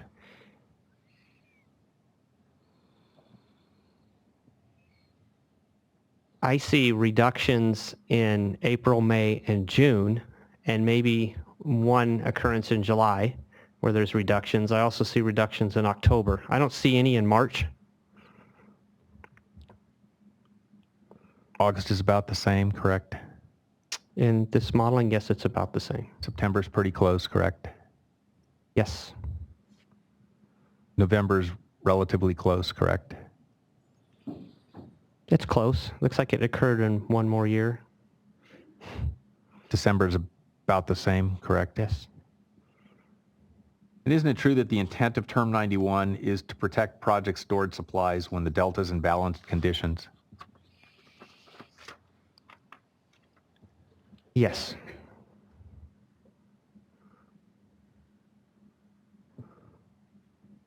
And MBK came up in the bottom chart. MBK came up with some different modeling results, correct? I'm just going to object. I think that's really insulting to say they came up with it. I mean, they did a professional analysis, so I object to that characterization. Mr. Lilly, I appreciate your sensitivity, but I believe Mr. Berliner was not intending to be offensive. So let's go ahead and proceed. Mr. Beret, hopefully you did not take offense. Just answer the question. So I need to explain a little bit more about the background of how we calculated Term 91, because as I testified earlier, CalSIM does not calculate Term 91 and does not calculate supplemental water. So what we did is we created a spreadsheet calculation that is the same as what the USBR and the State Water Board post for supplemental water calculations, and we confirmed that our calculations are the same as what the agencies and State Board is using. So we took that logic and we applied that to CalSIM. And when we apply that to the DWR reclamation modeling, this is the frequency of Term 91 that we come up with. And we did the same exact calculation for the MBK modeling. Now the MBK modeling uses stored water more often. Delta surplus occurs at a lower frequency. And based on that calculation of supplemental water, we found that Term 91 occurs more frequently in our modeling, and we believe that to be a more correct depiction of what we would expect. And is that because you more aggressively moved water out of upstream storage to export? I don't know if the word aggressive is appropriate, but we moved water when there was storage above what is required to satisfy all requirements. And because we did that, there's increased storage releases, and that would cause supplemental water to be in the system more often. And could we have Sacramento Valley Water Users 110 at page 13, please?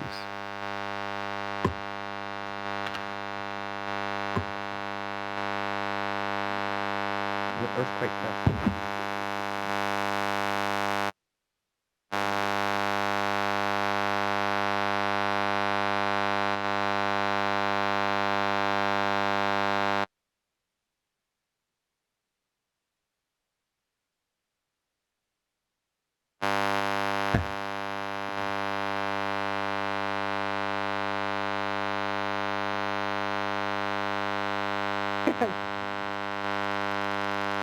Let's take a break until we resolve this matter.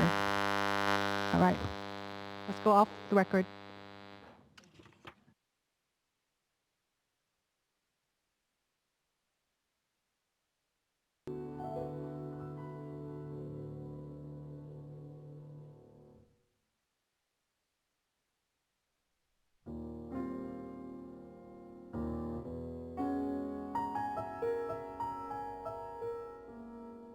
All right, let's take a mini break and resume at 3 o'clock.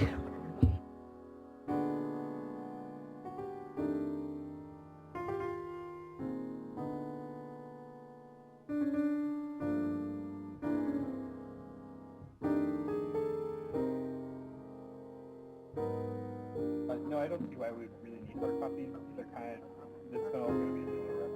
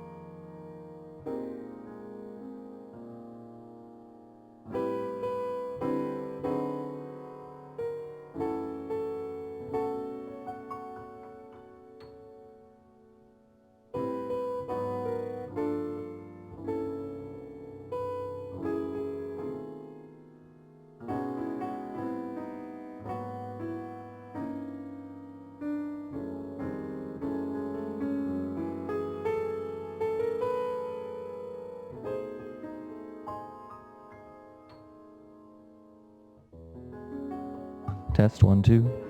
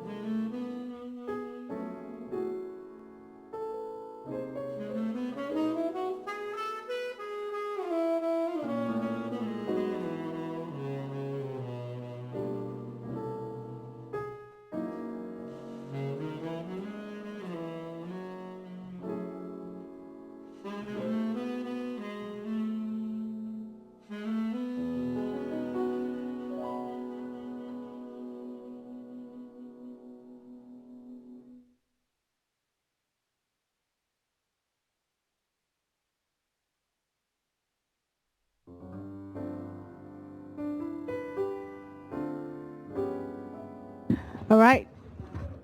Please take your seats. Hopefully that buzzing noise will not return.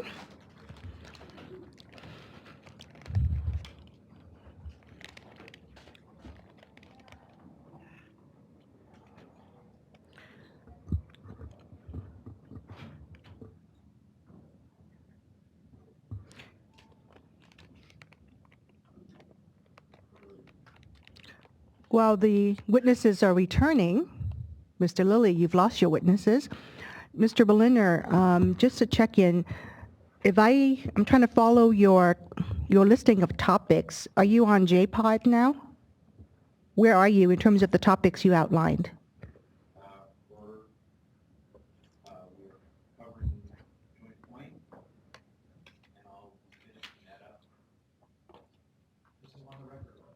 This is on the record. Yes, we're on joint point.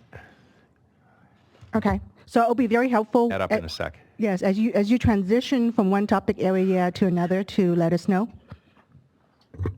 Okay.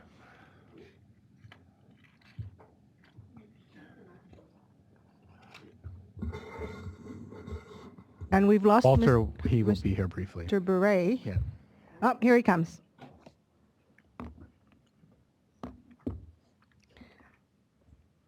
Just so everyone knows, during break, witnesses get first shot at the bathrooms. All right, Mr. Berliner, please continue. Thank you. Mr. Baker, could you please pull up Water Board Exhibit 21, which is Decision D1641, and go to page 115. And if you could blow it up, please.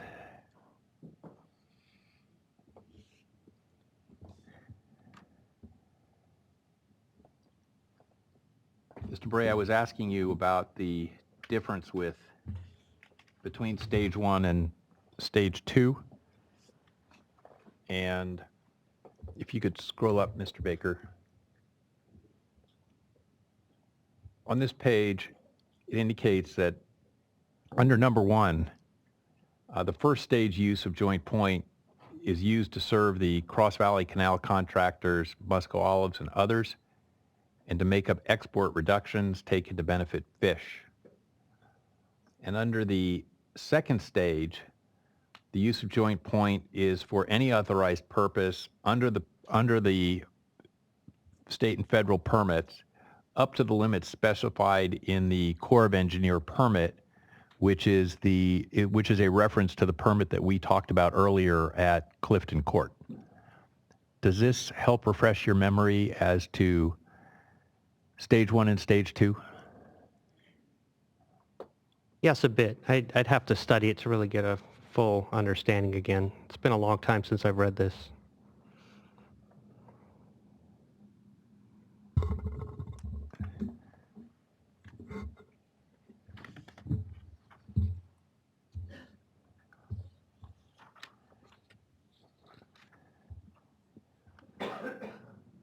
So my question to you, to orient you as you're taking a look at this, was whether reclamation, to your knowledge, regularly utilizes stage 2 joint point wheeling when making its water supply allocation decisions.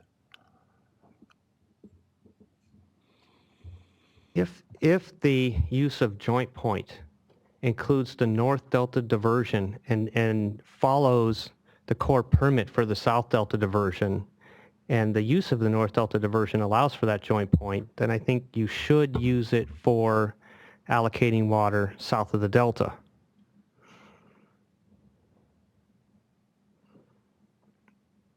So your answer then would be yes, you should use joint point stage 2 under the WaterFix scenario for allocation south of the Delta. Is that correct? And I'm sorry I have to object here, but this is really confusing the present with the future. I mean, D1641 are stages for Delta operations with current facilities and are not stages for operations with Cal WaterFix, and we don't know how the Water Board would carry over joint point, if at all, to the North Delta diversion. So I think the question's confusing as to whether we're talking about current conditions or with the Cal WaterFix in place. Mr. Berliner? Well, my question originally concerned current utilization of joint point, and Mr. Beret responded in the context of the modeling for the future. So I was trying to tailor my next question to be responsive to that. However, let's start again. To your knowledge, does reclamation regularly utilize stage 2 joint point wheeling when making its current water supply allocation decisions? No, that's a yes or no answer.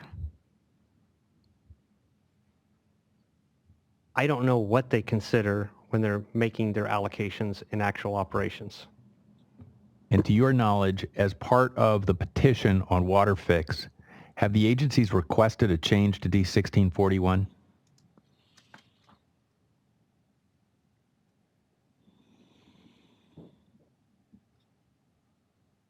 I don't recall. I'll represent to you they haven't, which would mean that this provision would still be applicable to the extent the Water Board were to apply Decision 1641 to WaterFix. And I'm going to object. I mean, we've been through this before. I have to say it again. Whether or not it would be applicable to the North Delta diversion is not something that we can just assume the way Mr. Berliner has. So I object that it's an improper question. All right, it's noted, it's in the record. Please move on, Mr. Berliner. I'd like to go to the Sacramento Valley Water Users Exhibit 110, page 13. And you need to get closer to the microphone, Sorry. Mr. Berliner.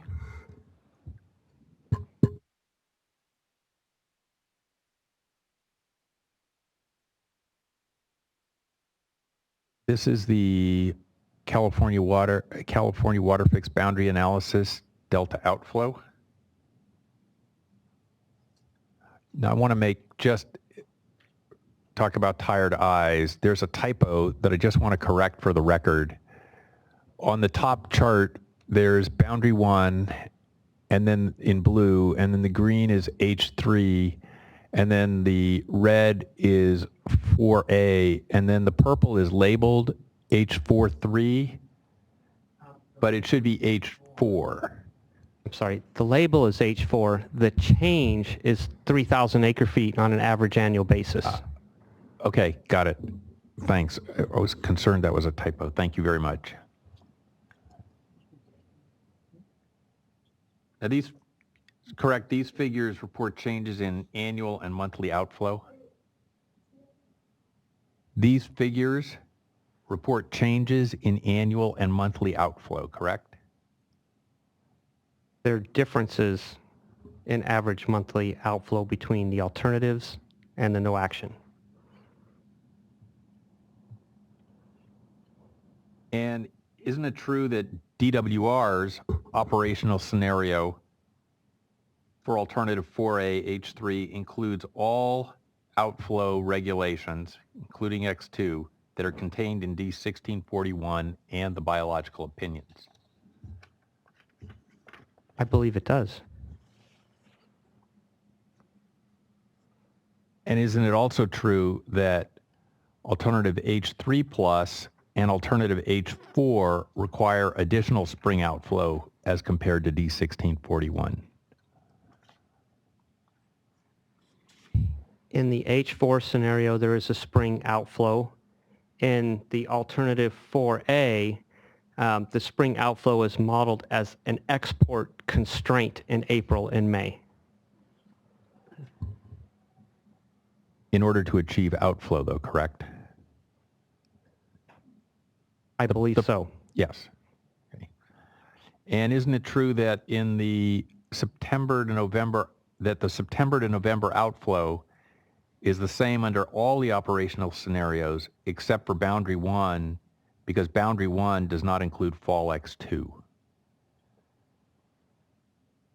The September through November flow is different.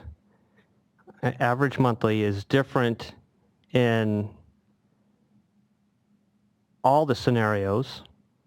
The September average change in our difference in outflow in H3, H4, and alternative 4A is the only one that's the same during that period. Well, I should probably have used the word outflow criteria. I apologize for that. Let me rephrase the question. Isn't it true that the September to November outflow criteria is the same under all the operational scenarios except for boundary 1, because boundary 1 doesn't include fall X2? That's my understanding. And if we could go to page 63 of 107.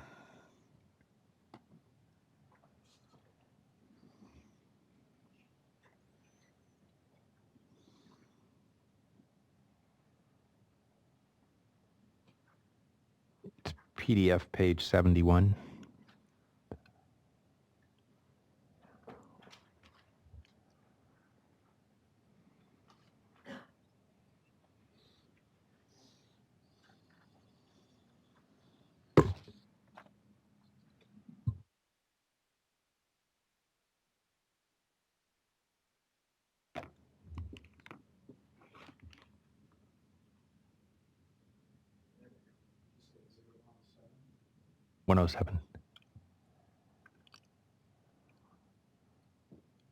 Page 63.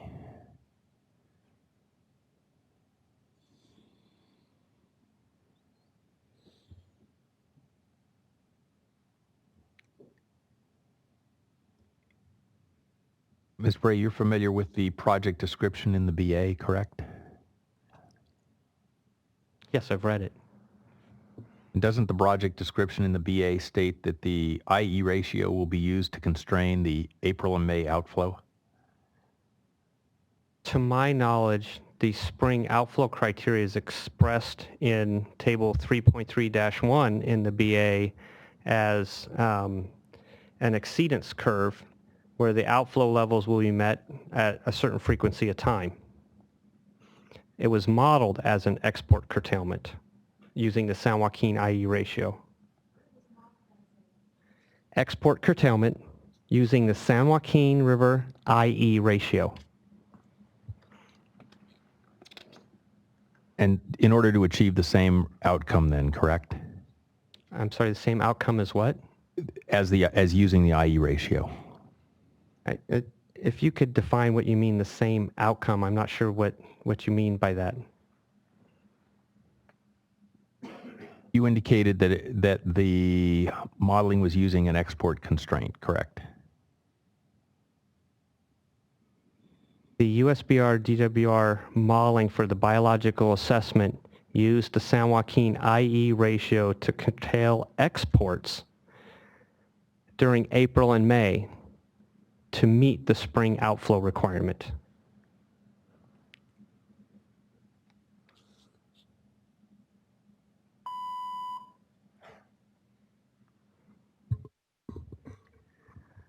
Let's go ahead and give him another hour.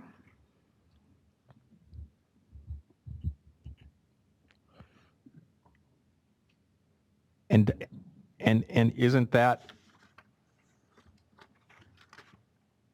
isn't the application of the IE ratio in order to achieve an outflow constraint?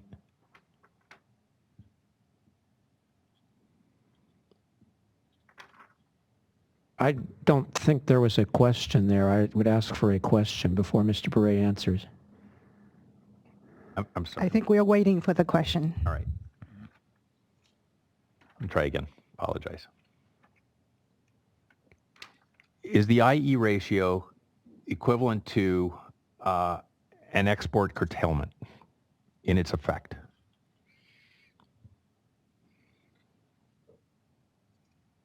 The San Joaquin IE ratio does constrain exports, yes.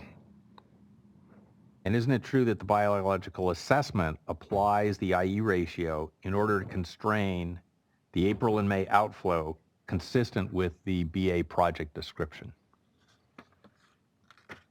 I don't believe that applying the San Joaquin IE ratio to export curtailments does meet the description of the outflow criteria specified in Table 3.3-1.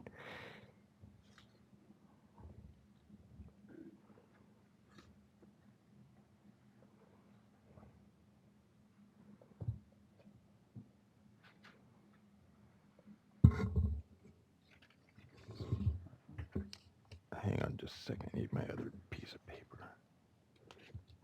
Okay.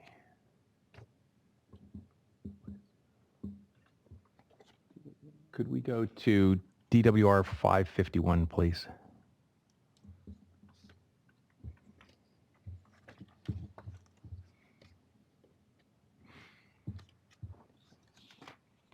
And if you could scroll down to the next page.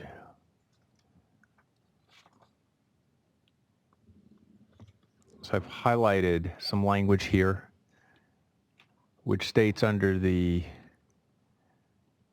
modeling assumptions that this is to meet the March to May delta outflow targets, and the criteria states that the 2011 NIMS BIOP action 4.2.1, which is the San Joaquin IE ratio, will be used to constrain the April and May total delta exports under the preferred alternative to meet the March to May delta outflow targets per the current operational practices, paren National Marine Fisheries Service 2009, close paren. Do you see that?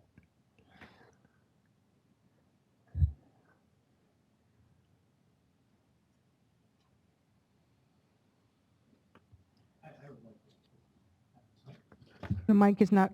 I would like to add something, actually not quickly. I'm going to try and add it slowly.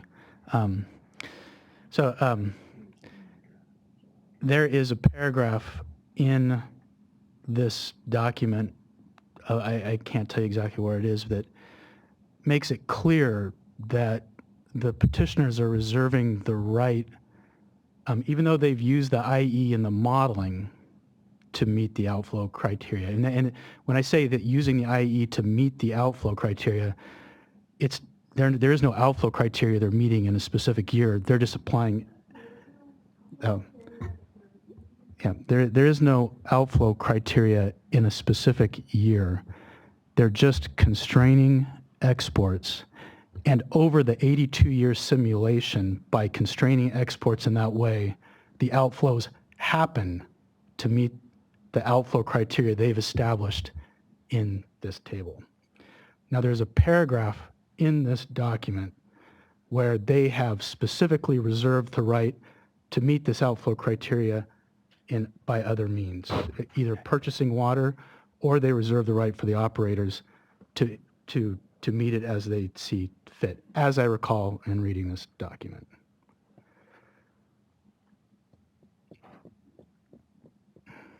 Are you referencing the footnote 21? Is that what you meant? Do you mean the footnote to that statement? I don't know that it's the footnote. There was a paragraph, and the reason I'm bringing this up is we actually had a meeting with some of the petitioners' modelers at one point where they were describing the BA simulations to us. So, okay. And honestly, when we went into this meeting, just as Mr. Berliner is implying, is that the IE constraint was an actual proposed action. It became clear in that meeting, though, that was the way they did it in the modeling, but that isn't the way it was going to be done in real-time operations. So the IE was one way, but they could determine what the outflow would have been with the IE, and then have purchase water to meet it, or they could make releases from upstream storage. So I was confused when I saw this table too, but that was straightened out for us. So let's get back to Mr. Berliner's question. So my final question then is, are you contending that the BA is inconsistent with the project description?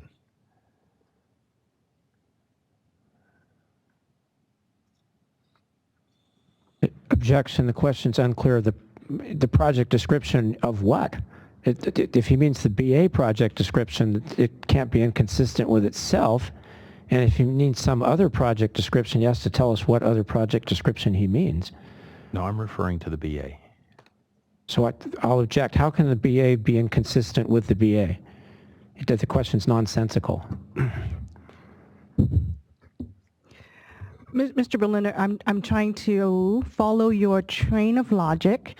You led Mr. Beret through your questioning, to state at least his opinion that the modeling of the IE ratio, in his opinion, does not adequately capture the BIOPS outflow requirements. Did I understand that correctly, Mr. Bure?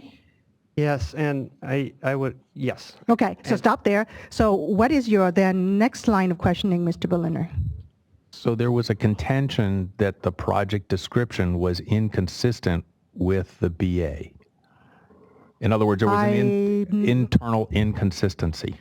Did you make such a assertion, Mr. Bure? The modeling is inconsistent certainly with the draft BA. And this is only one page of the BA, and I would have to look at the rest of this description as we went through this in quite a bit of detail. And the delta outflow or the spring outflow criteria was expressed as an exceedance probability, and it had a table of flows in the draft BA that I believe was removed from the final BA.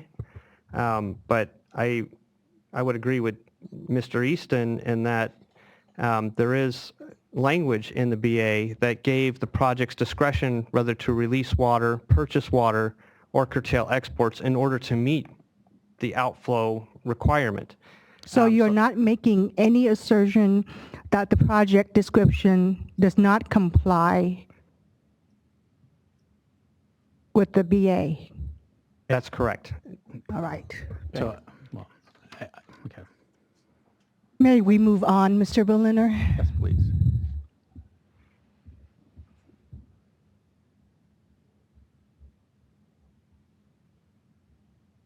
And just to close out on this, in the MBK modeling, did you assume that the additional outflow would be met primarily with reservoir releases, or, as Mr. Easton just mentioned, that it could be a mixture of unregulated flow, export reductions, storage releases, purchases?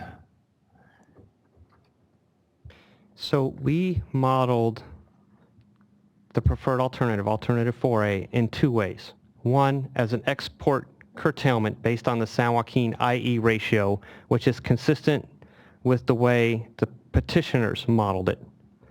We then took the exceedance probability table that was in the draft BA in table 3.3-1, and we took that exceedance probability table and we imposed that in CalSim as an outflow requirement.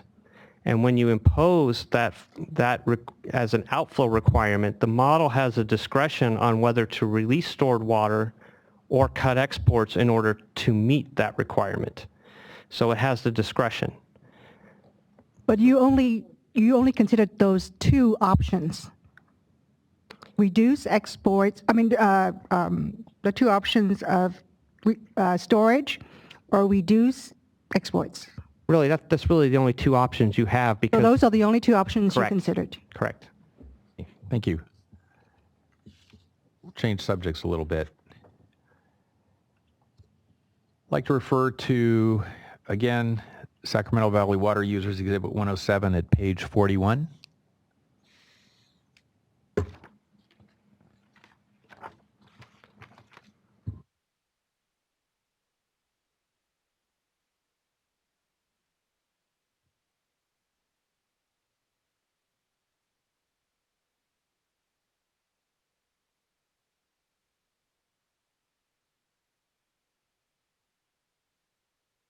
Scroll down a little further. So, Mr. Berliner, I'm having trouble following your topic areas. What topic are we on now? Modeling assumptions. All right. And then modeling approach will be your last topic area after this. Well, this is a pretty long subject. But I'm trying to keep your topic areas in line. Okay. Yeah, I will. I have to say this is a very large subject. There are a number of things that fall under this, so I tried to be descriptive without being too granular.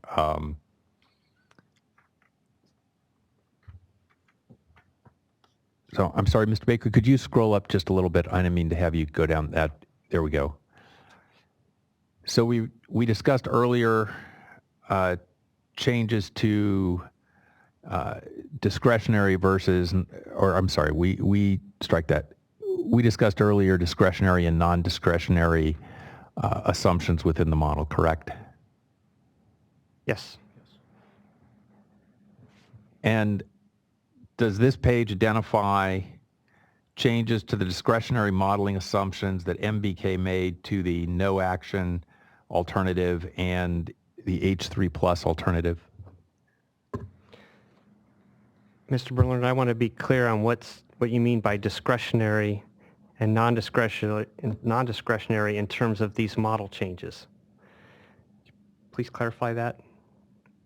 So I'm not talking about your discretion as to how you choose to do your modeling. I'm talking about actions within the model that are discretionary or non-discretionary, as we discussed earlier. So for instance, regulations were non-discretionary.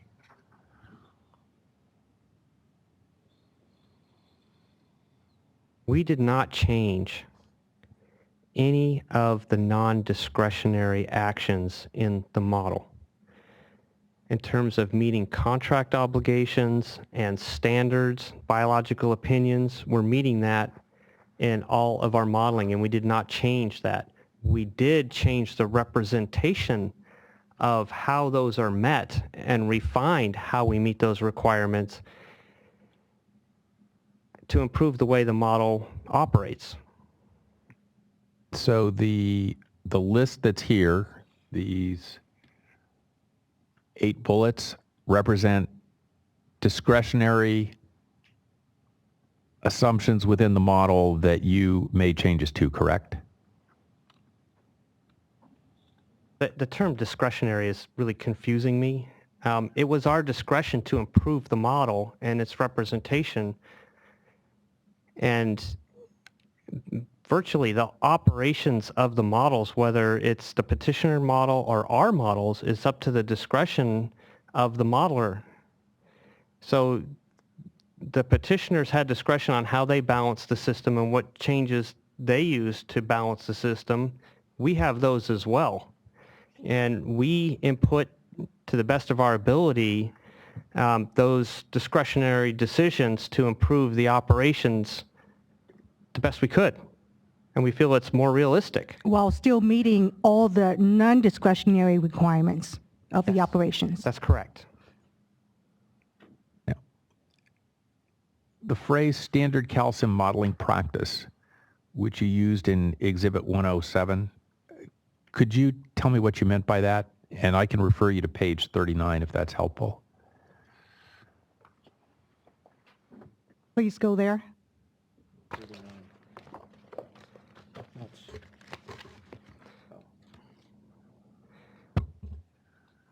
To answer this question, I'd like to refer to Sac Valley Water User Exhibit 110, page 10.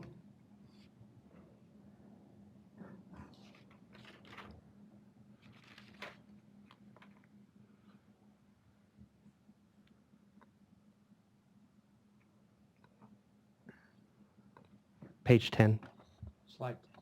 Or slide 10.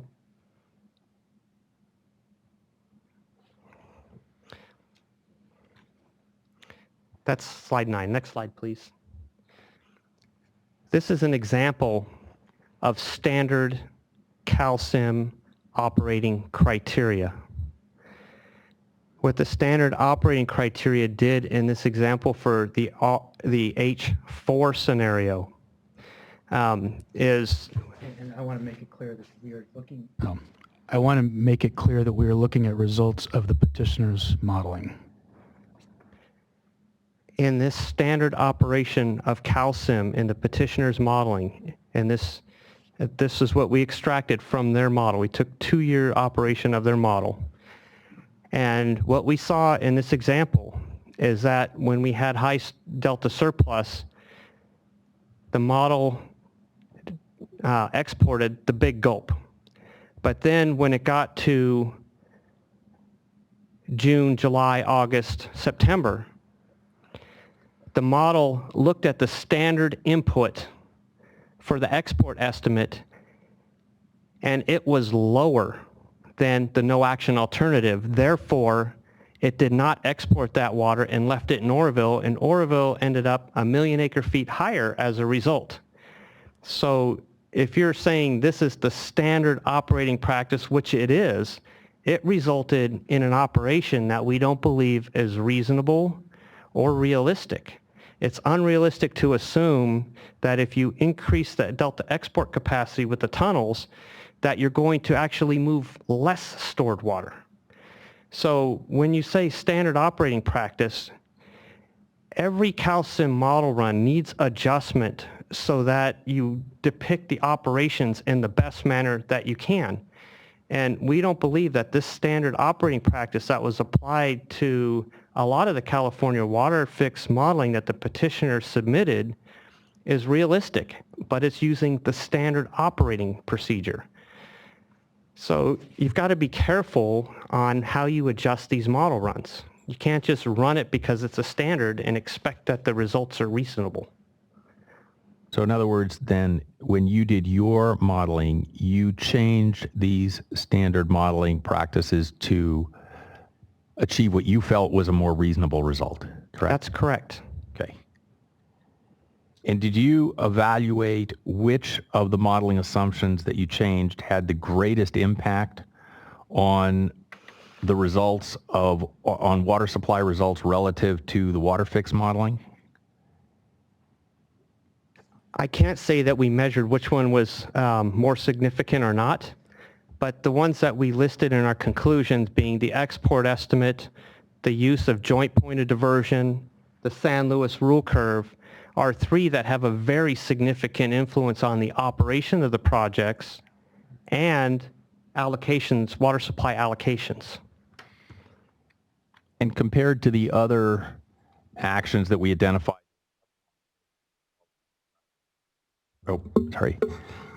and compared to the other actions that we discussed earlier that were on that rather long list, are the other actions relatively immaterial on water supply impacts as compared to the ones you just identified? I have to add some specificity to your question, Mr. Berliner, because it depends on whose water supply you're referring to. Overall water supply, these are the most important ones. However, if you're a CVP North of Delta Ag Service Contract water user, then the adjustments to the allocation logic for CVP North of Delta is probably the most important one. So if we were to take the petitioner's modeling and make these three changes, I would expect that our modeling results would be much closer together, but they still wouldn't be identical until we made some of these other changes.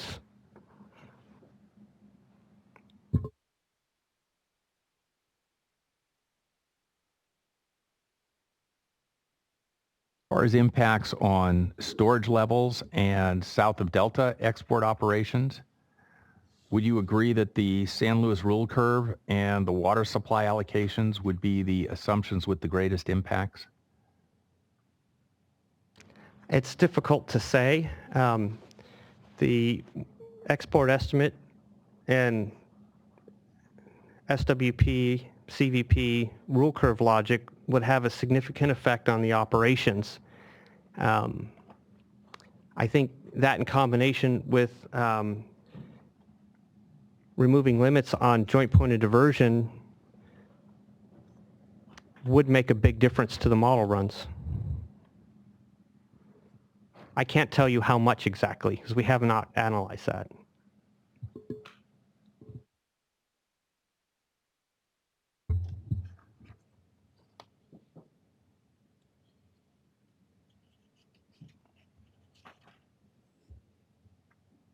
We go to DWR Exhibit 549, please.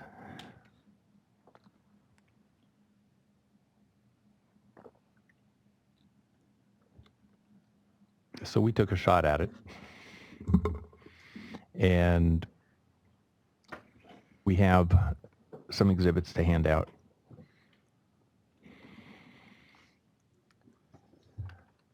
So what we're going to hand out in this exhibit is a comparison of the MBK modeling assumptions and the WaterFix modeling assumptions. And the exercise was to determine which of the changed modeling assumptions was responsible for the largest change in modeling results. So there are essentially three figures here, and Mr. Baker, if you could just scroll down to show that there's three different figures here. Figure 1, Figure 2, and next page has Figure 3. And if you could scroll back up.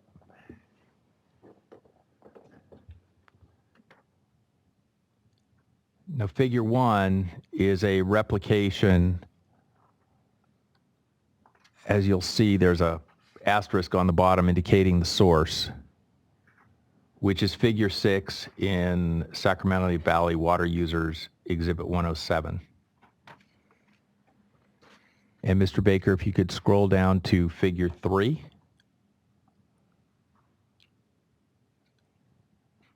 Figure 3 is a replication of Figure 41 in Exhibit 107. And if you could scroll up to Figure 2, please, and I'll give you a minute to take a look at these. I just wanted to orient for purposes of the record. Figure 2 reflects the difference between the MBK no action alternative and the MBK alternative for a H3 plus by then rolling back the following WaterFix assumptions, which would be climate change, the rule curve logic, and the allocation logic. You follow that so far? I'm not sure. I can go through it slowly. I agree it's a little confusing. I'm not sure what this Figure 2 is. This is doesn't look like MBK modeling. Mr. Berliner, I'm it will gonna- be helpful to me if you walk more slowly through Yes. this explanation. I'm going to do that. So are you saying that you have modified our modeling and produced results? In order to produce Figure 2. And explain that modification to me, Mr. Yes. Kelly, hold on. Yeah, I apologize. I'm going to just object to this exhibit and these graphs on lack of foundation. We don't know that they actually accurately depict anything that MBK did. I don't know who prepared them. I don't know what modifications were made. And so there's been no foundation with respect to any of the work that went into this exhibit. As So- has been consistent with prior practice, we will lay the foundation on our rebuttal. Thank you. Now explain again to me Yes, I will. the modification you made. Okay, so let's start with Figure 1. Figure 1 is a replication of the Sacramento Valley Water Users Figure 6 in Exhibit 107. So it's simply a replication of that figure. Okay, By the same token, Figure 3 is a replication of Figure 41 in Exhibit 107. could we scroll down to Figure 3, please? Okay, And the sources are indicated, as you'll see above the graph, referring to the MBK no action alternative. okay, So in order to compare Figures 1 and Figure 3, Figure 2 does that. So what Figure 2 is it reflects the difference between the MBK no action alternative and the MBK alternative H3 plus. And then in order to figure out which discretionary measures that we've been discussing had the biggest impacts,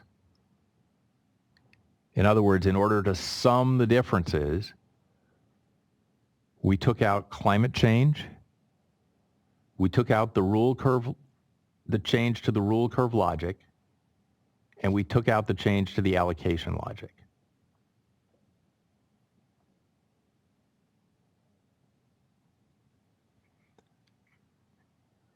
So this is we're- a CalSim modeling result. Correct. There's a myriad of things. Wait, he hasn't asked a question yet. Yeah, I've not asked a question. Okay, Hang on. so go on, Mr. Berliner.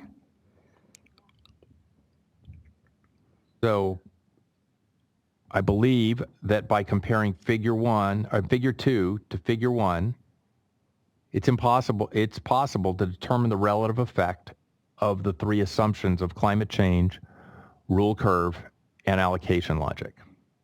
It's the point of the exercise. Mr. Lilly? I still haven't heard a question. I'm waiting for the question before I object, but I don't want Mr. Beret to start answering until we actually have a question. All right, Right. I'm not. This asked a obviously is question. important. hold on. Mr. Berliner? Yes, thank you. So my first question is, do you agree that this comparison between the MBK modeling assumptions and the WaterFix modeling assumptions is a reasonable approach for assessing the relative impact of each of these changed assumptions?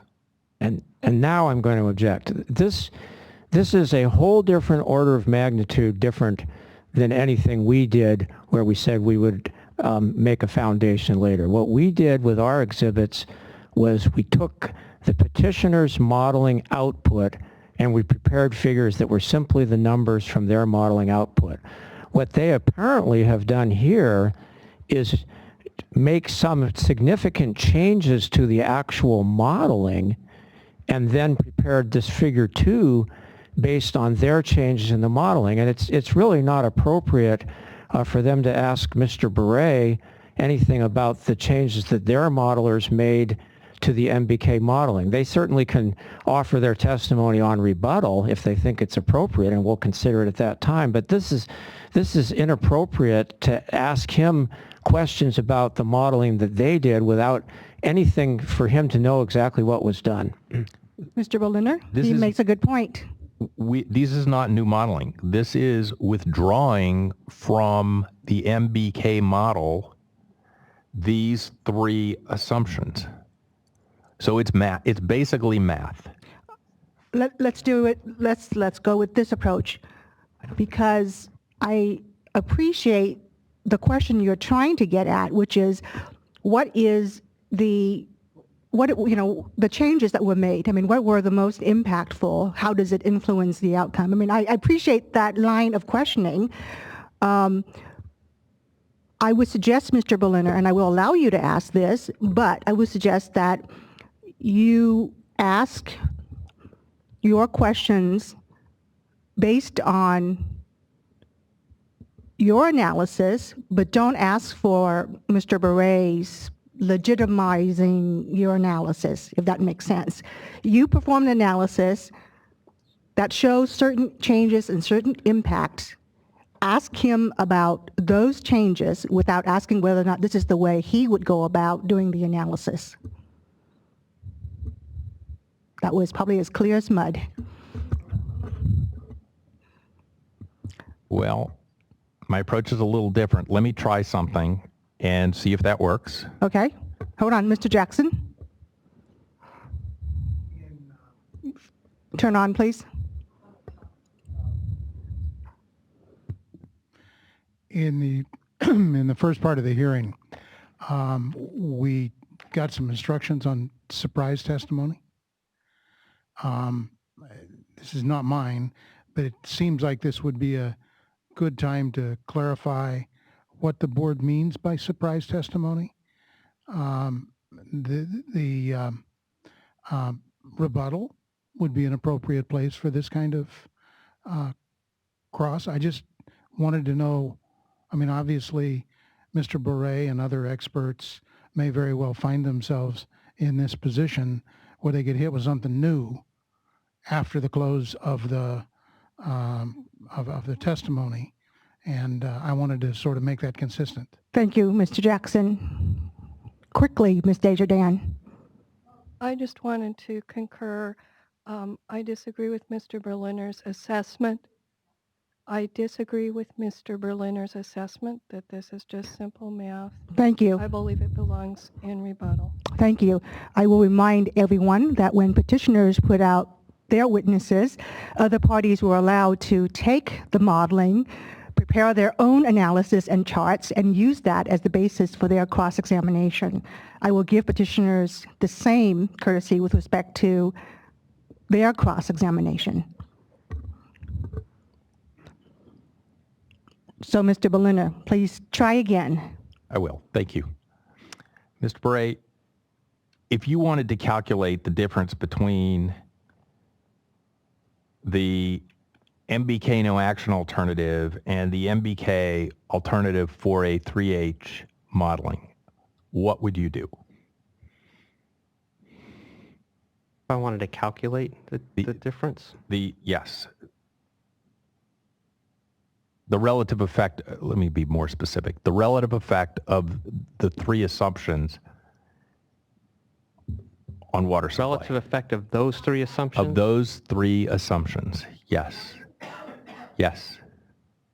But I'm going to restate your question, Mr. Berliner, just to make sure I understand it, because this is very confusing.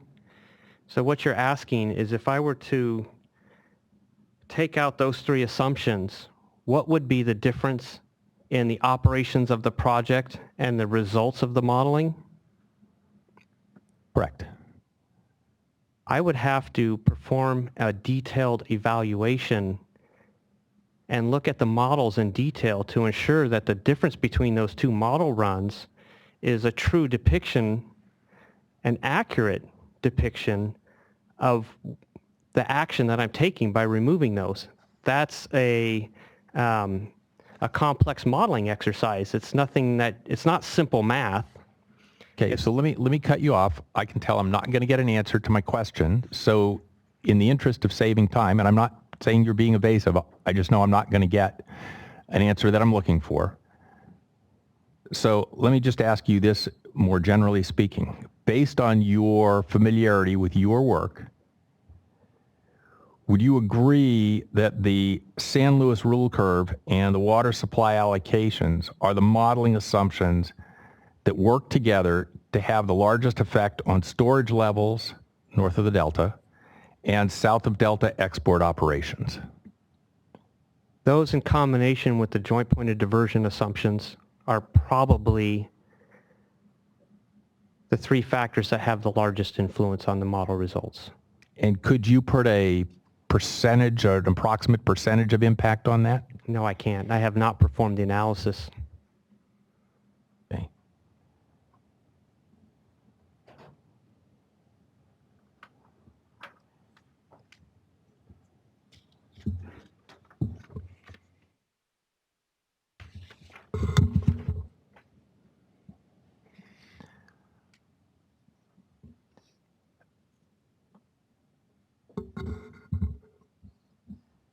Again, referring to the phrase standard calcium modeling practice, is it the agency's standard calcium modeling practice to use an algorithm to generate water supply allocations?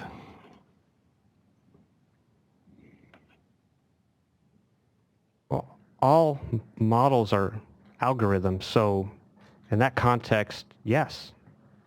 And do the agencies use, in calcium, do the agencies use the same algorithm for all 82 years of the hydrologic record? Use the same algorithm for all 82 years of the hydrologic record?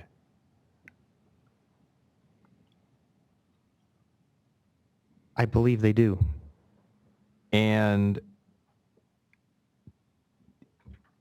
doesn't the agency's calcium logic for making these water supply allocations consider many of the same factors that project operators would consider, such as storage levels and hydrology forecasts? I believe that the WSI-DI procedure that's embedded in calcium is very different than actual operations. And in actual operations, there really is no San Luis rule curve. So these are modeling gimmicks to try to mimic what operations do. And at times they can do a reasonable job, and they do require significant adjustment and refinement to produce a model run that's acceptable. So would it be fair to say that the modelers consider, though, many of the same factors as the operators, even though they may not be under identical circumstances, and the operators may consider other factors as well? The factors that the models consider are a fraction of what is available in actual operations. And it's very simplified, and it's codified where operators have extensive experience and they have far more information to base their decisions on than we feed to the models. Now, MBK was hired to investigate a means to improve the San Luis rule curve, correct? That's correct. And that's in the context of calcium, just to be clear, correct? That's correct. Okay. And as part of the work that MBK did for reclamation, did you also propose changes to the allocation logic? Yes, we did. And the reason is that the export estimates, and actually these are the export estimates, and these are something that we have gone over that was part of the petitioner's modeling. The export estimates are often very inaccurate, and inaccurate. And it can at times lead to unrealistic allocations. And so what we had proposed was an iterative process to come up with more accurate export estimates for purposes of making an allocation.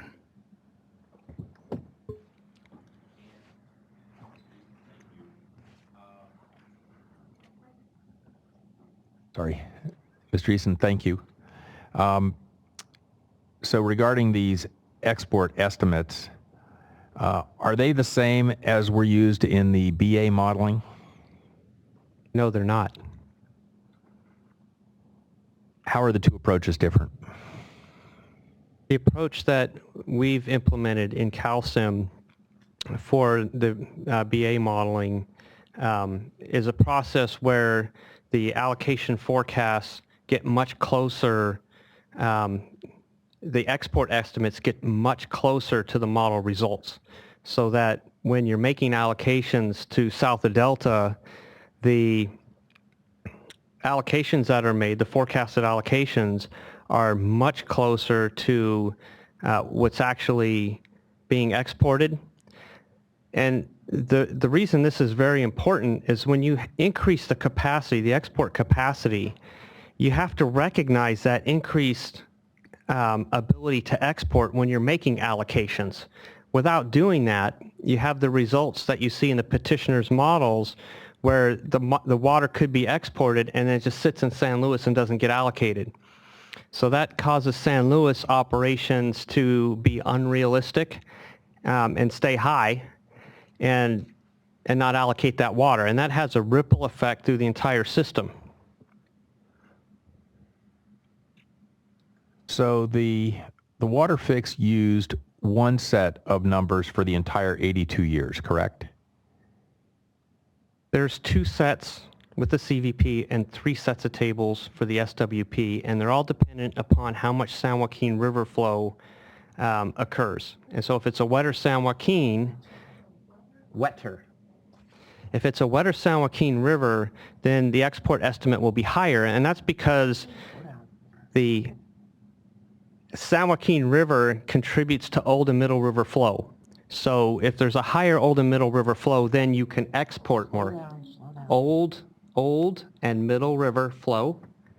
If San Joaquin River contributes to Old and Middle River flow, therefore exports when Old and Middle River flow criteria control will be higher, and so will exports during times when San Joaquin River IE ratio controls. So there's 3 sets of tables for the SWP and 2 for the CVP. And that is the same method that the agencies use, correct? That's correct. Okay.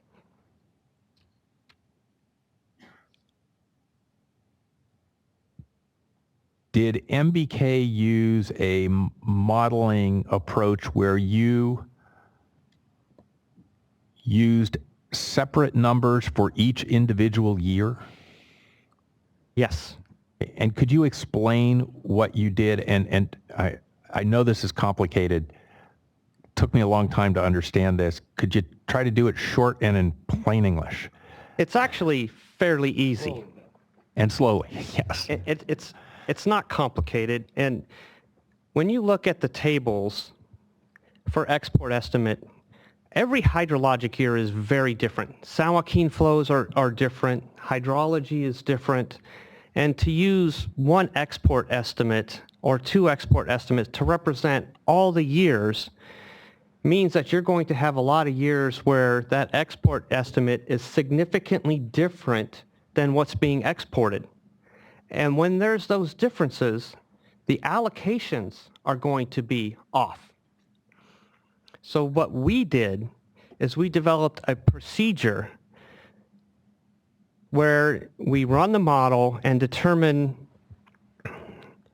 it's actually an iterative process where we run the model and we determine what the exports are, and we change the export estimate to be commensurate with the exports.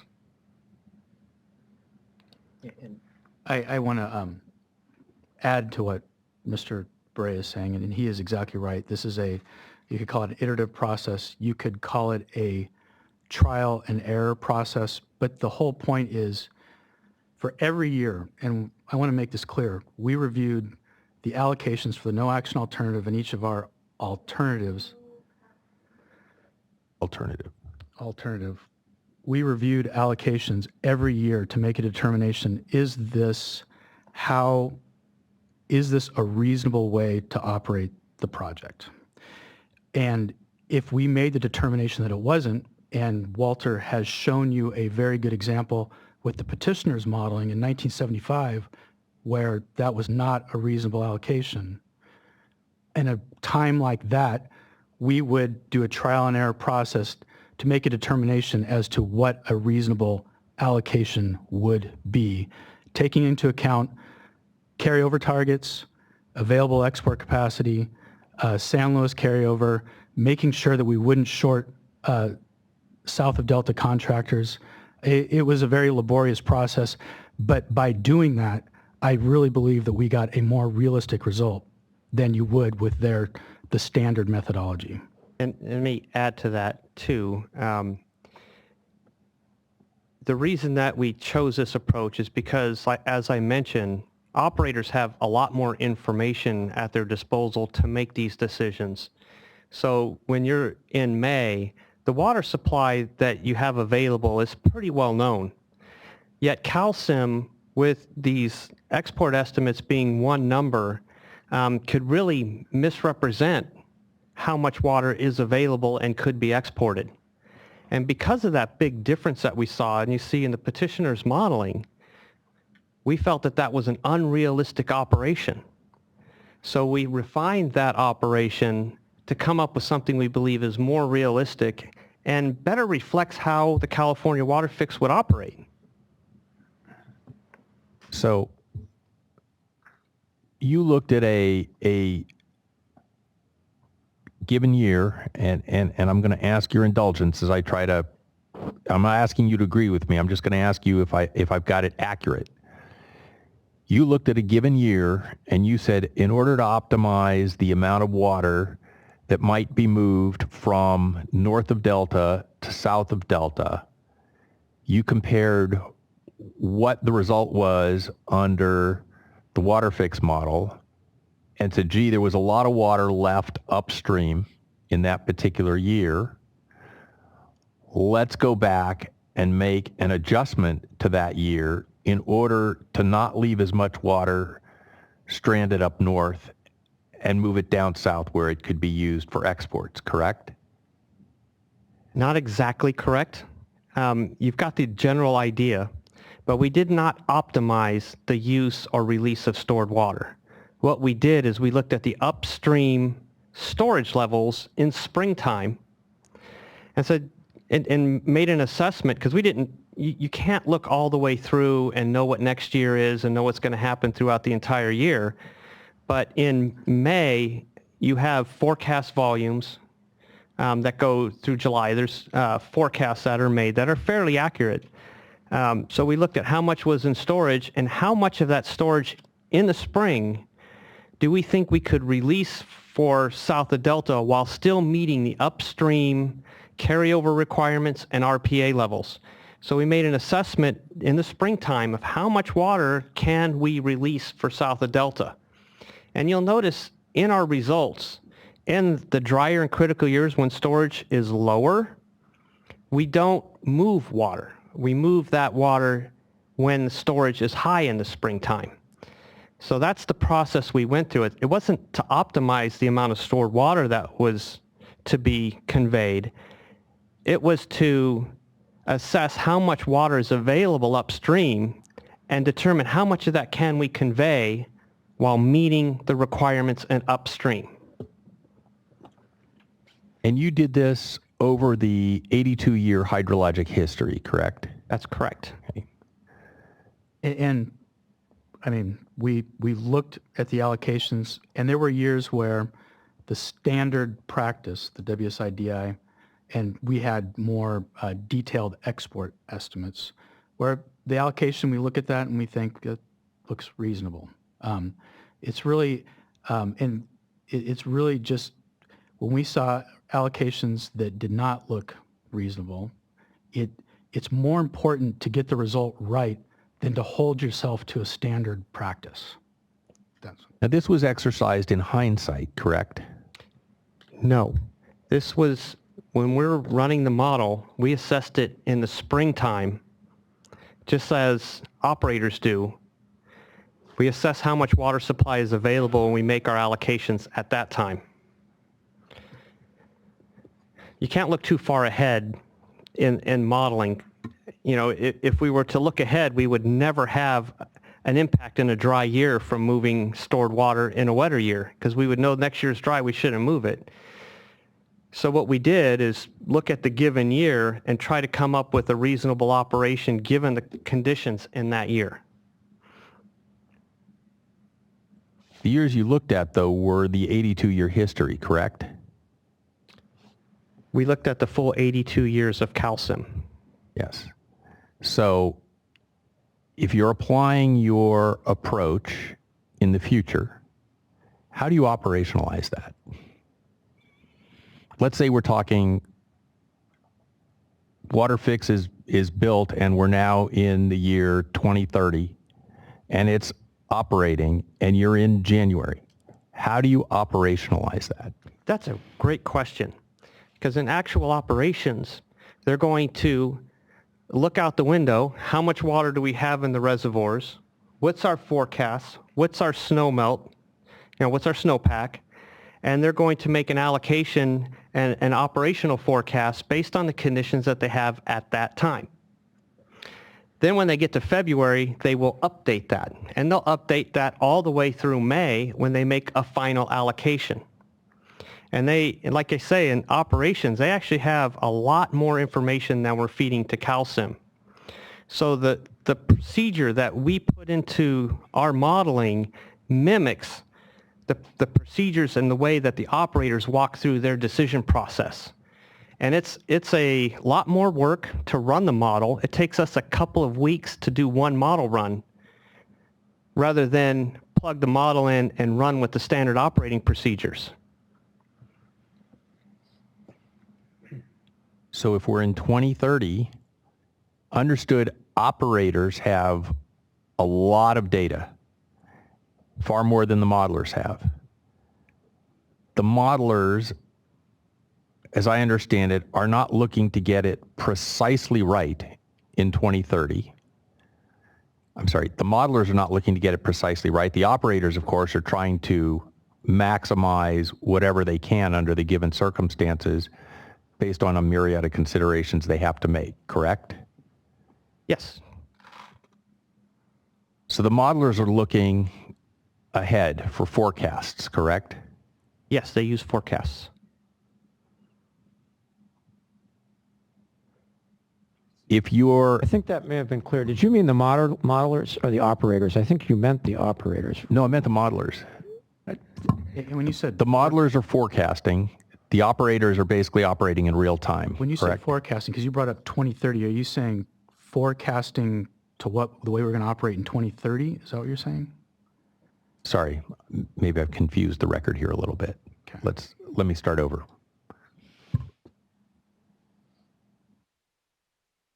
If we're in 2030 and we're talking about operators, they have a great deal of information available to them, and they're looking to make the best use of the water in the reservoirs to the extent they can, maximize exports, meet all the regulations, et cetera, right?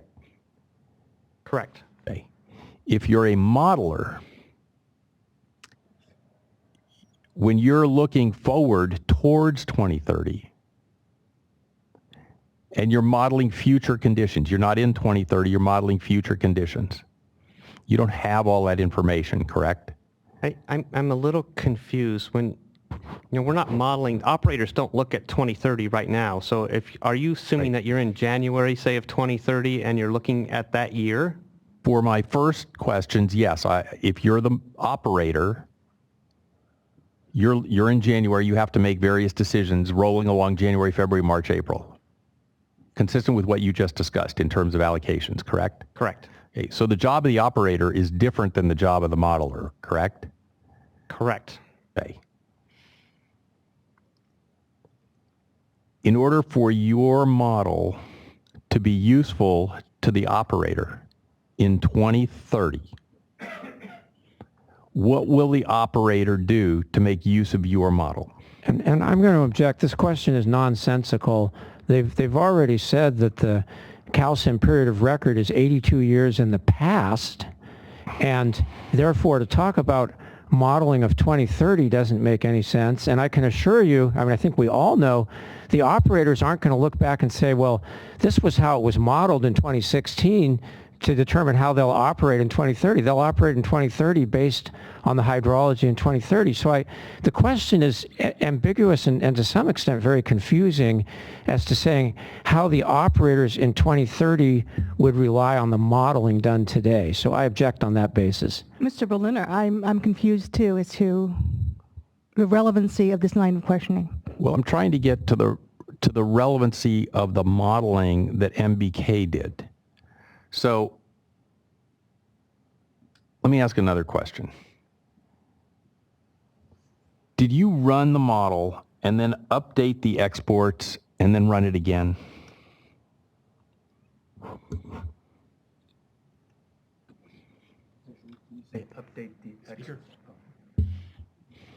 When you say update the exports, are you talking about like the simulated exports, or are you talking about the export estimate used in the allocation process?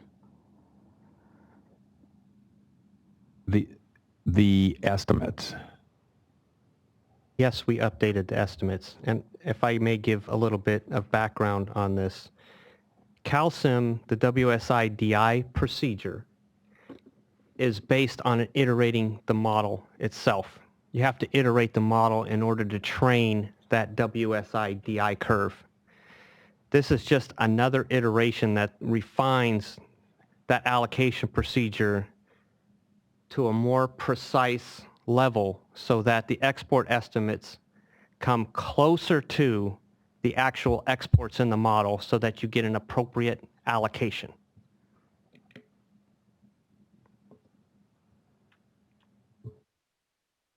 So did you have to run 82 sets of numbers in order to come up with a figure for a different year, for a given year? No, we did not run the model. Well, we may have run the model 82. We may have run it 150 times. It's maybe even a couple of hundred times to get the modeling correct. But we did not run each year individually. We made adjustments to the model simulation and ran it again. So it would be making generalized type of adjustments to the export estimates. And I would like to add to that. So there's two components we're talking about here. There are two components we're talking about here. There are the export estimates, and then there is the fine-tuning of allocations that we made beyond the export estimates, and that's what we were talking about, the trial and error process. So the export estimates were, in our process, were refined early on, and this was done exactly as Mr. Bure was saying, where we'd run the model, we'd look at the export estimates, compare them to the actual exports, and if they were way off, we would realize, well, that isn't really good information for an allocation, and so we would adjust them. We got a study, and then we did another thorough review of every year of allocations, and we made a determination that the logic that we had, the WSI-DI, combined with the export allocation logic, really wasn't, there were obvious times where the allocation could have been better to, and this goes for both the no action alternative and for the project proposal. And a perfect example with the no action alternative is we saw that with the North Delta diversion, or not North Delta diversion, sorry about that, with the North of Delta ag service contractors. We knew that they were being severely underallocated, and we knew that it was interfering with our ability to get a realistic result. And so we could run a model where we could start at the beginning, and wherever we had a question of whether it was a reasonable allocation or not, we could run the model to that year. The tool allows you to stop the model at that year, and then you could try different allocations to see how that played out until you got to a reasonable carryover and a reasonable export. And that's what, and that's how we were running the model. Yep. So if I'm in back to my 2030 year, Mm-hmm.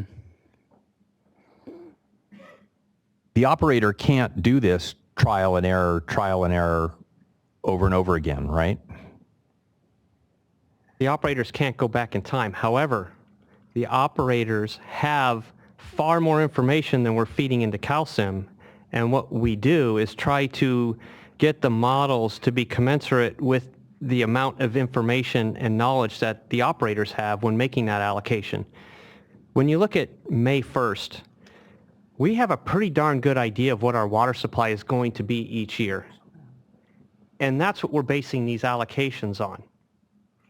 In CalSim, with the standard procedure, it doesn't recognize the water supply situation in May very well, nor does it recognize the forecasted exports very well, as we've demonstrated with this export forecast. So what we tried to do is to incorporate into the model at least a commensurate level of detail that the operators have to make those allocations. Aren't you, in essence, exercising perfect foresight by doing that? No, we are not. If we get back to the, you say operators can't do trial and error like that. I can't speak for operators, but it is my understanding that they do run operations forecast models, and it would be my understanding that they would do trial and error to determine a reasonable allocation. And you got to remember, they're doing this for their final allocation at the beginning of May, where they have a very, the forecasts that they have are, what would be the right word for it? there's a high degree of certainty Yes. in the water supply in May. And Dan's right, Mr. Easton is right. We actually have our own versions of the operations models, and we run countless scenarios to simulate from May through the end of September. And so you do iterate those models to try to come up with an iteration or an operation for a forecast. So, I mean, we can go into a lot more detail here, but we aren't looking ahead. If we were looking ahead, we would know what the next year is, and we would have a carryover storage that would protect us against a drought. And if we knew next year was going to be wet, we would pull the reservoirs down much harder. To me, that's looking ahead. Looking from May to September is a forecast that's performed with a fairly high degree of certainty, knowing what the water supply is in May. And we feel it's, what we did is a closer approximation of that real-time forecast than what you get from WSIDI or the export estimate that you find in the standard procedure for calcium. Where you found a difference between the WaterFix modeling and your modeling, my understanding is that you went back and essentially you used a phrase that I can't remember off the top of my head, but a user-defined value that you put in. In other words, my language, if there was a substantial difference between your model and the WaterFix model, you went back and fixed the number in order to make it to take more out of storage, get more into exports, do what had to be done in order to make better use of the water, if you will. I'm not trying to provide a value on that. I'm not quite sure what you're asking, and you said that we changed the model to match the WaterFix model. If you could just narrow your question down a little bit, it'd be really helpful. I'm going to try, and then probably be a good time for a break after this. As I was trying to understand your approach, it struck me that as you're an operator going in January and February and March, you don't have a great deal of information. You have an ever-increasing amount of information. And you've said, okay, by May, we have a whole lot of information. Based on all of our collective hydrologic experience, generally speaking, there aren't too many surprises after May 1st. But we all know there's big surprises in January and February and March. Under your modeling approach, it appears as if you have fixed that uncertainty by creating a substantially higher level of forecasting. In other words, your degree of predictability is far higher than what the agencies are using. Is that fair? Again, the question is ambiguous.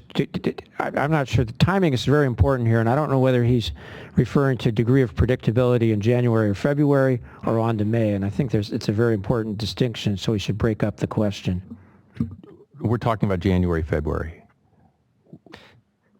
The model does not forecast in January, February. The first month it forecasts is March. Then it updates it in April, and then it updates it in May. And it's based on information that you have in December, January, February, correct? It's based on the information you have at the time of the forecast. So if it's May, you have everything up through May 1st, including storage and forecasts. And if it's March, you have January, February, correct? Plus prior months. Correct.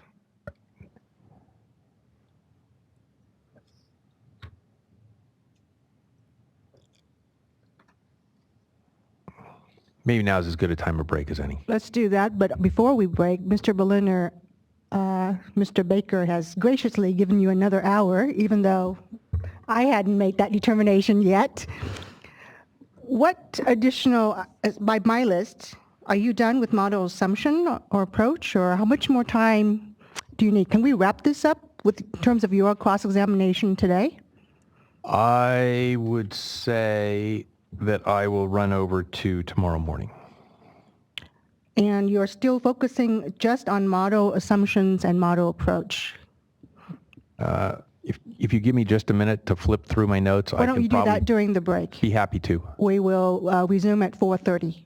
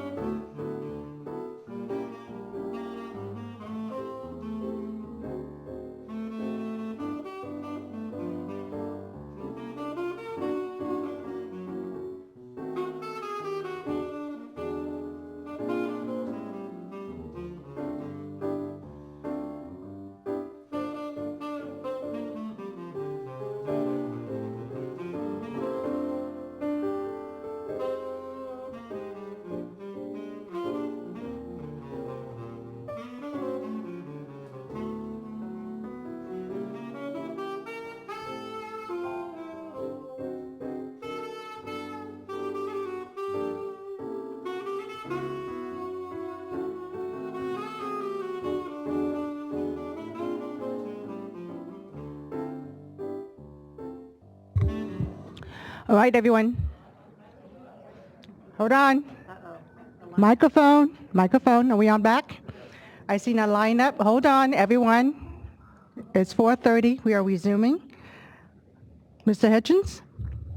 Hearing Officer Dodick, Andrew Hitchings for GCID and Biggs West Ridley Water District. I'm sorry, GCID and Biggs West Ridley Water District. We're hoping we might be able to have a few minutes at the end of the session today to just get some time estimates on who intends to cross and time estimates of cross so we can help with planning our remaining panels. I think that would be helpful for the board, for folks in the audience, and a lot of witnesses that are traveling very far to come here next week. All right. Thank you. Was that it? All 5 of you needed to stand for that? Okay. Actually, hearing officer, we would concur with that proposal. I think that would be far more efficient, especially because we have some parties where we have witnesses that are testifying on behalf of multiple parties, not like these witnesses that are testifying for once, but there's some witnesses that are testifying 3 or 4 different times, and so there's a little, we don't really want to have to cross-examine the same witness 4 times. Some of it's redundant. So yeah, if we could spend a few minutes maybe I could go for 15 minutes and then we could spend a few minutes straightening that out. Okay. That would be really helpful. But first, convince me that you should get more time. I don't have that much left, as motivating as that might be. And I have a couple of quick ones to finish up on this topic that we're done with. And actually looking ahead, I had some questions on joint point that we've taken care of, so I don't need to address those. And I've got some on cross-channel gate operations and things like that, and some climate change, and then some very generalized questions just about modeling in general. And then I'm done, but I don't think I'll finish all that in the next 15 minutes. But I won't need much time in the morning. All right. Let's finish up at least this particular line of questioning in the next 15 minutes so that we can have a little conference on procedures and process. Mr. Berliner? Thank you. And I'll just remind everyone that we do have, again, a hard stop at 5 o'clock when all the audio equipment shuts down.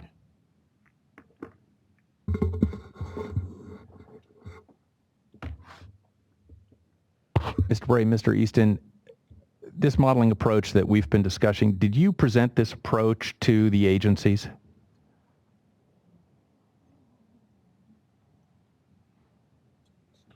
As you had mentioned before, we had been hired by Reclamation to talk about improvements to San Luis operations, and with that came... Yeah. Oh, I'm sorry. Thank you for pointing that out. We had, and in that we talked about that there needed to be revisions to the export estimates because we were getting unreasonable allocations because of the export estimates. Now, what we just discussed, where where we did further refinements that we had just discussed, that had not been discussed with the agencies. I mean, I have, well, I'll leave it at that. Did you discuss with them this generalized approach that you're proposing here as opposed to the specific approach that you're proposing? I object. The question generalized approach is very unclear and ambiguous. We've talked about a whole bunch of different specific model changes. Mr. Berliner? Did you discuss the concept of using this iterative approach with the agencies? Yes, we did. And do you know when you did that?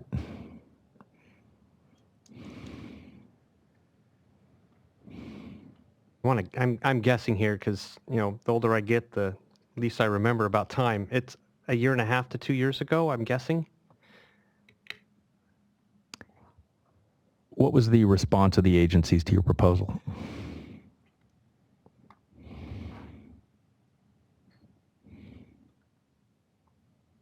when there's several, Dan was at some meetings that I was not at. My recollection is when I first presented the San Luis rule curve and operational changes, folks were just grasping the concept and trying to understand it. And we have applied this for an EIR, EIS for the Bureau of Reclamation. In fact, 2 different environmental documents for the Bureau of Reclamation using this logic, and they have not had a problem with it that we know of. But maybe Dan can speak to meetings that he has had regarding this procedure. Thanks. Mr. Easton? And I want to be clear that we're talking about the same thing. Are we talking about the procedure for updating the export estimates, or are we talking about the procedure, the trial and error process for refining allocations? The trial and error process. I have not discussed that with the agencies. And is that... And did you have meetings with them where you discussed alternative ways of updating the export allocations? Did I have additional meetings for discussing the export estimates, revising the export estimates for the... I recall one meeting where I handed off draft documentation and gave a presentation on the methodology for improving the export estimates, along with some other suggestions for improvements to San Luis operations. And did it involve this type of an iterative approach? Well, the improvements to the export estimates is an iterative approach, just like WSIDI is an iterative approach. So is that your question? At these meetings, did you discuss gaining a higher level of forecasting capability using your trial and error approach? I'm going to misstate the testimony. I don't think that what he calls the trial and error approach was related to getting a better forecasting capability. I think that misstates the testimony. I wasn't trying to repeat the testimony. I'm asking as a question. So the trial and error approach is really this isn't an approach that you just hand off to somebody. This is really applying your expert opinion as to whether the model is giving you a reasonable allocation or not. The trial and error approach is to ensure that the model is providing you a reasonable allocation given the conditions, carryover conditions, available export capacity, and other terms. Well, what's the difference between an estimate and a forecast?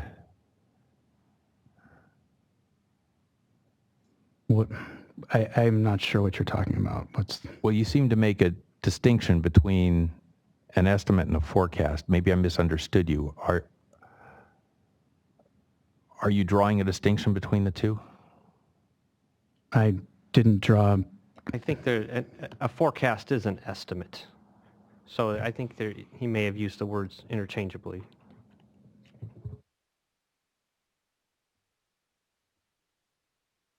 If another modeler, not from MBK, was to take your model, would they come up with the same results that you came up with? I have to object. That calls for speculation, and mainly, there are just a whole bunch of questions regarding what model assumptions the other modeler would use.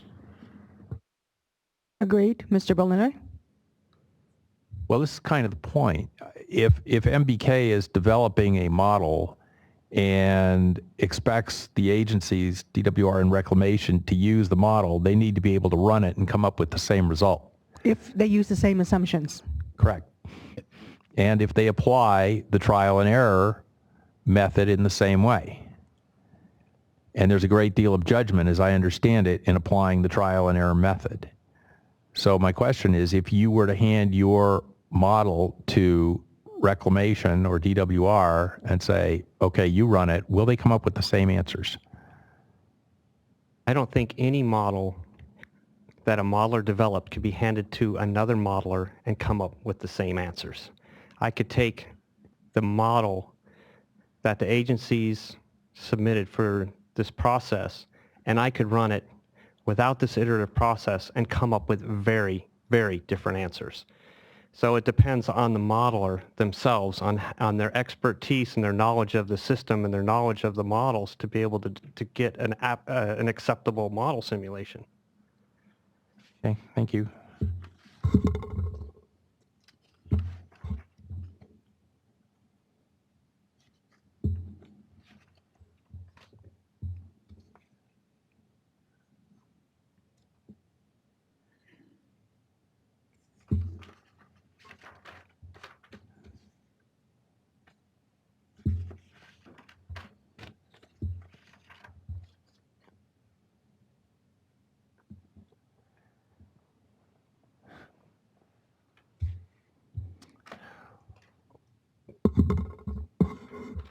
Different subject.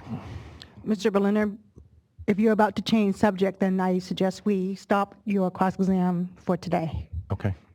Could we just have coverage? I think it's reasonable, since he's almost done with 4 hours, for him to tell us what topics he plans to cover tomorrow and how long it plans to take. I was about to go there. Thank you. I didn't mean to preempt you. Mr. Berliner?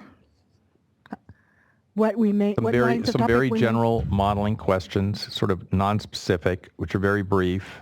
Climate change. What particularly with respect to climate change will you be exploring, considering that they did not include climate change in their analysis?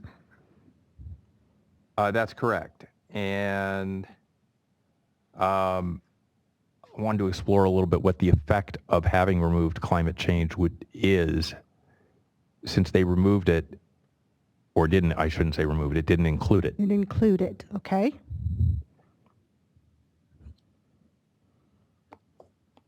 What else? And hang on, let me just, cross-channel gate operations. And what in particular about that are you exploring? Exercise of judgment. And?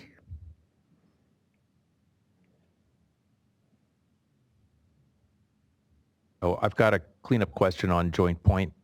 That's right, you mentioned that. Yep, that should be it. And we're guesstimating half 15, an 20 hour? minutes? Probably less. Probably less than half an hour. Let me go next then to Ms. Offenberg. Are you expecting to conduct cross-examination, and for how long? Yes, we have very short, 15, 20 minutes. Okay. Ms. Morris or Ms. Sheehan, State Water Contractors? Ms. Dodick, Trip Mizell, DWR. I have a note from Ms. Morris. She indicated a request for 1.5 hours, with the caveat that she will be looking at her questions for efficiencies that she can get, so that she's not duplicating what we discussed today.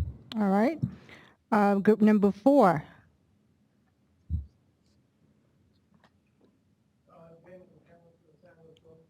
Sorry, microphone, please. It's not on. Daniel O'Hanlon for the San Luis Delta Medota Water Authority. I would expect maybe 15, 20 minutes questions. Right. Mr. Williams or other representatives of Group 5 is not here, so we don't know if they will be cross-examining or not. 6, 8, 9, 10. Mr. Elijah, you're Group 10. No? Okay. 11, who has yet to show. 12, 13, 14, 15? No for 15? Thank you. 16? 17? 18?